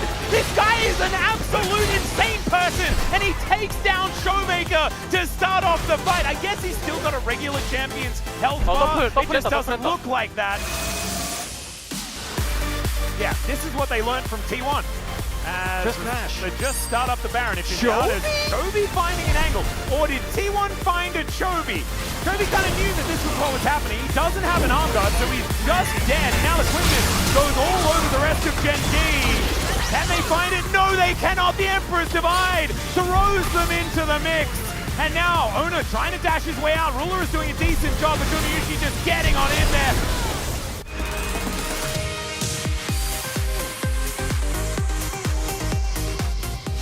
One option to work on this bottom side of the map. They've done their homework. That's what we like to see. Q is just being bait right now. Calix, he's going to take it. He's going to come down. It's a very early Zhonya's as Faker does get hooked, but maybe it's an overextension this time for Lahan. Doran goes in. I don't know about that as the Keeper's Verdict will knock the Monkey away, and down goes the Sivir. T1 finds their prize.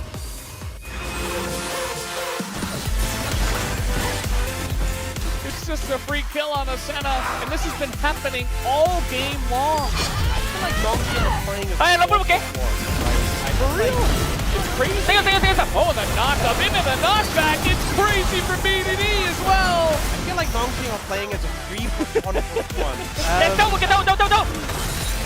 Oh, make it more. BDD, he says, I will win this game. BDD. How much money? Okay. Oh.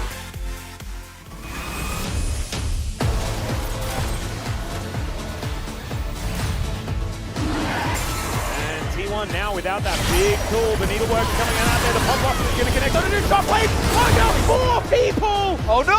It was 5! My god, the Cyclone and they all explode! It is over! As Genji, they'll take a celebratory dragon and oh god, T1, that is not where you want it to be! That's a bad movie right there, baby! That's what that was! That was a 5-man shockwave! I was like, surely it's not 5. My brain just refused to believe that that was 5 people that were standing in perfect position to be blended.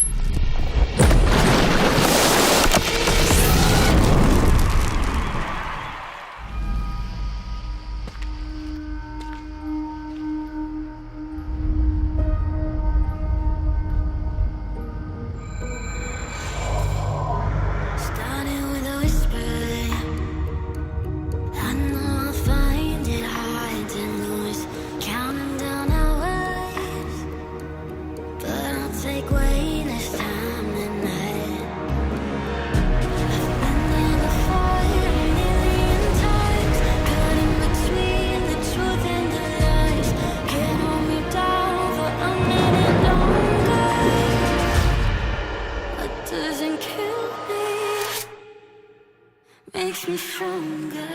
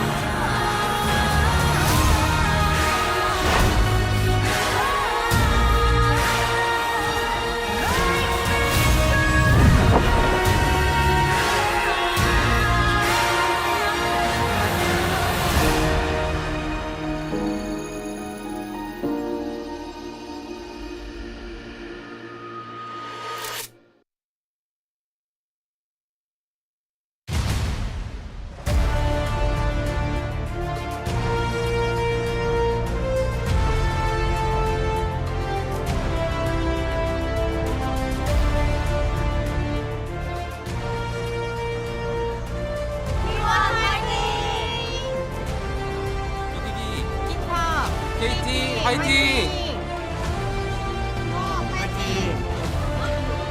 KT 화이팅!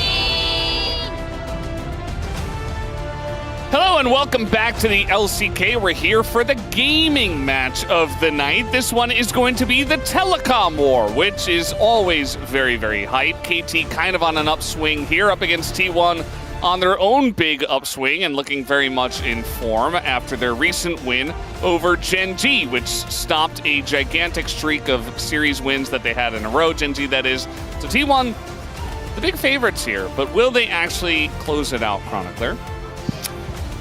Depends on who you ask. I'm a firm believer. I think that KT has looked pretty solid as a whole, but I also think that the series against Hanwha showed that they are not in the same level as Gen G, T1, Hanwha. I think Hanwha actually, right now, third of those three teams. I think that the current standings do not accurately represent the power level of the teams. If Hanwha by the end of this week is back there, that wouldn't shock me at all. Obviously, we know the peaks of all those players. But right now, it looks like T1 Gen G, every time they faced off domestically and internationally, it goes the distance. The matches have been close. The score is close. I'm pretty sure the head-to-head between Chovy and Faker is perfectly in equilibrium, as it has been. But T1 firing on all cylinders, bot lane looking great. And for KT, I think that it's obviously mostly been about BDD. But even he has, I think, been having a couple of rough games every now and then. And I also want to highlight that I think Cousin Dokdam for me have been two other shining lights as we take a look.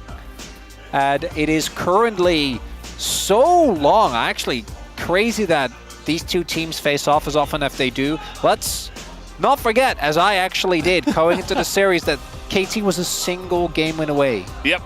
From denying T1 their world championship loss. That did happen. That was real. We were all there the last time they won. I'm pretty sure that was at a home ground as well, right, in 2024 summer.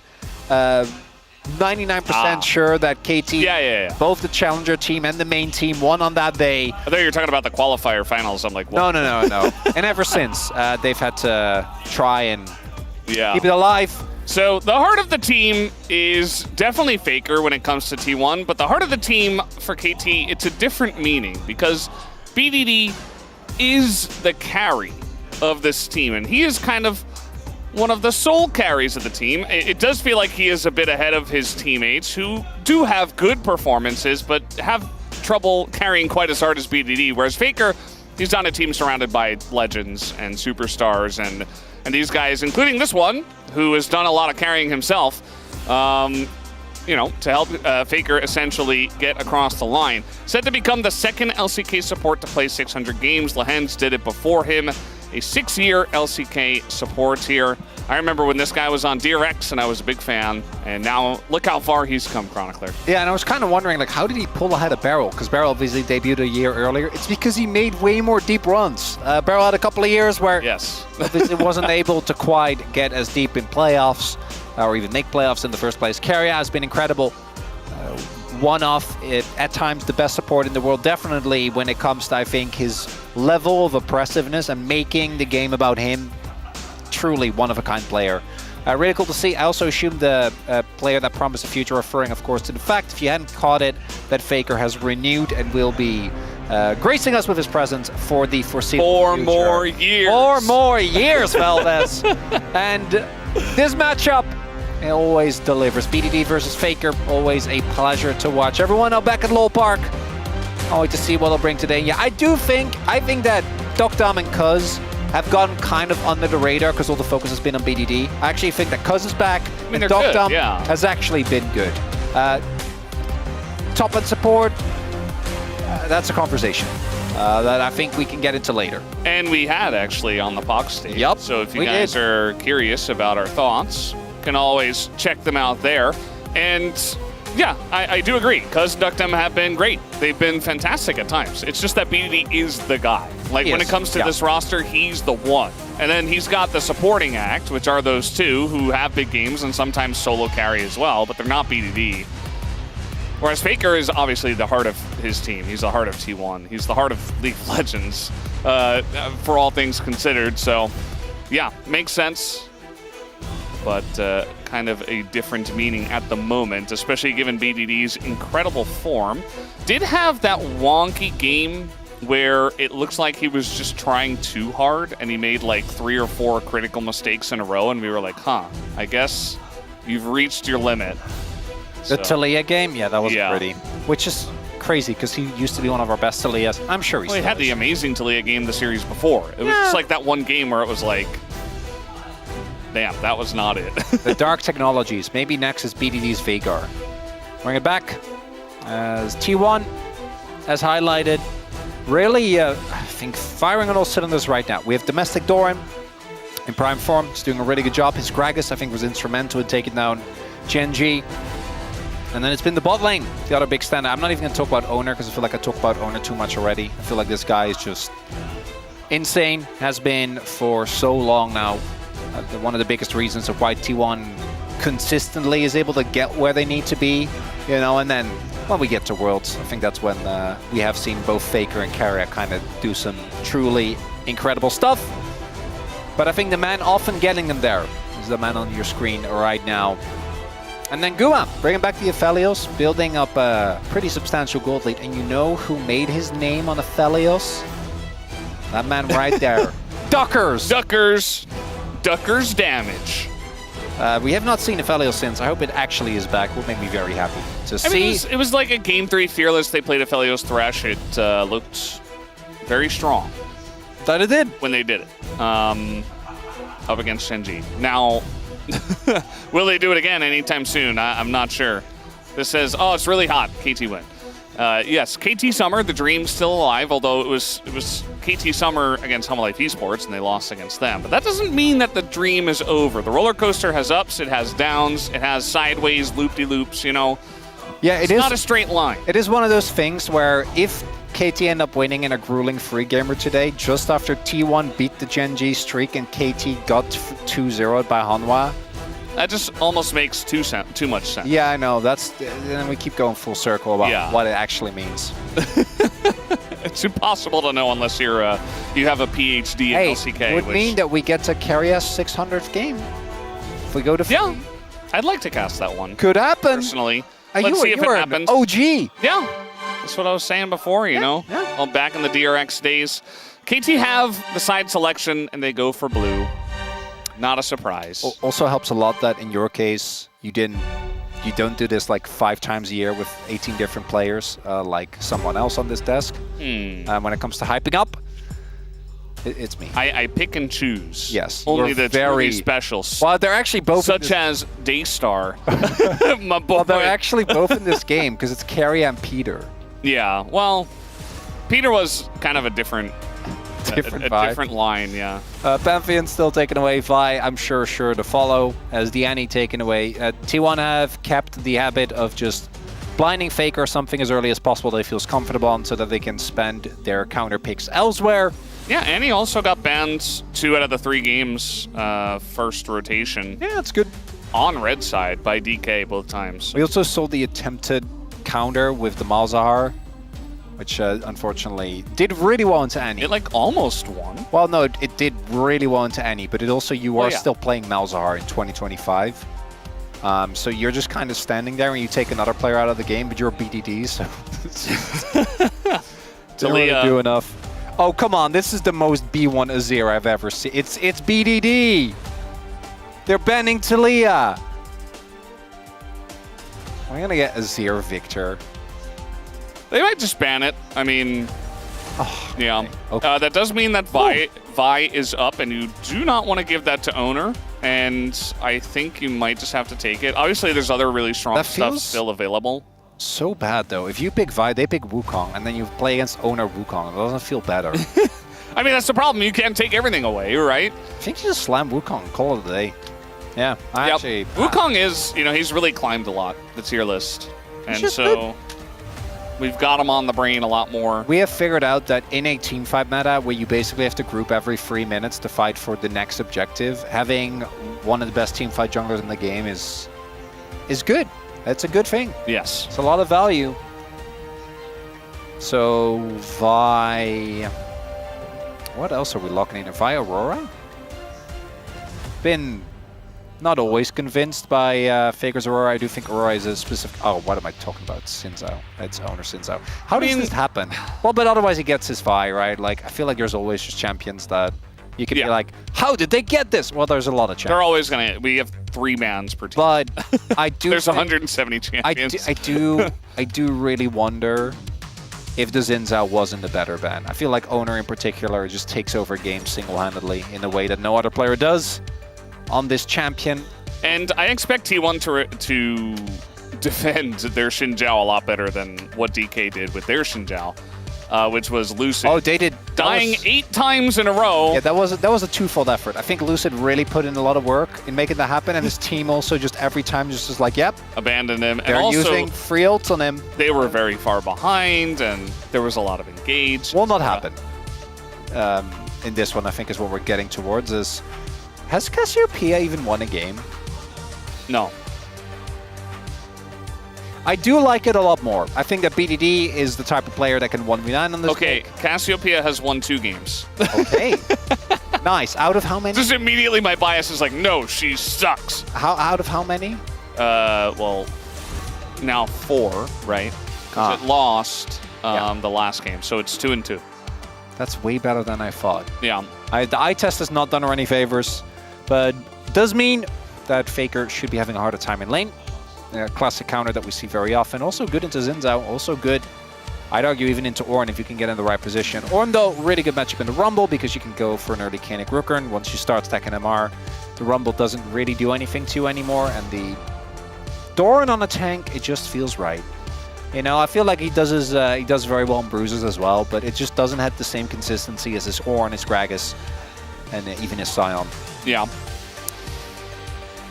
They can save Aurora for the next time around. Alistair going to be banned on the red side. So looks like Carrie wants to play something with a bit more hard engage. The Bard. Yeah, we're slamming Jhin, right? It's T1. It's the tier list. Nico. Okay. What a twist and turn. Not going to be the Jhin pickup here that I was expecting. Varus obviously would be the other one that one's banned away, as always is the case. So we'll see what Guma picks up on 5. And what is it going to be for Dokdam and Peter? Maybe Could Ezreal. Be Karma. Ezreal Karma I don't think is bad, actually. Corki. Corki, also a good choice. Yeah. Corki Karma? No. Nautilus going to be the choice for Peter. I also like the Nico pick away because I actually think that Peter has been our best Nico, which is crazy because I feel like Peter has been, again, pretty up and down as he always is. His Nico has been crazy this year, though. Very consistently finding the big plays. For Guma, into the Corki. Sivir, just a rising pick. Not going to have the biggest early game impact. In general, I do think that this is the type of comp that main plates off would worry me because both Ryze and Sivir don't have a lot of pressure early on. I think your skirmishing outside of Xin is a little lackluster. And then I look at the KT comp and I'm like, my god, that's so much early game power. Main plates on, I do feel a little bit better about T1, right? Owner has had really good early games consistently. Faker's great at using his Realm Warp to have impact in side lanes. But I think KT should still be pretty happy with what they're able to get themselves here. Yeah, I think all things considered, I don't really rate Cassiopeia into Sivir Nico. No, that is true. She is going to get rolled over if they fall behind, and also she doesn't have a very strong early game as well. So all the other parts, great for the side of KT, but it definitely does feel like there is an odd snake out on this composition. And maybe that's just my bias. Maybe BDD proves me wrong. I'm willing to let that happen. That's fine. But we haven't been the biggest fans of Cassiopeia. It's obviously a very common counter pick into the Ryze. We'll see how he does here as the heart of KT. Can't wait to see what this first game brings. I'm hoping for a cinematic free gamer, let's be real. After the last series, we have to! That is what we need right now. The Telecom War Game 1 starts now.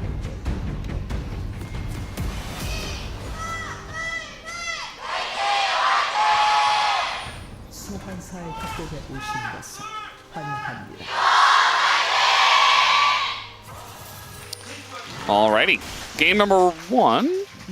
Faker just having a laugh, you know, just running around in mid.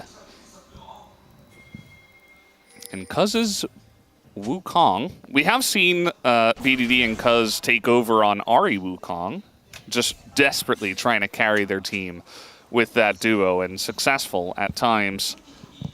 But Cassio Wukong, a bit different. We'll see how it goes. Tons of damage, obviously, in this comp, and the team fighting is insane.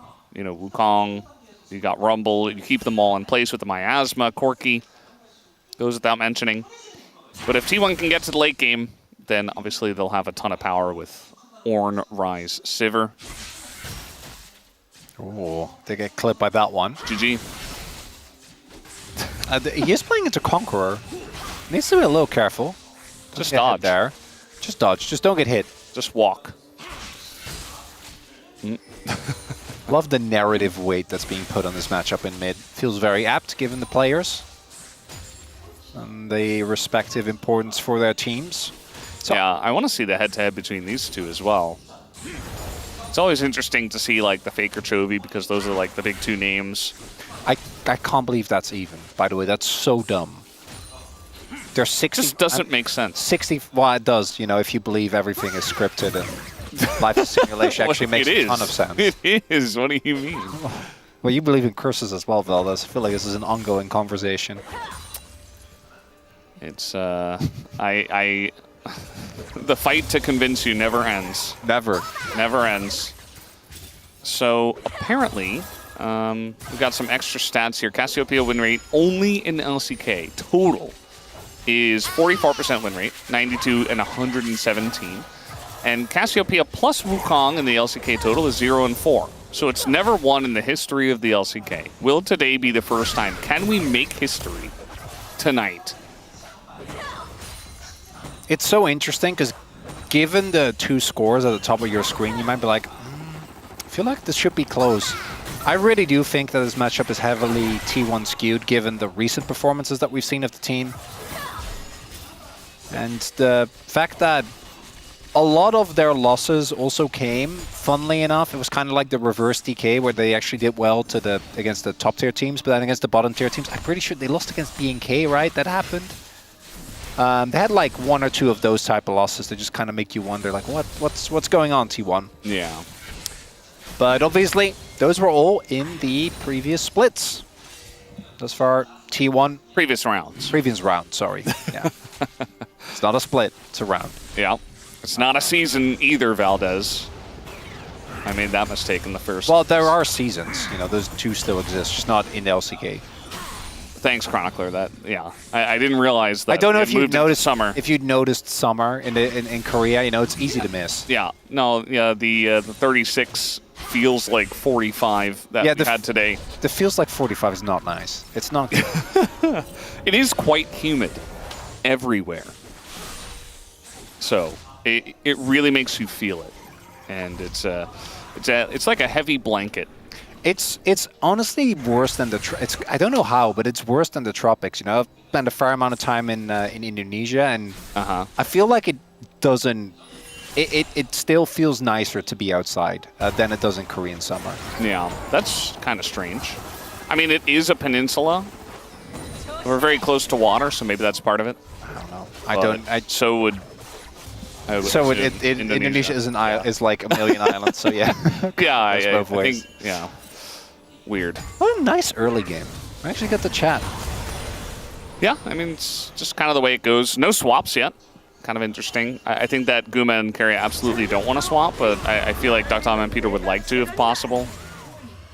Perfect. But Perfect's also, yeah. Yeah, Perfect performance to me is really interesting in that I actually think in the 1v1 he's been quite good. Oh, nice hook. Pretty nice hook. I don't know if they can really follow up on it just because Dr. is so low. Oh, that's Guma, nice straight back. Well done by Dr. as well.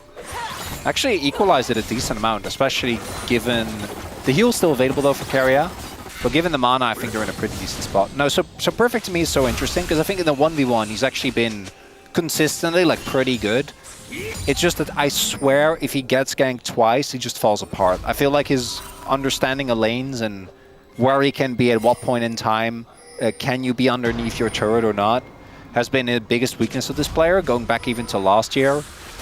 And it's something that I feel like given the the coaching staff, the experience on the team, they should have been able to kind of get better at managing, because it feels like it is such an obvious weak spot for KT right now. Even though we know Perfect's a good player. When it comes to the mechanics, when it comes to some of his team fight reads, I actually think he has a really good eye for can we make this play happen or not. Yeah, just sometimes it's a mental block and the player just can't get through it, you know? Yeah, true. It's just the way it goes sometimes. And as you mentioned, Perfect's definitely had his moments, but looking for more and more consistently. T1 going to take this first Drake, just a Chemtech Drake, which is basically just it's like a little symbol there that says, okay, we have a Drake and we're getting closer to stacking more. But still going to feel pretty good. Still dominating this bottom lane, being very annoying, just pushing it in all the time. There's not really much that Duckdom and Peter can do. I mean, they saw an eco and then they picked Nautilus, so it's like, okay. It's the opposite of what Beryl did in game 1, where it's like we saw the Nico and we picked Karma. That was a very different feel. This is such a good example of, like, Peter knows this matchup is bad, right? This is legitimately just because they, like, we look at the comp, we need engage. Like, we can't just have Wukong be it. Ooh, Peter! Yeah, he actually blew a spell shield on a hook that Peter hit the turret with. And then the cooldown came back up before the spell shield. And both players knew it, so Peter got it, and then Guma had to flash, which is really cool.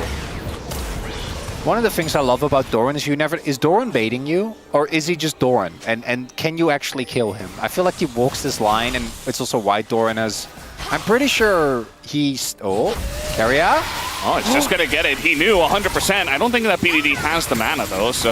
Ooh. He's going to use a bunch of mana and his ult onto Carrier, which doesn't really do much. He still doesn't get the ability to shove out the way first, but he does force Carrier at the base, so that does buy some time for the rest of his team, so... I don't think that's bad by any means. Nicely done there by BDD, not falling for the minion trap. So we do have very relaxed early game, Mervel. This is nice. This is the way it goes, you know. We have some objectives early, but if the teams are just handshaking them or just not fighting over them because they don't feel like they can or they don't feel like it's worth it, especially the grubs nowadays are kind of just... I don't know, that last change that we had where it just made this group of 3 and we like sometimes get fights on it, but usually it's just 2 for 1. It's kind of like KT will come in, they'll have their turn, they'll get 2, and then it's just T1 will come in and get 1. It's a little handshake objective, right? Like, you can get 2, we get 1, okay? Yeah. Deal? But at the same time, it's like we have so many objective fights and almost only objective fights that it's like, well, pick your poison, I guess. And in this case, they say deal. You can take it. I do think that they'll end up missing a decent amount because Perfect actually walked all the way over. Are they going to try to... Definitely can. Oh, maybe they were going to look for the run. They can look up in the next bounce, right? Like, Doran should still be able to set up, and then Faker can push in and ult after Owner has cleared the bot side jungle. Could see that happen. So Doran's going to look for a trade here. If he gets a good trade and he takes Perfect down, that could be an angle. I mean, they could still go for it. Sometimes taking a bad trade means that Perfect's in a bad spot because he's confident. If he's full health, I think it's just... I don't know if you have the damage before one of you get toasted, you know? If it's under turret, then yeah. Not really going to amount to too much. And there you go, the engage from Peter as Keria with the counter. Very low here is Duckdom. He's got it back.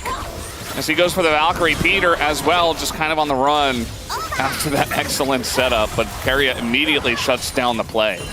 Oh, if Duckdom was just outside of range there, because he did actually get clipped by the Pop Blossom. Oh boy.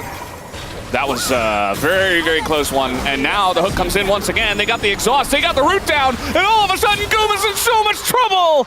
And down he will go, first blood given over to Duckdom. Keria desperate for something back. He's not gonna get it. Calculated, Chronicler. That's my roller coaster right there. Getting a kill in the 2v2. Oh, just gonna try to go for the kill, and he sets it up, Peter! What has gotten into this man? What is going on? Peter was their biggest liability. Oh, no. Well? No, wait, let him live! No, phase rush. Oh, no, he hit the minions. One more Q, wait for the... Oh, he read him. Easy. Read him like a book. If he gets the dodge there and he lives, oh my, I was just about to say, because now it sounds like I was being mean to Peter, I was going to say their biggest liability in the humble. I've actually had that happen where like, that's so mean. I'm like, I was building up to something. Yeah. You know, we're doing contrast, we're doing hyperbole. Legitimately, that whole sequence was crazy. So starts off with finding the hook, then goes for the ult, then flashes back in to catch them off guard. Right there, if Duckdom is legitimately a little further out, I think this plays even more of a blowout because he can just keep doing damage instead of being knocked up. And then here, they don't need to go for this. And this is sometimes the hubris of the T1 bot lane ends up being their detriment. As Guma goes in, gets exhausted there. Great use of the spell second book. One blew me away. Like. Yeah, this one, the Peter hook. Yeah. Knowing that he can tank that. Actually max range, insane. big one. You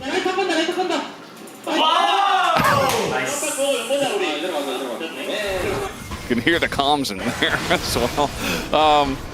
Yeah, so we're starting up here on the Dragon. Let's see how this one's going to go. Looks like KT want to fight, especially Peter's probably pretty we're good. full committing. Full commit, 100% 5v5 on the Mountain Drake. T1 don't want to give it up, and they're going to just go for the straight-up engage. Owner is going to be okay. It goes over the Rise as Baker going to smite it down with his abilities. Nice engage here from the Nico. Keria sets it up, but the damage isn't quite there. The hook from Peter is huge, but they don't quite have the health bars. And Owner just stays alive and shuts everybody down. It's a full ace to T1. That man cannot have Zinzo! It's not okay. How does he live there? Unbelievable. Because I don't even think that. Yeah, and the sustain, right? Cuz doesn't really get to do a lot in that fight. The equalizer doesn't quite hit the mark, but the moment BDD flashes out and Duckdom's okay, and the health bars are this low, I'm like, they got it. The hook from Peter. But then Owner here, come on, man. Goes in, gets the sustain, finds the kills, hits the multi-man W. And that, I think... I saw him heal for 315. Yeah, no, that's not... That's fun. Okay, but how many Zinzaos actually pull that off in our league? He just has such a great understanding of the limits, you know? Yeah. Like, he knows exactly how far he can go. Doran might just die here. That'd be very Doran. Yeah, not going to follow on that, but still has to flash. Kind of. I love Doran, man. He's such a Doran. He just stands alone. He just stands alone. That is true, yeah. I do feel like as well, like in that team fight, you know, Cuz goes in, like he gets a pretty good ult, but it's mostly for like peel. Yeah. And then the Wukong's kind of done and doesn't have a first item because he's going for the Trinity Force. And it's like, well, you're done, right? And then the Xin Zhao is only getting started with Sundered Sky, right? So the difference between the jungler damage is like gigantic in that fight, especially in an extended fight. The mid laners didn't really matter too much because they're still scaling. We've got a little fight here in bot lane. Owner is actually terrorizing these guys. KT just can't seem to get away, as now they're gonna go in, and Owner's like, okay, I'm just gonna give my life over to the Corki, I guess. Maybe a bit overconfident this time, Owner, or perhaps just a straight up classic caster curse. No, I've made that play where you're like, I am so fat, they can never kill me, and then they're like turning, and you're like, oh, well, I guess they could. Just us three, we give them the praise. This too is T1. You know, they get ahead with plays like this, and sometimes they lessen the lead. I don't think that this play is super detrimental, but it is a nice amount of gold going into T1. The fact that Doran doesn't quite connect till the end, there doesn't have his ultimate, means that this was always going to be a little bit of an ambitious play to go towards. There's a little gold there for KT. Gonna be happy about that kill. Go over to Duckers as well, currently sitting on 3-1 on this Corki. Not the easiest Corki game to play though, I'll tell you that. You do have a lot of safety, but there's also a lot of big threats on the enemy team. Yeah, there definitely is. It helps to be as fed as he is, which you mentioned. Yeah, this is fine. Oh, uh-oh. He's going to get rooted. Now he's in a bit of trouble. Do they have the damage to finish him off is really the question. Looks like yes. As Owner shows up, and he's like, you know what? I just died. Got the reset on my my streak. Let me get the kill. And that he did. I feel like probably should have just given that over to Guma. But it is what it is. So they do get teleport out of Faker. That's something. I think he TP'd to ensure that Wukong couldn't leave. But that is a little... No, we're not. Okay, I thought we were going to continue with free grubs especially. But maybe afraid of a Realm War play. Which is one of the big things with this Rise, right? And why T1 have really prioritized it so heavily. Is one, it sets up for Baron flips. Which aren't flips if you're 15 seconds ahead. As it's very funny to me that it's Guma that's like setting up this play. And there you see the moment the TP comes through, he knows he's dead, right? Not really a way. And he doesn't have either his W or flash, so... No way for him to get over the wall, but even if he did, the rest of the team had already abandoned him. And now we might have another fight on our hands, but looking at the item finishes, I feel like the gold leads are there, but it's not that crazy right now for KT. I think they're relatively still spiked pretty nicely. Dokdom at 2 would have been great, but there isn't that much of a lead between Faker and BDD or Cousin Owner when it comes to actual finished items. We'll see if they can get perfect there, because without Rumble, I don't think you can go for the 5v5. Yeah. And at the end of the day, like, Wukong's still going to do Wukong things. It's really about the amount of damage that can follow up on it. You know, like, Perfect's farming really well. He's not, like, massively ahead, but he's farming well for himself. As the front line, here's Cuz in a lot of trouble. Clone times out, and he gets away. Looks like someone wanted to face check into the Rift Herald, and it just happened to be Cuz this time. And so T1 should get a free Rift Herald, whereas KT will look for the first Ocean Drake, perhaps. We'll see if they can make their way over towards that. We do have Cuz going into the pit and starting that one up. Oh, Realm Warp's up. They're not getting this dragon. That's not. They're not. It was just a thought, you know. No, I know, and I know. It's like maybe I can start. No, KT had that thought as well. This is we've seen T1 do these a million times, right? Like the mid-game tempo swing, get Herald, immediately throw it down mid. Run this in the second turret. Yeah. Yeah, and if you're KT, you have two options. Either you take Drake and you lose probably 3 turrets. Now you don't get Drake, and you still lose 2 turrets. So it's not a good trade. Bit of a conundrum. Yeah. What is the right play in that scenario? You know, like, if you don't phase check the Rift Herald, you just give it for free. I think the right play was not giving the enemy Xin Zhao like 2,000 gold. I feel like now that there are teams where you get away with, you know, kind of meandering when they get a lead like this. But this is T1, so what is going to happen now is they're going to keep pushing this lead. Yeah. In a very aggressive manner. I do like that T1's kind of back on their, you know, clinical macro gameplay arc, you know? It's a lot less messy, a lot less crazy going for plays for no reason. Little trade here. I'm not... I think they're heading in the right direction. I think they're consistently good. I do think that there's still a lot of tomfoolery, though. Sure. I feel like I just feel like there have been summers past. Oh, yes. Where it's like... No, they're, what is happening, guys? And then they lock in, of course, when it comes time for, like, but at the core... BDD in Game 5 of World's qualifiers. God, yeah. You know? So I still can't believe it's kind of interesting that it seems to be that they're locking in a little bit earlier this year. We've had a multitude of world runs that really came down to like crucial game 5s that otherwise just wouldn't have happened. Yeah. Unreal. DRX Gauntlet. Yep. You know, that's probably the most obvious one. Well, with the accidental Zyra lock-in. Yep.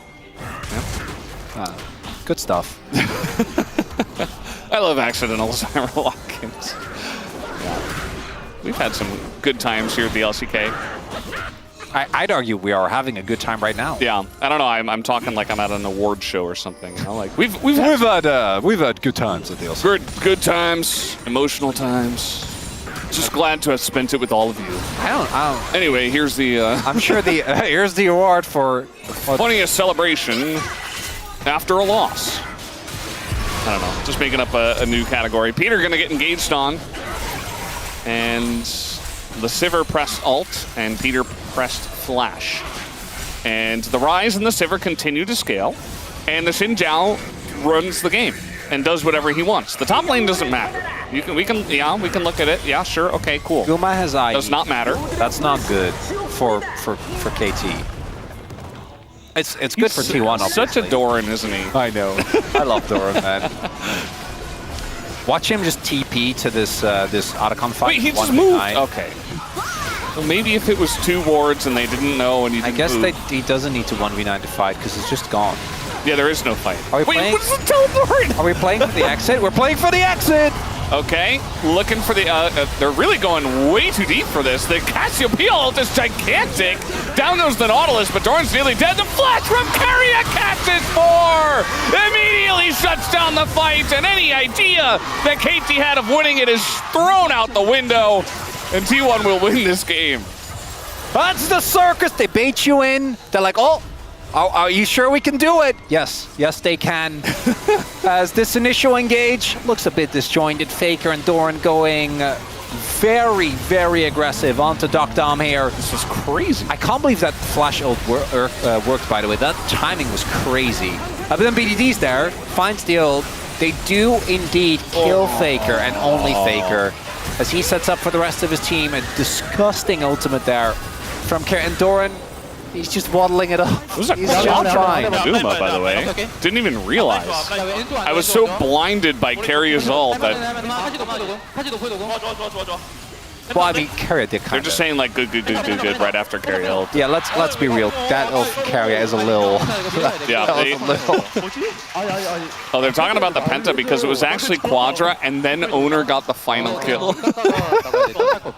So, a little bit of shenanigans. That's why all the smiles were there. I thought they were just, like, happy with the way the fight went, but no, it was because we denied Guma a Penta. Always fun shenanigans. I retract every nice word I've ever said about Owner. I can't believe he would do that to his own team.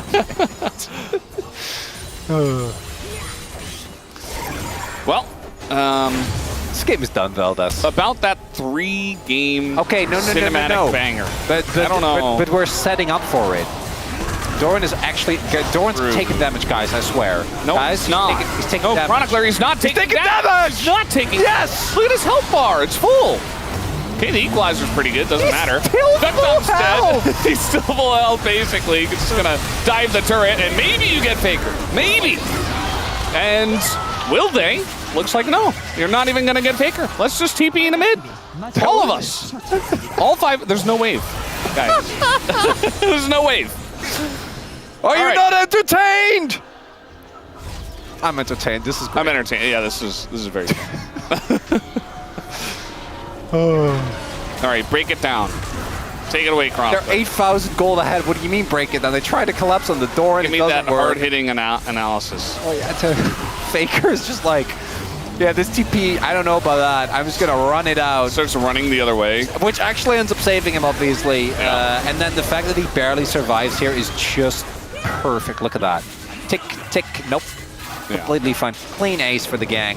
Second one or third one. I don't know, but this was second one. Wait, what's the other one? The first one they got on the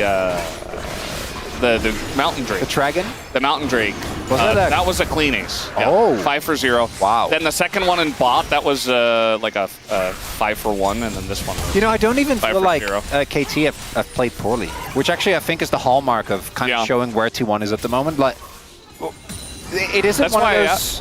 that's why I asked before, like, what do you even do? Yeah, like, you don't, because it's T1. You don't do. You don't. You need everything to go well. You need the draft to go your way, but also you need... It's just the raw firepower on this roster, man. It's hard to deal with. Yeah. It's pretty rough, and now Carrier's got the angle. He's only going to find the Nautilus this time. Little for fun engage. Again, they can kind of just do whatever they want. Down goes the Nico, but what do they care? Everybody throwing everything into Owner. That's a big shutdown for the Corki. And perhaps getting a little bit ahead of themselves.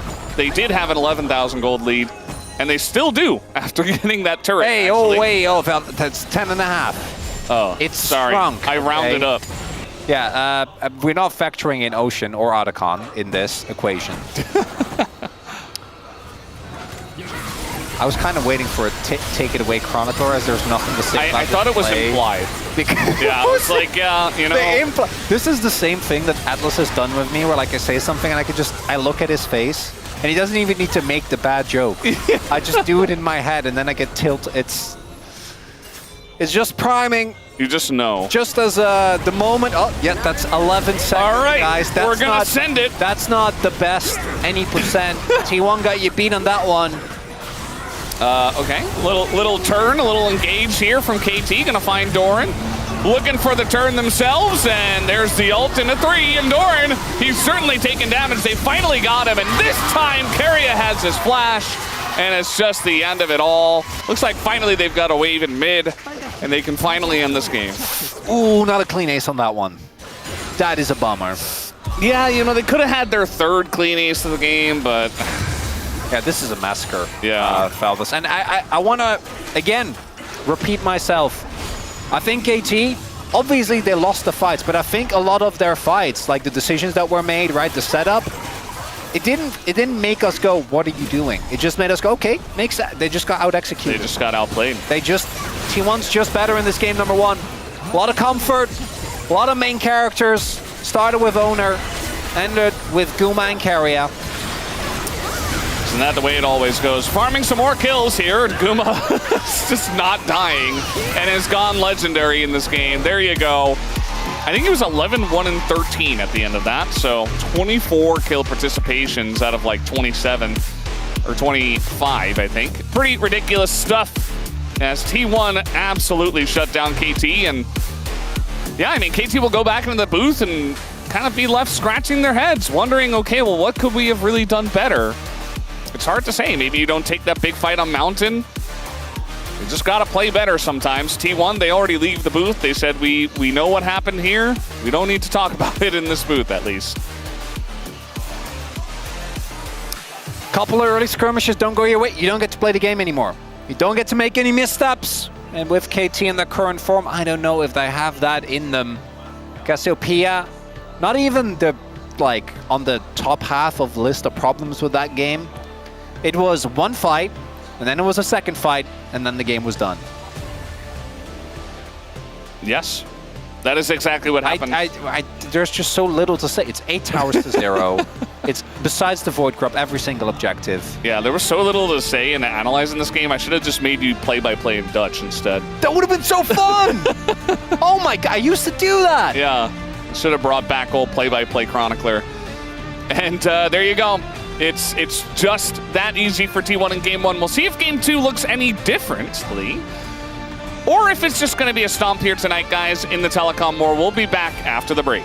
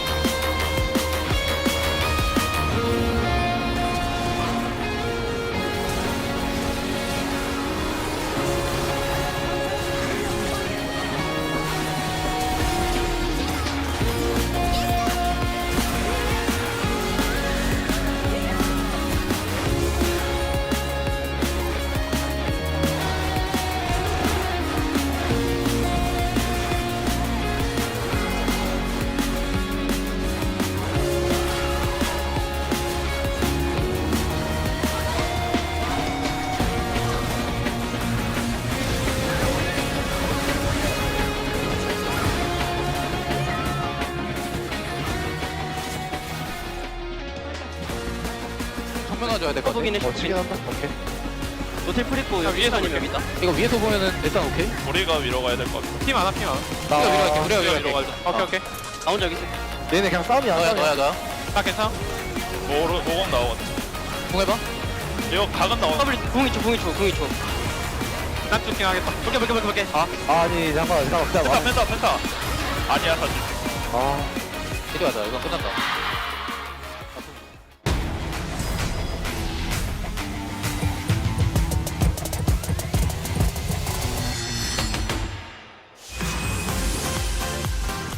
This is just going to explode. There is no smite. DK gonna have to kill them if they don't want them to take this. And there is the engage from Polo. Doesn't have the Magnus Storm anymore, but they will be able to take down this Baron. Decent knock up there from Cheer as they take out the round. Tibbers goes down as well. Morgan is almost, he's flashing forward. This guy is an absolute insane person, and he takes down Showmaker to start off the fight. I guess he's still got a regular champion's health bar. It just doesn't look like that. Yeah, this is what they learned from T1. Just Nash. They just start up the Baron. If Chovy finding an angle, or did T1 find a Chovy? Chovy kind of knew that this was what was happening. He doesn't have an arm guard, so he's just dead. Now the quickness goes all over the rest of Gen D. Can they find it? No, they cannot. The Emperor's Divide throws them into the mix. And now, Ona trying to dash his way out. Ruler is doing a decent job, but Gumayushi just getting on in there.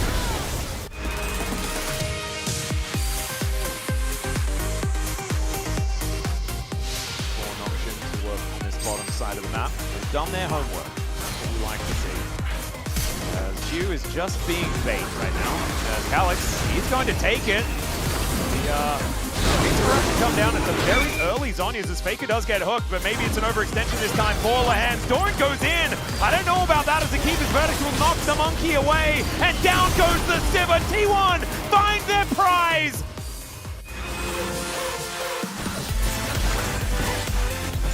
It's just a free kill on Ascena, and this has been happening all game long. I feel like Monkey are playing 나 볼게. for real. It's crazy. 땡겨. Oh, the knock-up into the knockback. It's crazy for BDD as well. I feel like Monkey are playing as a 3-1-1. 땡겨. Oh, make it more. BDD, he says, I will win this game. DDD. 다 맞추네. 오케이. Oh.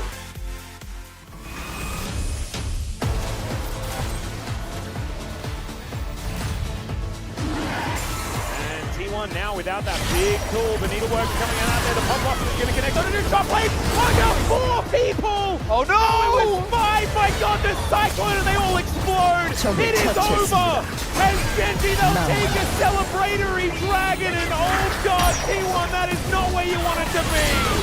That's a bad movie right there, baby. That's what that was! That was a 5-man shockwave! I was like, surely it's not 5. My brain just refused to believe that that was 5 people that were standing in perfect position to be blended.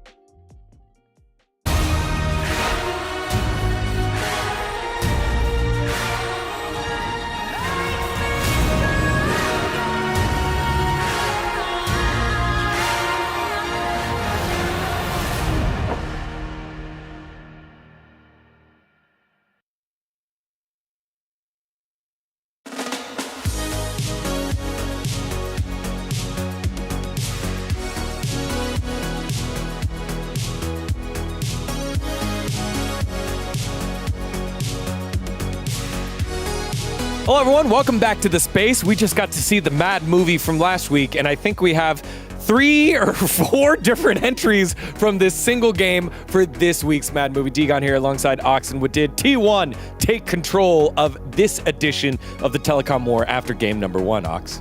Yeah, I mean, I feel like for entertainment purposes, I was maybe hoping for a closer match, but I think the T1 fans got exactly what they wanted because, man, that was a bit of a stomp.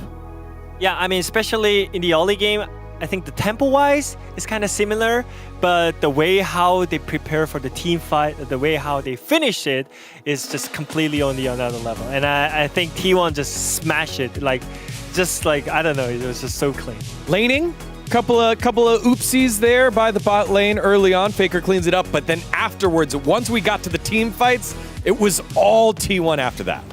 Yeah, and so this is so significant because the items going into this, not many people had a completed item, and of the completed items, the most significant one was the Sundered Sky on the Xin Zhao, and I've talked extensively about how broken this item is. We see Ona leading in initially, but pops the ult to mitigate the damage, but it's the re-engage that comes out, and the amount of value and healing he gets from this item that just keeps him going and pumping out huge damage. This huge engage from Carrier is what facilitates him to make this play. Yeah, I really just look at the healings here. He's gonna get low because he has no ultimate here, but look at the healings. 1 auto, 2 for 5. There we go, 1 more auto. 173, 111, 169. Just so much health coming through. Oh, the damage as well. The Triumph. 315, I think. The Conqueror, just the low health. There it is, 315. So much healing, so much power, and because everyone else either doesn't have items or, you know, there's items which aren't offering much power there, it means they don't have the damage to kill him. And he's just getting so much value, and I think, you know, it's a situation where they took a fight at a timing when not only were T1 strong, but T1 executed so well. Yeah, it clearly shows that why T1 is taking the fight because of the item power spike, and the usage of this item was just so clean by Ona there. And one of the reasons why Xin Zhao can be powerful early on, because at the end of the game had 27,000 HP healed, over 27,000 HP healed by the end. After that, here's the slam dunk play. This one on the bot side. After they start up an Otacon uncontested, they're like, let's take more. Yeah, I mean, the setup-wise, they can never even enter to the pit to compete it. And here, the follow-up with the ultimate was insane. The follow-up ultimate from Oren was chasing down the Corki, and it was enough to set up this Nico ultimate here. That ult was just so huge. The moment that happened, I feel like when that hits you, you just know the game's over. The cleanup comes in. Oh, no, a little bit cheeky. I saw that, stole the Penta away from Guma there to get the ace. But I think the bot lane obviously did get that, did have that unfortunate mishap early on the lane, but made up for it in that fight there. Yeah, so I was wondering if KT really needed to draft like that, because like we all know that you can counter Rumble these days so easily with Ornn and Aurora, and I feel like you also picked Cassia way too early because it's just a game 1 that you can actually pick any other champions that it gives more space in your team, but I feel like they just picked whatever they want, but it didn't synergize that well in the team. Yeah, KT on over to blue side, gonna have to try and figure this one out. They have been on an upswing, have KT. They've been able to string together a couple of wins, but this one had a little bit of draft difference in there, but the hands difference here was just so huge by T1. Yeah, I think especially the fact that they have the Wukong, we've seen Wukong be really strong, really potent, and there's a lot of combos that work well with it, but I think the Cassiopeia Wukong doesn't really inspire that much joy, and I think when I've seen KT do well, I think strong mid jungle has been always such a big reason for their success. BDD Curves have been on fire often, and I just think they didn't give themselves the greatest tools to have that success in this game. Well, to be fair, Dokdam and Peter got some solo kills in the lane, and they were actually ahead in gold on the bot lane. So if they can manage to set up better in the team fight, I think they have a chance against the T1 here. Yeah, definitely. Again, a telecom war always has the twists and turns, and we're looking to do so, but that man right there was firing on all cylinders. He is the T1 member in the leaderboards for POM. Do you feel like, as you two have votes for POM, you take away points that he stole the Penta if they end up taking the victory here? I mean, still Honor is the most strong one for POM for now, but I feel like Carrier... Shout out to Pasco. He did it for a sponsor, I guess. Dan, how about you?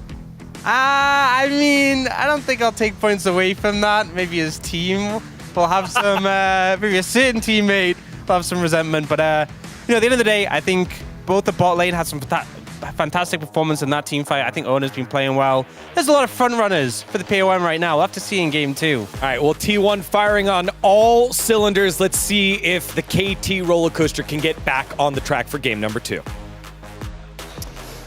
Thank you, Spacers, as we're getting ready for game number 2. As, yes, Guma over husband is what that sign says on the left. And I suppose the guy on the right is the husband. Unfortunate. Still a hashtag T1 win. Oh my God! Oh no! Matched up with Guma. What would you do? I don't know. Nothing, probably. Like, just sit there with my sign. Yeah. Hide. That's a good idea, yeah. Hide, I think, is a good idea. Yeah. They said that T1 was firing on all cylinders. How many cylinders do you think they have? Well, I do know I don't know enough about cars to give you that answer, so I had no idea. Because that's definitely I referring, also don't know. That's referring to an engine. Isn't it like... Maybe it's like a V8? Yeah, it's like 8 or 10. Is that the number of cylinders? Go ahead, I'll be a tanker. Okay, that's great. That's very scary. Ati's That's been hitting Ati, the gym. Yeah. Yeah, speaking of the gym, I gotta go back to the gym. I had a little, yeah. A little downtime. It's just so easy to make excuses when you're a dad. Yes, you do have a child. That's why dad bods exist, I think. It's really unfortunate. Although not always the worst thing, I guess. That's fine. For some people. Yeah. Also, as long as you're eating healthy, I want to go back. You know, you're good. Yeah. Well, we do have a draft on our hands here for game number 2. KT's still on the blue side. You know what's good, actually? I've heard jump roping is really good cardio. You should, You should look into that, Valdez. I did try to give Chronicler back his jump rope today because I didn't use it. And he said no. Because I'm like, you need it. No, it's not. I don't have space. I'll take it back anytime soon now. I swear. Mm-hmm. As KT, going to be trying to bounce back, jump over T1 in this second game so that we can get our promised 6-gamer. Because I'm not going to lie, that first series, when it comes to pure entertainment value, blew this first game right out of the water. T1 were just a little bit way too good. And they just kind of dunked on KT ever since that first fight. Again, the laning phase was fine. But after that, it was all downhill for the roller coaster. Yes. Hoping they can turn this coaster around is KT. What is the final ban going to be? Looks like Varus might be necessary, unless they want to give it and have some kind of plan. You know, Vi was left open last game, wasn't even looked at. And so it's the Trundle instead. So they're expecting a Varus. That seems like a no-brainer, especially because you also can't give Guma Varus, right? Yeah. So that's kind of a very obvious pick here, and I'm sure T1 will have a plan in place as to how to deal with this. We've seen Ziggs as highlighted. I'm pretty sure Guma also played 6 like fairly recently. That is, I don't know if I'm making that up, if that actually happened. I feel like he did pick it at some point. We'll see if they're going to go towards that. With Aurora Band, I think the Gwen pickup is very safe here for Doran. One of his comfort picks as well. Yeah. Gwen really has kind of gotten to the sweet spot where she is, I think, still pretty broken, but like not B1, game not 1. Too broken. Broken, and she doesn't get banned, so you just get to play her a lot. She's very strong, but has good answers. God. Gwen Nocturne. Yeah, actually, Nocturne not being banned for owner, I think, is definitely gonna sting. I mean, it almost feels like you'd say that about any champion at this point. I do think his Xin and his Nocturne are like... Those two, to me, right now, are... You don't get to play the game. Particularly... But they didn't get to play in game 1. No, because of Xin. Yeah, that's my point. It just feels unfair. It does. They didn't get to play in game 1. Shouldn't they at least get a chance in game 2? Like, now it's KT's turn? No, I agree. Yeah. And they're going to play Victor Varus into Nocturne? So the Victor pick makes a little bit of sense because you know Faker would otherwise pick it here on free. I don't Not Orianna? really. I think the Nox and Orianna combo is kind of fake news. I think Really? yeah, I really don't think it's that. I don't think it's that crazy. If you can get a good Orianna, I don't think it's also Faker's great Orianna, right? But if you can get a good Orianna angle, I think it's fine. Don't know if you want to do that into Victor specifically though. As the Jax here for perfect skill matchup, also one of Doran's comfort picks in case we do get to a possible game 3. Although with the setup right now, I don't feel super confident. You can also go towards like Ahri. That's another angle you can take here, right? It does make your early laning phase a lot less fun, but it does give you insane dive threat towards the enemy backline. Decision time for Faker. What's the other choice? Like Wei? Galio. There you go. Oh my god. Oh, Valdez. Nocturne Galio. Yeah, And you know what they could do? Orianna 80 carry. That's way too much AP. But that would be kind of broken. Well, no, obviously they would flex Galio to support and just pick Ori later. Yeah, but then why not just pick it now? Because they're not going to ban it now. Whoa. Right? But they weren't going to ban Galio support either, so... That is true, but now they don't know you're playing Orianna. Now they don't know your plan. That's true. Alistar and Bard banned once again. We had Poppy and Rakan also banned in this phase in Game 1. So there are two schools of thought that you can go for here. You can either, if you're T1, try and round out a dive comp, right? Kai'Sa normally would be the go-to for that. Obviously, I don't think that's like, but Jhin is the other one that comes to mind, and I'm double-checking that it is not banned. It feels like it would be with Guma and the... It's gonna be banned here on the last ban for KT, surely. Okay, now you have to ban. It's Jhin. You ban Jhin. So they ban Jhin and then you pick Rakan. That is what will happen. Yeah. Or you just pick Kai'Sa and maybe you wait to see what the support is and try to get a support that helps the Kai'Sa. Yeah, but I don't think Guma's gonna slam Kai'Sa, right? I think if anything, yeah. So either you go for a full dive, there's Okay, a Jhin ban, very good, or you try and pivot towards something that just uses lane pressure well, so you just set up perma dives, which will be the Aphelios Fresh that we saw them pull out earlier. Or you just go Xayah Rakan and none of what I said. I don't even think Xayah's good here. I'm not gonna lie. Into poke Varus and Victor, I don't think that's good. But guess what? I don't think it matters. And if they go Rakan here, I think it's gonna lock Xayah. Yeah, I mean, you can hover Xayah and then pick Rakan and then, you know, do little mind games and play something else, but I don't know why you would do that. I think they're gonna pick it. I don't think they're probably gonna pick it, yeah. And to be fair, like, if you have this much forward aggression and pressure, maybe the Xayah is okay because she's just not getting hit, you know? Yeah, like, that is the fun. I agree with you. Also, I don't think it's a good spot into these two champs. I mean, I keep going back to this, but for me, Guma carry Xayah Rakan is like top 2 combo. If I had to bet my life on a duo playing a thing, I'd be high up there. Bet my life on any duo playing. Well, I wouldn't want to do that. The other one is Keen Sante and Canyon Italy, by the way. I mean, but if you had to, you know, maybe you're put in a position for some reason. Yeah. I can't think of what it would be, but I do like the Poppy here. But yeah, we saw this one coming from a mile away. I actually think that the Should've played Ori. I think the KT comp is better. I am looking at this. I am seeing really good disengage. I'm seeing great poke, big range advantage. You're playing into a dive comp with Victor, with Skarner, with Poppy. But guess what? Yeah. As our space pointed out, and as we said many times during the cast, it's just a bit of a outplay situation, you know, outplay issue. Hand stiff, whatever you want to call it. In game number 1, sure, there were some draft issues, which, you know, the Casio wasn't the best with the Wukong, but T1 did just kind of crush them in game number 1. This is a 4-man core that is playing together since Worlds 2021, Valdez. I can't bear enough repeating.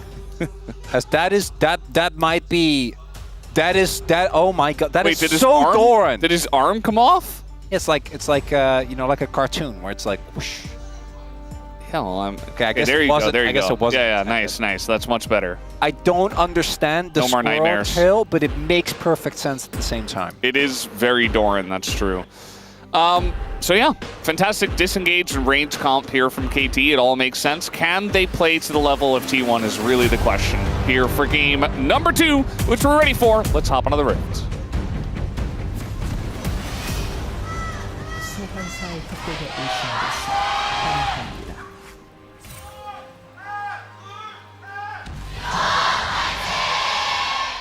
미니언 생성까지 30초 남았습니다. Alrighty, game number 2. On the way right now in match 102. We will get all the way to match 150. Do you have any ideas of which matchup that is, Chronicler? Do you want to guess? Knowing the LCK, is it T1 Genji? No. It's a matchup we discussed earlier today.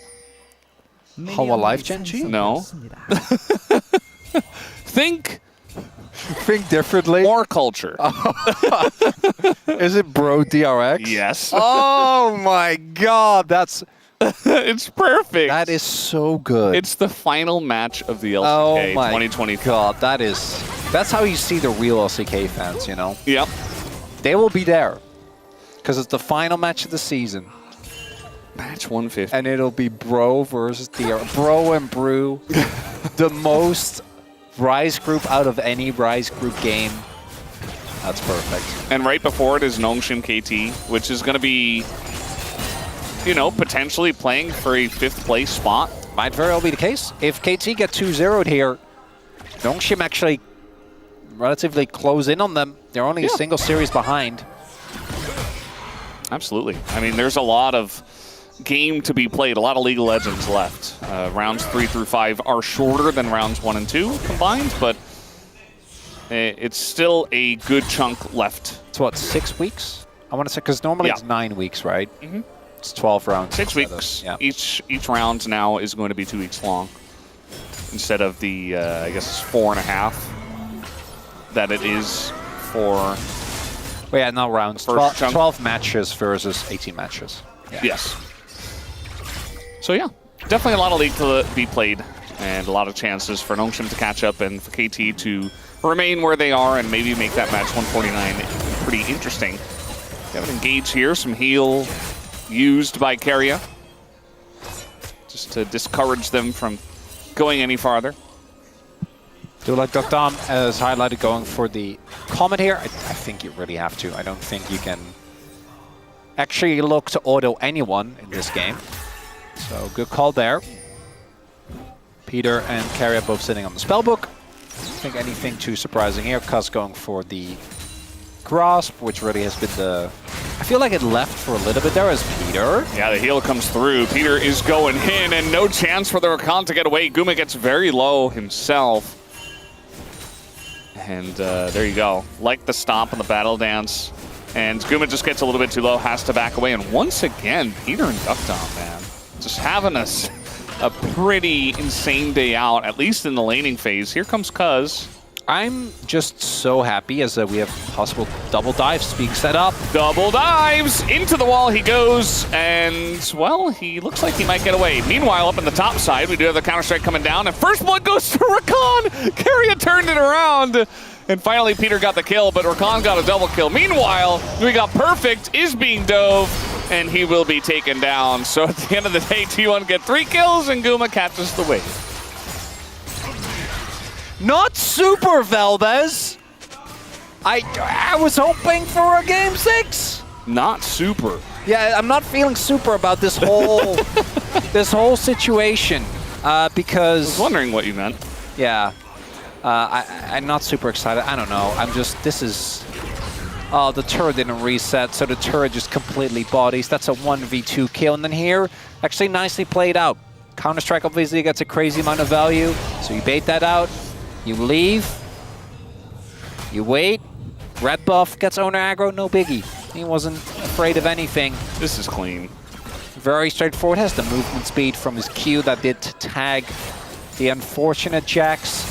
And I was just about to praise Duckdom and Peter, because I think that Peter had a really rough performance against Humble Life. I'm glad that it was a blip. I still think that was a blip. I don't think he's to blame for what just transpired. I do think the odds of us getting a good game is...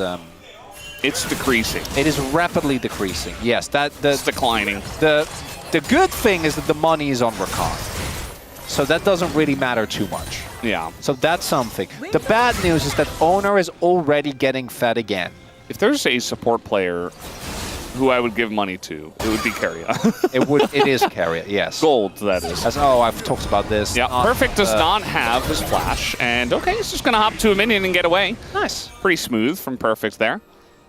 We did have Cuz hanging around down on the bottom side, but didn't really amount to too much. Oh, and Owner also, despite that, because Cuz died, actually built up an experience lead. It's going to hit 6 first.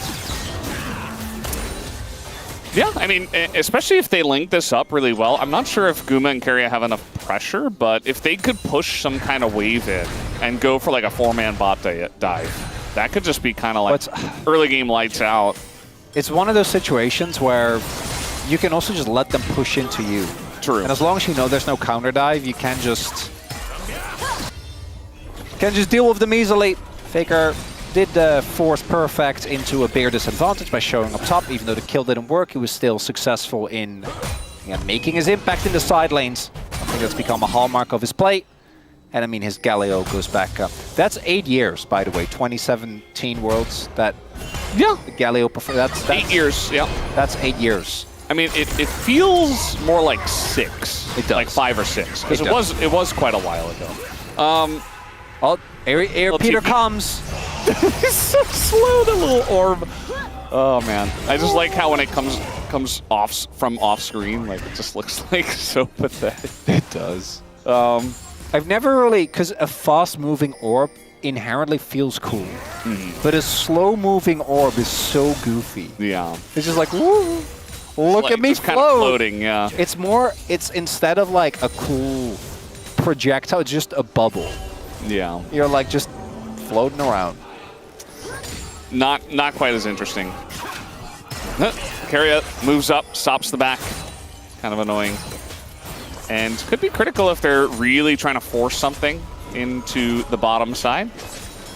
And, I mean, as it stands right now, Duckdom and Peter are looking for the back. So both of them go back. And it looks like they want to swap out of it. Probably not a bad idea. Does mean that this Dragon is going to go over to T1 pretty much for free. Where is T1 going to use this 1-2 punch of Nocturne Galio? And as you highlight, there's not really any contesting to be done here. Perfect being put in an unfavorable matchup. And guess what? T1 says, nope, we are going to swap again. Looks like they're swapping Guma and Keria the mid. Setting up for a contest towards the Grubs here. All right, well, it's going to find a couple of guys here and gets impaled as well. Just not fair, but Keria, he base checks and he gets punished for it. And the difference between nonchalance and carelessness is, do you get punished? And as you highlight, Veldus, in Keria's case, he really does. Just walks in full vision onto an unwarded brush. I'm Rakan, it should be fine, right? Well, I saw Nocturne in the area, like Oh, no way. What? I swear, everyone on that team will steal your objective. And I know that Owner's supposed to, but not like that. Okay? Generally, it's like Guma's Varus and stuff. Yeah, what was recently, I thought he got one as Jinx. Yeah. There's been a few ones. As Peter sets this up. Yeah. Really nicely done. Use a good amount of resources, but you're happy to if you get the free grubs, which they didn't. Meanwhile, we got a play up in the top side because we got a Varus solo laning into a Gwen. Where have we seen a situation like this before, Chronicler? Yeah, Nongshim did this as well. Huh. Who did they do that against? Wasn't that actually into KT? It was into T1 as well? Okay. It was into T1. Oh, yeah, it was. Because Doran got a bunch of votes for oh, my God, I remember now. Getting kills on Ambessa, and Alice was mauling so much. Yeah, as he should. Because why is our Varus, when we're playing into Nocturne, in a solo lane alone? I don't know. Fellas, I'm getting worried. I wanted my 6-gamer. You know, I'm very happy. We're just the cringe 5-game duo now. Oh, we are. So I'm very happy with T1 winning. As highlighted, we all predicted them. I think all of us predicted them against Hanwha as well. Their current form, this can't be argued with. Firing again on, we don't know how many, we don't know enough about cars, but all cylinders. Everyone's playing well. On the V8 engine. Yeah, I guess in that case, that's got to be 8 of them, right? I just don't know if the 8 stands for cylinders or for something else, you know? I mean, we really know nothing. We know nothing. Car people are in this chat right now probably like, losing these guys their minds. are killing me right These guys are morons. They don't know. And this is every time. Maybe we're just right, like we just got randomly every right? time it's like a culinary topic and I just have to sit there and be like, oh. Yeah. I mean, you were telling me about garlic yogurt before. I'm like, those two things don't go together. So garlic yogurt and dill. It's like it's a staple of so many. Whatever you say, Chronicler. That's a good combo. You like sour cream? I do, yeah. It's no different. Sounds pretty different to me. I don't know. No, 'cause the other one is better. Cause you have you never had Turkish eggs, like a nice layer Does it of. sound like I've had Turkish eggs? Of course you. Okay. Well, you should. They're wonderful. Yeah, I mean, you know, I wish I were exposed to more foods growing up. Well, I'll happily make them for you. You know, sure, that sounds good as long as the eggs are fully cooked. Yeah, of course. I know you have a thing about that. Oh, it's very important. Oh my God, we have Yundo. Wait, Yundo. We have a car expert. He literally raised. Peter, not now, please. So a V8 actually very important, Peter. A V8 engine actually has its. Oh, guys. We got League of Legends interrupting us. Yep, they did the combo into. Why is Varus alone again? What is that? He was under the turret. It doesn't matter. It's Nocturne Rakan. Keep your Varus. He's 0-3. There's nothing that Dom can do. He can't even play the game. I have to, one of the biggest and most often pieces of criticism, I'm not even going to comment on the actual play. So one of the biggest pieces of criticism that T1 has often faced has been their draft. And I feel like both, in this series I don't think it's as necessary, I think they're just better. But even in their Gen G series, like the Senna and then immediate response with the Fel, I feel like the Varus here, you know it's coming, right? And I am happy to see more teams really lean into the fact that a lot of Varus games are just so insanely predictable in the tier list drafting. They're so tier list. And guess what? As good as Varus is, you can still not allow him to play the video game because he does have his weaknesses. I'm happy to see T1 punish that. Now, as we have also been told, so a V8 more importantly now, actually does have 8 cylinders in a V configuration, and a V4 will have 4 cylinders. Yes. We were right. V8 because we were talking about that first. Yeah. But yeah, V4 has 4 and a V8 has 8, which, you know, that does make sense. If the numbers, if it was like V8 and it was like, yeah, it has 6 cylinders, I would be worried. I'd be like, okay, somebody messed something up. Come explain this to Somebody messed something up somewhere along the line. If the V8 engine has 6 cylinders. Okay, so it was cylinders. That's good to know. All right, we're playing for the Infernal Grid. Well, we're helicoptering here, and Peter just canceled it with the back, as now we're going all in onto that back line. Very nice disengage with the Impale, but I just don't think it matters. Tavares doesn't get to play the game. It's so sad for Doug Thomas. 4th death. Meanwhile, we had a solo kill in top. Doran just taken down perfect. I think, you know, T1, they're just firing on all V8 8 cylinders. And it's a really scary thing to see. And KT are just not able to stand up to them right now. T1 just blowing them away as we're highlighting. I feel like we even have time to get into horsepower, which is like a whole nother thing. Oh, I know. I'd love to. Is this not the LCK 2 dudes talking about something they have no idea about? No clue. As we take a look, the initial setup here looks okay, but Dokdam, the Rakan is strong. You can't be that far. Like I say, you can't be that far up. He's like not that far up. You cannot be out of the fountain. Well, no, you have to be actually substantially behind the rest of your team. As this too is Doran. Riftmaker done. That's one. Has the ignite. That's the next 3 needles. Oh, hits all of them. I think it was just straight up like item spike. Yep. He identified that Counter-Strike was down, so he could all in, and with his ignite, because he's like, okay, I have this. Well, it's also the position in the lane also plays a part, right? Because you need to know you can get enough in. Yeah. So very nicely calculated by Doran. Obviously, Perfect was not ready for that. Faker That inside lane. cancel. And we got a Nocturne on the way. Here we go. It's a level 6 Poppy, and Owner's just so strong with the Hex Plate. He's not actually going to get the kill, funnily enough. Meanwhile, we're diving Duckdom. Leave Duckdom alone! No, T1 have other ideas, and they're just both diving him. And down he goes again for the 5th time. Poor Duckdom. Poor Ducky Duckdom. Just nothing he can do. Faker's dead, by the way. Owner might follow, as a laser might come through. Flash is there, and the tanking comes in. The laser is going to miss, and Keria is... He's also here! You don't have to do this. But he wants to. No, they do. This is what the people want, Valdez. That's true. Yeah, they're doing it for the fans. The people honestly. embrace the circus. He still has Flash? Yep. Oh my See ya. god. The extra range. Yeah. Oh, just, I hope we get a replay. The how Faker played that initial setup was actually crazy because he got the cancel with the back wind up on the Poppy stuff. No, we don't need to see the. Okay, that that sidestep was sexy. I like respect that, but like 5th death. why it's too much. Right there, right? Yeah. Canceling the knockback, meaning that Faker doesn't get slammed into the turret. Really well done. I kind of wonder what happened. Do they just stay here for no reason? Like 2v2ing and then... Yeah. Of course. They do. Yeah, of course they do. Of course they do. And Peter, oh, the dodge! Did you see him? Yeah. He dodged the beginning of the Winds of War, which I think would have killed him. Peter's actually having a crazy series. Yeah. I think he's actually playing really well. It's good to see. It just doesn't matter. It just, yeah. So what other topic do we not know anything about that could be fun to cover? I am curious about horsepower, because I heard that... Isn't it just actually like... Well, we're getting interrupted again. It looks like Cuz might go down this time around. Gets taunted after his little dig through the wall. And the question is who gets the kill. It will be Guma. Keria, of course, is diving the turret because he's got Owner on the follow-up. And the dive comp, which is this far ahead, just gets to do whatever they want. Gonna get the taunt down. Don't need to kill the turret because, you know, that makes it more interesting and more cool when you go for the dive. No, Duckdom, he's stuck. He can't be on vision. It's the Duckdom gank.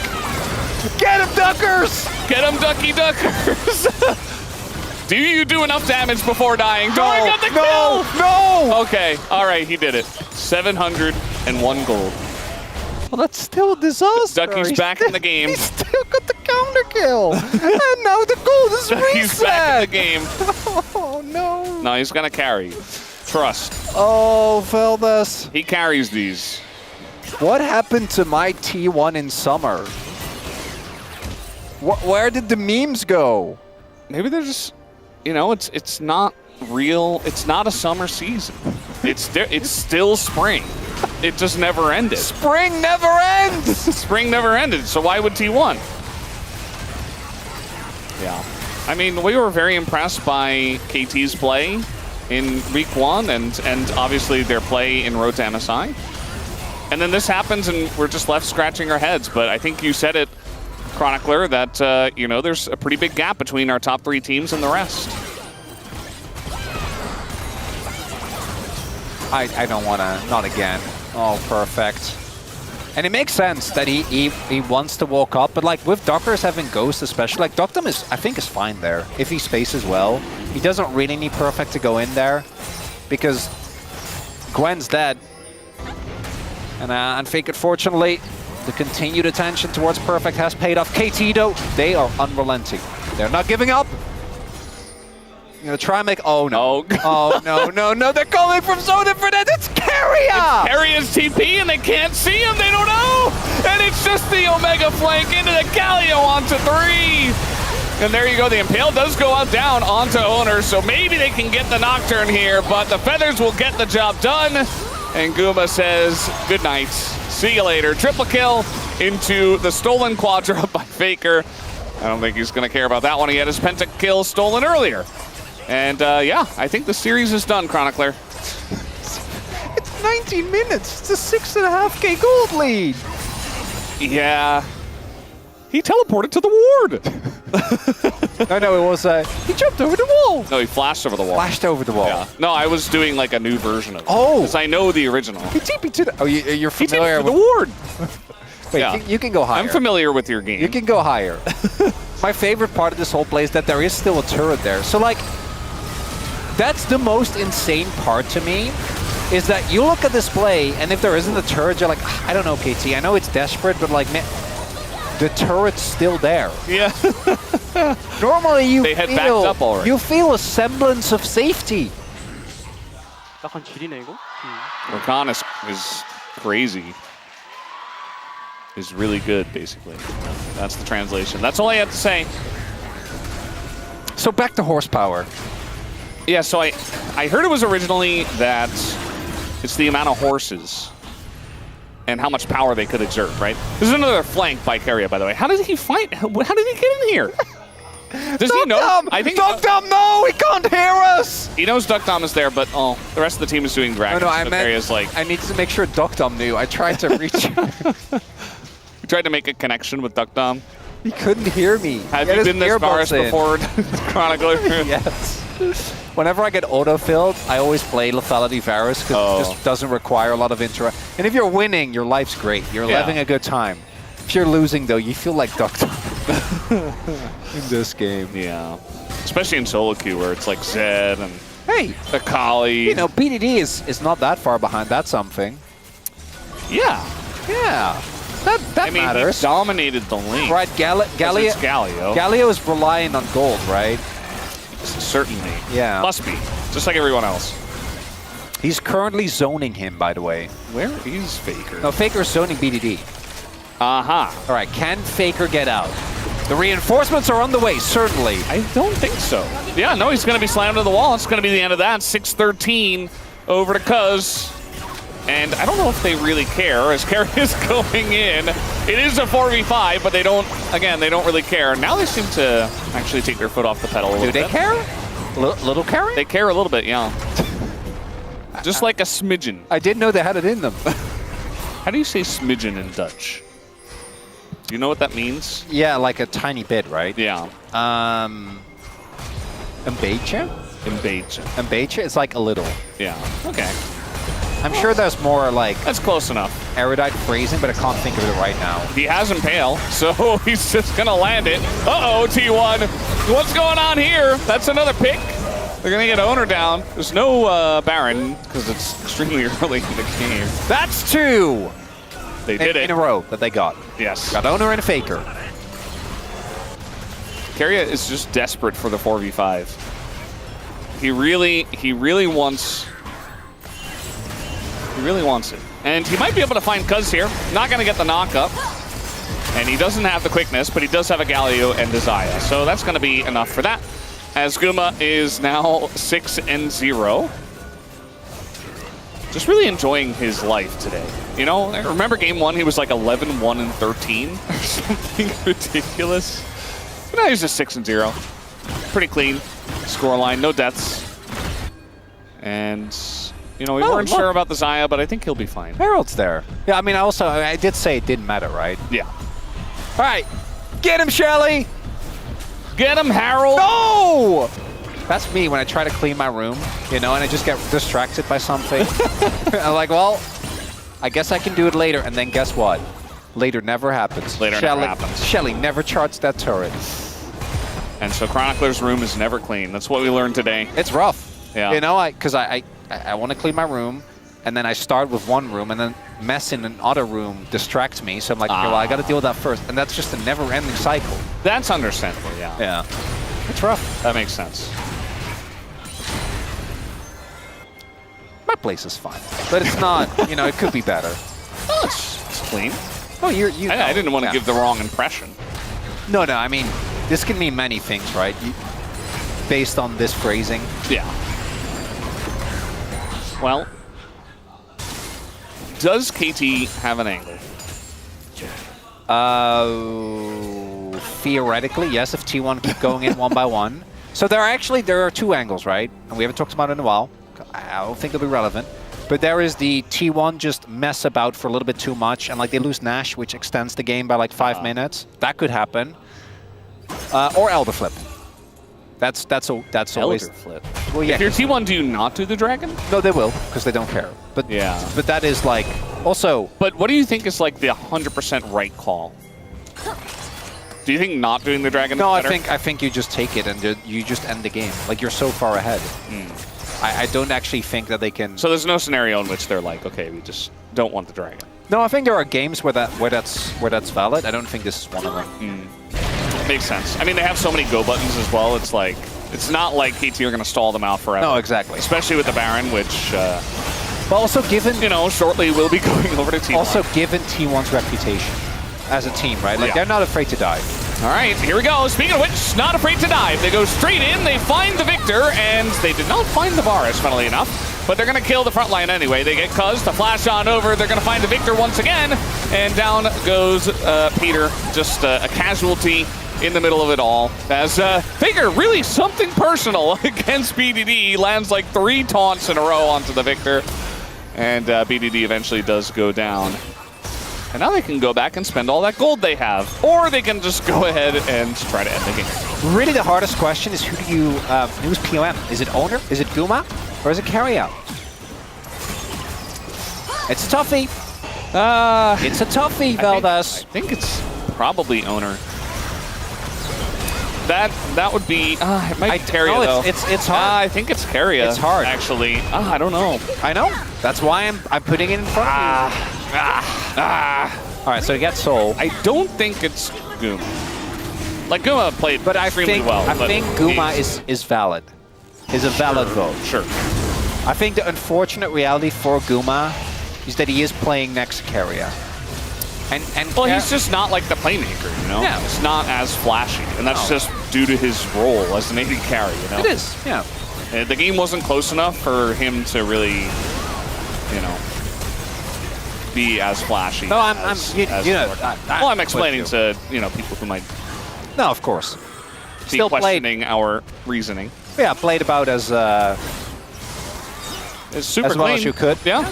Excellent play, but I can see it. They got. It's Owner or Carrier though. They got 2v2. And that's literally it. That was the only bit.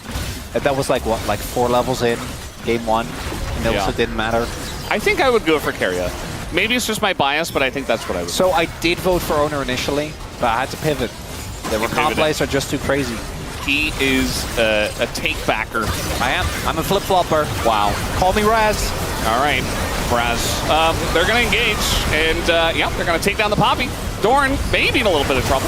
He is very tanky, though, and eventually does go down. Looks like he was just trying to tank for the team as they take down the Nexus. Guma. Oh, he's actually going to be taken down right before the Nexus does explode. I'm sure he's okay with that. As GG, T1 make extremely quick work of KT tonight. It was a telecom war, technically, but it really didn't feel like the stakes were there because T1 just kind of ripped them apart. It was not close. A telecom war in name only. I agree. I think that a real telecom war has the twists and turns, has at least some shred of competitiveness, maybe some crazy late game scenarios. And that's like 10 in a row, right? It's like 9 or 10 series in a row. I think this is the last time was 2024 summer. Yeah. I want to say it's 8th in a row. Yeah. Something like that. It is, it's a long road for KT. You know, they take a loss because, remember guys, they're in the Legend group. And BDD, you know, obviously not happy. I think there's a lot of room for improvement for KT after today as they got extremely bodied. But if you're in the Legend group and there's a big gap between KT and Nongshim and the rest of them, the top 3, you know, that's a nice little reveal there from Guma. And it's not going to be a fun time. You're going to be losing a lot if you can't figure it out. You know, because you got to go up against Gen G. You got to go up against Hanwha, which you just lost 0-2-2. You just got to go up against T1 2 more times, which you just got 2-0. So, a lot to do. In the case of T1, they're looking great. Form is fantastic. They defeated Gen G, so that really tells a big story, right? And I think that it'll just really come down to if they can keep with this form. Yeah, for KT. And what's going to happen to the mental of Hanwha and Gen G if they lose to T1. For KT, it's not all doom and gloom. I think that Peter had a really good bounce back after a very rough initial series against Hanwha Live. I think that they are still the 4th best team in the LCK. I just don't think that they have the capability right now to really punch up. This early dive, obviously, was a bit of a rough one. Not quite going the way that they were hoping for. Oh, boy. Yeah. I wonder, like, why the aggro went to him. It might have been, like, Scorch? in hindsight, because I think they weren't expecting it to go to Varus. Definitely could have gotten out earlier. Yeah. Some nice moments, but Duck Dump unfortunately did not get to play the game. And this one, clean 2-0. Nothing to see here, Valdez. Actually, nothing to see here. If you're a KT fan, I saw Laura commenting on Twitter. I hope she. I'm very sorry. Yeah. But yeah, this is just go out and enjoy your day. Yes. Let's go about. If you're a T1 fan, it's gotta feel amazing. You know, it's just probably another moment that makes you realize why you're a T1 fan. You know, it's like these flashy, fun, just extremely dominant series. Definitely, probably one of the reasons that people would be fans of this team. But yeah, nothing much else to say about this one. It was just a pretty straightforward cleanup. This was a pretty fun engage. Well, they didn't quite get the Varus. Duckdown finally found a little angle, and even then, so a little bit too little too late. Yeah, some of the repercussions for this means that T1 gets close to the Humble Life, which obviously they're looking to overtake. And then also for Noodle Boys fans, the fact that KT lost 2-0 means that Nongshim is only single series, single point in because they're negative one. KT's at 0 right now, which I'm sure somewhere out there Atlas is saying this is perfect. 0 game score 50-50. Yeah. Which they are 11-9 right now, so they still need to do a little bit of work. It's not perfect, yeah. They gotta lose some 0-2s or 2-1s. Yeah. And win some 2-0s, I think. Not 100% sure how to even that up. But yeah, Guma, lots of damage on the Xayah. I'm sure there's going to be some Guma voters out there in the interwebs. I do wonder if any of our actual voters here on the LCK will vote for him. But yeah, it's got to be Owner Ikaria. I'm with you on the Ikaria, and he is going to pick it up. His Nico engages were just insane. Like, he always had the perfect angle, and then his Rakan, like, he peeing behind the team? Are you kidding me? If it was a game 1, I would have definitely. If it was a POG ride, definitely would have voted for Owner in game 1. I think that he did so much heavy lifting. Even though the Nico was good, I feel like at that point the game was kind of won. Yeah. But Ikaria still played amazing, and in this second game, Rakan. Can't not vote for him. Had to do it. Absolute cinema. I mean, yeah, for sure. Like, he, by the way, he gets in the top 5. So he's up there tied for 4th with, I think it was like Showmaker and someone else. I think he's the only support on that list as well. And Owner. And Owner. Yeah, tied with Owner, actually. And we will be hearing from him in just a moment. Getting close to BDD. Zeus, not close to Chovy, unfortunately. Nobody's close to Chovy. Nobody's close to Chovy. We'll see what happens with that. As I'm going to hand it over to Deer for the translation of the interview. Thank you very much, guys. This is Deer for the POM interview translation, joined by Keria on the side of T1. You have returned to Low Park after 61 days, and you are the winner of the Telecom War. And you got your 3rd win in a row. How do you feel? It's been a while since we get to play on Low Park, and I'm just really glad that we're able to win today. And KTU was looking pretty solid up to this point, so I'm very relieved that we were able to secure today's victory. And this is your 3rd POM in a row. So what do you think got you the POM today? I think everyone, my teammates, actually set me up, and they did really well today. And I think today, we saw a lot of angles, and I think my teammates were able to just follow up really well today. I think number 1 in the POM is Chovy right now, so my goal is to reach him. Let's talk about game 1 in the bot lane. You were dominating with the Sivir Nico comp. And did you know that Nico had a pretty bad win rate? And it looks like she's doing really well, so what are your thoughts on her? You know, Nico is really good, but there are a lot of counters to Nico. And I think just looking into that and experimenting how to utilize Nico well, I think that's just what led us to being successful with her. And in game 1, Gumeshi almost got a penta, and Owner stole it. And we heard you say, steal the penta, take the penta away. So why did you say that? You know, I just didn't even think about it. I guess my words just went out first. Kumayoshi sounded genuinely sad, so what can you say to him?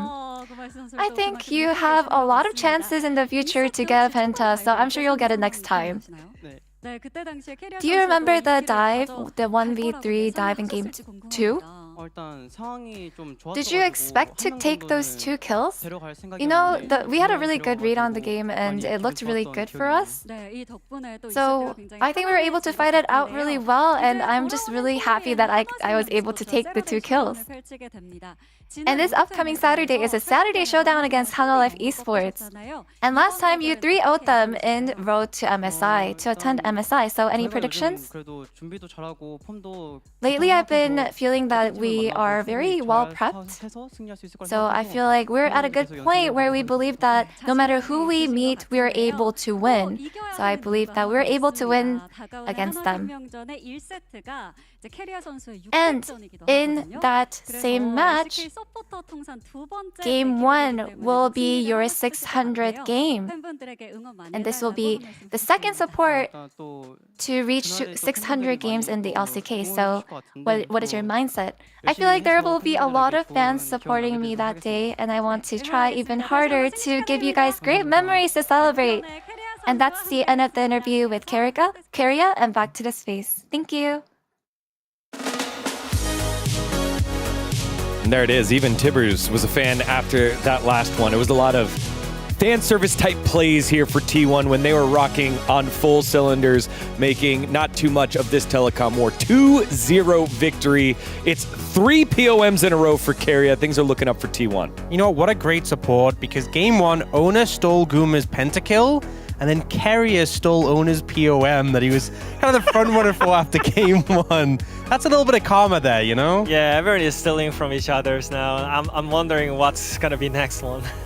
All right, let's take a look at the POMs here after this one. Keria takes the win. It was close. Ooh, that's super close. Ooh. Wait a second.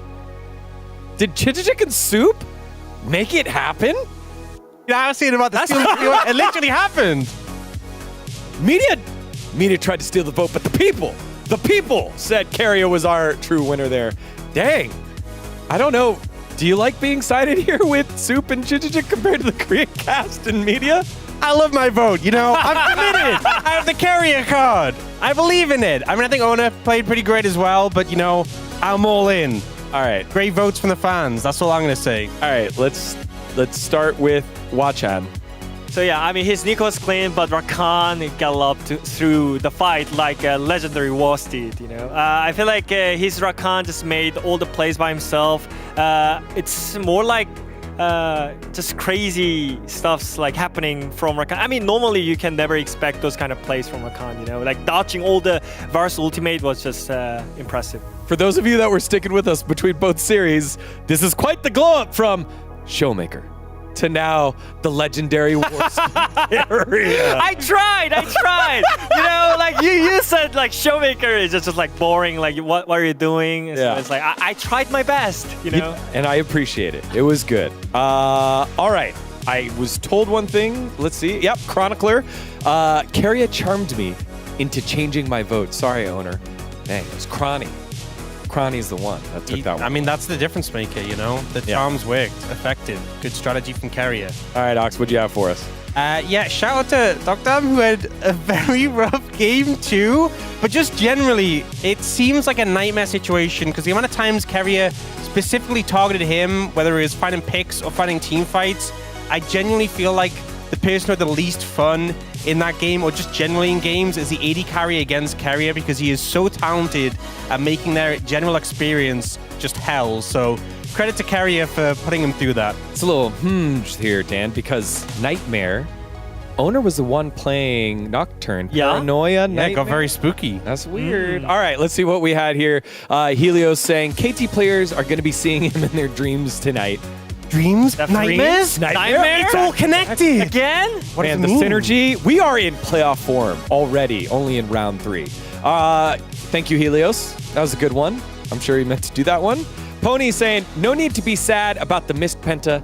Life matters more. What What about the missed POM? Or the POM, yeah. Here's our one highlight from that last one. It was the moment early on in this one when we knew this was going to be an uphill battle for KT. Yeah, I feel like, Carrier is the sort of player where he is so confident in going for some of these plays, and the fact that he ended up going for the 1v3 when he was on a tower that we're going to see in a little bit. Obviously, Guma is forced back, and Carrier makes the decision to stay, and they go for the dive here, a little bit low on health bars. I think a lot of supports would have just backed off here, but this is just like textbook Carrier to have the confidence to stay around and then turn it into a super favorable play. And this basically ended up being the game, the fact that he was able to turn around. And sure, yes, KT did make some flubs that also contributed. But yeah, him getting 2 kills here was kind of criminal. Yeah, I feel like KT should have played better, but also Carrier's positioning made kind of forced the mistakes from KT as well. So it's kind of a support goal whenever like it comes to the those kind of seeky plays. Like I feel like Carrier is the only one that it shows up with the plays. And also, obviously you always want gold on like your AD carry is the preference, but early gold and support actually does make a sizable difference. Like getting early gold for extra health or boots can really allow you to lead the charge and be more confident and stuff. I know Wadid knows what I'm talking about. When you get that early gold for a couple of kills, it feels really good. Yeah, support getting early kills is not bad, Yeah. It's not bad as you thought. Like it's always good to have some snowballing from your support. You can help your mid laner, also jungler as well. So don't be mean whenever your support gets early kills. I just feel like we're hearing you're an AD carry player, Digon. We know you flame. We know you flame them. The AD carry. We know you flame your support for kill stealing. We know you've done it. I don't like this. I don't like this. We know you've done it. Let's take a look at the standings here. After this last series, T1 get the victory, and blam! In front of your eyes, they're now 1 game behind Hanwha Life Esports. Again, Hanwha Life Esports still has a game in hand, but the series now very, very close between those two. Well, I thought this will be more close fight, but it was not. I was actually underestimating T1, I guess. T1 was a lot stronger than KT, and it looked just fantastic. Based on form and the gap that's opening, KT really going to struggle to close that gap on a T1 now. But HLE, T1 are hot on your heels. You need to get into good form now, or they're going to overtake you, because the game score is only going to help if they don't overtake you in the series score. And based on this streak, they really could do that quite comfortably. That's setting up a big matchup later on this Saturday. Let's take a look at matches tomorrow. Another setup of Rise and Legend group action. It all starts with the Battle of the Bees. BNK DRX up against the Bros, and a big one for the Rise group. And then the opposite side, we do have Hanwha Life Esports up against Nongshim. Nongshim trying to bounce back after last week's losses. Y'all, what a day! And what a way to kick off week number 11. And we're not done yet. 4 more days of action here at the LCK. We'll see you in just 20 hours. Until then, take care of yourself. Bye-bye.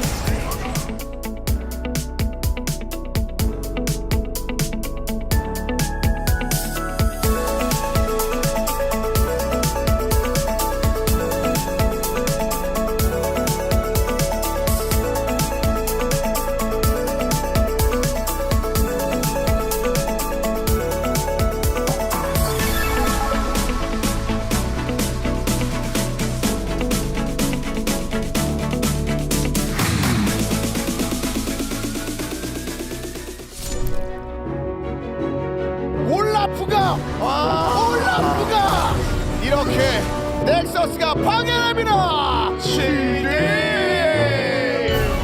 넥서스께서 4연속 MSI 진출 T1 시리